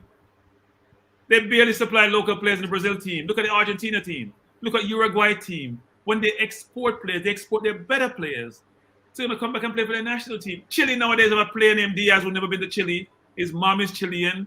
He's the highest scorer in the Premier in the Championship. He's not playing for Chile. He can't even speak Spanish. Which is unheard of for South American teams. I just want to say that Hold on, Well, CC. Hold on. This is the final round. Everybody's gonna get the opportunity to say the final What's few him words. done? Yeah, man, we're cutting off in a few minutes, but everybody's getting the opportunity. So we begin with CC. yes, I want to say that let the narrative of CC not wanting overseas players in the team be dead. Because the thing about it is, when somebody else says something, it seems to stick on you, and every time you probably come on YouTube, you're gonna hear, oh, CC is the one who don't want the foreign players in the squad. If 23 players eligible with Jamaican heritage from all over the world is playing for Jamaica, and we don't have anyone from locally playing for Jamaica, then it's not an issue with me. You understand? So that's not an issue with me. I just want to put that clear, because sometimes persons will type, especially in the comment section, will just type and not necessarily listen to what you say. But when the next person say, "Oh, see, now no foreign baller in the team," all of a sudden, that is what they are fixated upon. So I just want to debunk that point, because I And don't care CC, answer this question in the same breath. which local player should have gotten the opportunity in the last 5 years and has not. In me, if you answer, but I don't even know why would he ask me that question. But one player I would say who should have gotten a chance and did not get a chance is, what's his name again? Who scored the 20 and 17 goals, leading goal scorer in the league couple season. Craig What's Foster what's is the his only name person. again? Hmm? If you have to say what's his name again, and it doesn't come front of the mind, that No, you notice I said Craig Foster, but this is where I'm so going. you're saying, you'd be saying, and this is my time, that Craig Foster being in the Reggae Boys, You he want would be four? at the World Cup. Craig Foster, the game changer. That's what CC is telling us. Wait, no. See, Amazon, listen to what I said, bro. I'm not going to use my 1 minute and say it. I did not say I want four overseas players. You see why you must come on the program from the program start, bro, and not Now come on the listen, program now at the end of the listen, now program. listen. I did not say I want four overseas players. I said to you, if 23 players coming at the squad who is of Jamaican heritage, it doesn't matter to me once they're getting the team forward, because I've always said that the overseas players help the local players to get contracts. So the same end zone, the end result, what they want is to for these players to get a contract and go overseas. It is as a result, a lot of the times, as a result of playing with the overseas players of Jamaican heritage, the diasporan players. So when the diasporan players, remember I said it earlier in the cataract, Rushden and Diamonds with Paul Hall and Onandilo, something there. O'Neal Bigger Thompson and the other something there, the other players that came to play for Jamaica. When these players come and play for Jamaica, all eyes are on them. Their club eyes are on them. Their coach's eyes. So the coach might see another player of similar ilk and say to themselves, Antonio, tell me about this player. What is he like? X, Y, Z. Then they come and take in the player, and more than likely the player can get a contract out of that when they see him. So my opinion is always to blend the players and play the best players always. I will never come here and say I All don't right. want to see a Jamaican heritage player play for the team, All because me right. don't know where my son are go born. All right, CC. Big up yourself. Katark, your turn, but before you start to speak, Travis is correcting you, CC. Craig Foster played at the national level, but he never get a chance at the senior level because he played under 20 football. Katark. Yeah, man. Coach, just going back to a matter of fact, the copper asked me in 2014, Jamaica finished at the bottom, at the base of the final qualifying round with 5 points. There were 6 English-born players in the team of a 23-man squad and 17 Jamaicans. 17 Jamaicans, so the rest of them are not Jamaicans. No, 17 Jamaican born. Sorry, Okay.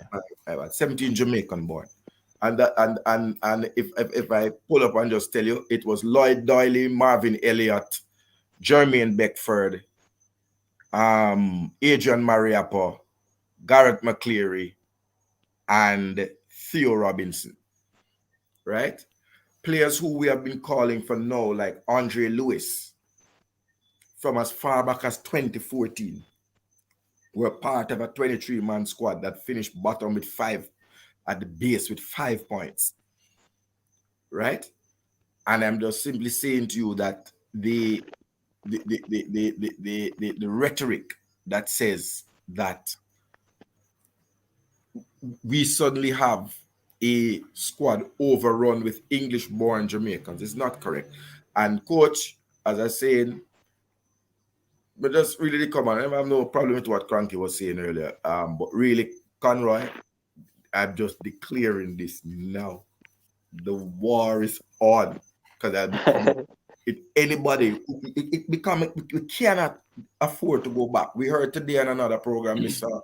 Leader announced that the quota system is over for the under 20 and that the JFF will be going to source players, and he gave off a good source that Kido Taylor Hart has been contacted and they are assisting Kido Taylor Hart to complete his passport thing, which is a wonderful victory for people like Stan Kroenke and myself, who have been fighting this fight about bringing the players young and against the quota system. I look forward to a team that is harmonious, where the best team represents Jamaica, coach. And I hope before me dead, Mr. Jamaica just lift this World Cup and my dream. If no man have that dream there, it's okay. All right. We got to my final point is that we got to see a couple of players who may be done in the Reggae Boyz colors today in the FA Cup. I joined a little late, didn't know everything there, but certainly in the next program, I'd really love to hear the analysis of persons about David Davis and Lewis Baker in particular, who got some time today. David Davis 90 minutes and Lewis Baker played, I think, 31 minutes for Chelsea in their victory over Cheltenham, I think it might have been. It would be interesting to hear thing, and maybe Stan can also tell us about how Keenan Davis looked against Arsenal. Before you go, Cranky, let Conroy. Yeah, go man. ahead, Conroy. We're a minute. Out of the FA Cup. Good night. A minute. Yeah. Yeah, me just say, me never, it's not that I have any problem with overseas. Matter of fact, I believe that the overseas ballers are definitely better ballers. I just believe that, when it comes to the opportunity or the look, and when the JFF seem to be recruiting players, I think that they just bypass the JPL, and maybe, as I said before, maybe it's based on when the league had started, so you know that a lot of players probably was not, in shape or ready for a national call-up. Right, but what I was saying, is that I believe that if you're gonna select 60 players, when you're gonna, as much as Cataract have a lot of football that he sometimes come up here and mention, why is the JFF not contacting these players? But I believe that the local players that are playing in the JPL, I believe that the JFF can go and look and even these young baller, even under 20 baller, and even when we bring a side together, training, they can probably invite these players to be a part of the team and look at the players, because maybe the players have the potential, but because they're not getting the opportunity to get exposure, right? Because many of the clubs overseas, if you don't bring the ball of them, seem like you don't bring them over there. Many of these clubs not gonna see these players, and maybe these players have the potential to be a Leon Bailey and stuff like that. So I'm just saying, it's just I think the exposure. It would be good for even to bring them across with the professional players. Not that they deserve or they're probably properly developed or ready to play in the national team.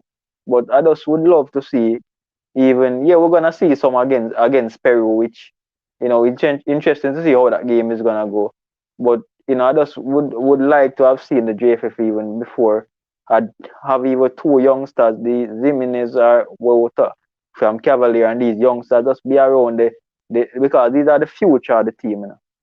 So that's what I wanted. When you see sometimes, even due to me tell Cranky, Platina we play against Sunderland, I think they just brought him because they wanted to give him exposure. It's not that when we beat Sunderland, they wanted to give him some exposure, and sometimes we see even a lot of Premier League clubs bringing some young ball and just giving them some little exposure. So that is what I was saying. I believe that the better ballers are definitely overseas ballers. So I wasn't even. I think there probably was a misunderstanding between what we were saying. All right, go ahead, Cranky.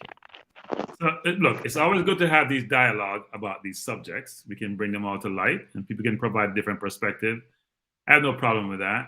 I think if you came from Mars and came down to Earth and hear us talking, you'll probably think we're not supportive of local developed footballers, and that's contrary to it. We want them to do well. We hope they do well. But as fans, we just want to win. And I'm always telling players, think about you and your family first and your national team second. I don't care what anybody says. Because a lot of people are not thinking about you when you came to the national team and you're out there struggling. Think about your family and yourself first. Make your income that you want and support your family for national team second. Because fans are fickle. Just like we support our club teams, we are focused on winning. And my hope is that the local players get the opportunity to develop well. And I'm very pleased that JFF is now trying to enhance its coaching fraternity, get them to a different level so the players can get the right development they're looking for. Second in Cataract, there's a player called Spence today that played against Arsenal. And by the way, if we're talking about we got knockout, you got knockout too. So let's not talk about it. No matter who knocked you out, you're out. And we have won 4 of the last 9 FA Cup. But let me just say this. The player called Spence, who played right back today, played right back, who we hear is of Jamaican heritage. He was exceptional. Not just good, maybe because he was playing against us and we ain't that good either, but he was exceptional today. He was very, very good. So if you know about him, you and Simon, Devon says he's going to look into it. Go do due diligence. It's pronounced Jeff. Yeah, whatever it's pronounced, he's very good. It's pronounced Jeff. Jeff Spence. Yeah, it looks like he's about 6'2", quick, skillful, physical, all the attributes you have in a good defender with offensive skills, by the way, not just defensive skill. And he make our entire right side look ordinary today. So it's the first game I've seen him play. I heard he was from Middlesbrough and he's on loan at Nottingham Forest, but you should look into it. But I'll just say this, which is... I asked about Keenan Davis. How did Keenan Davis perform? Keenan Davis played hard and he was physical. He got substituted in about 60-something minutes. He played well, but we dominated possession, mainly in our defense, frankly. So when you don't get a lot of the ball, you can't really see the totality of the player. We had most of the ball, but ineffective possessions we had, not effective possessions.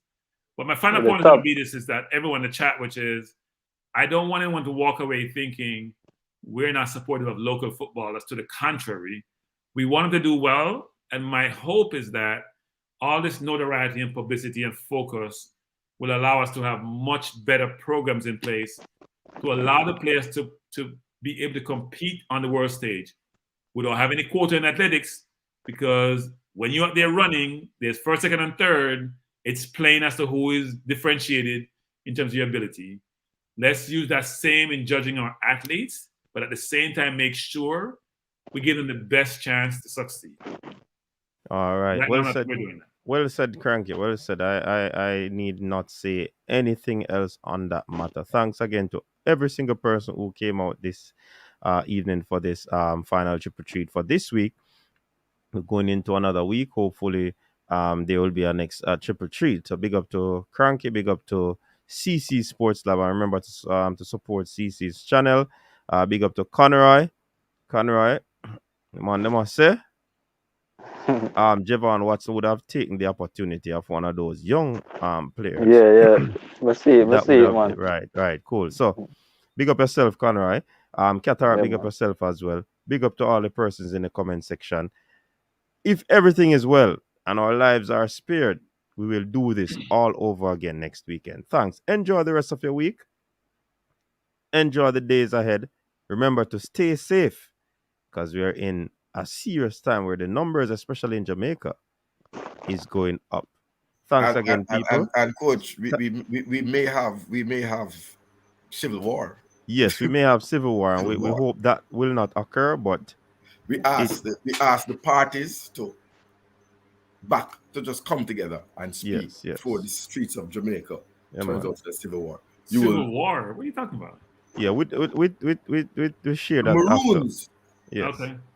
All right. So people. So it's a style and favor segment now. Enjoy the rest of your week. Your style and your flavor make the city rock. They must say the season come out with a bang. Coach Minzy, best round here.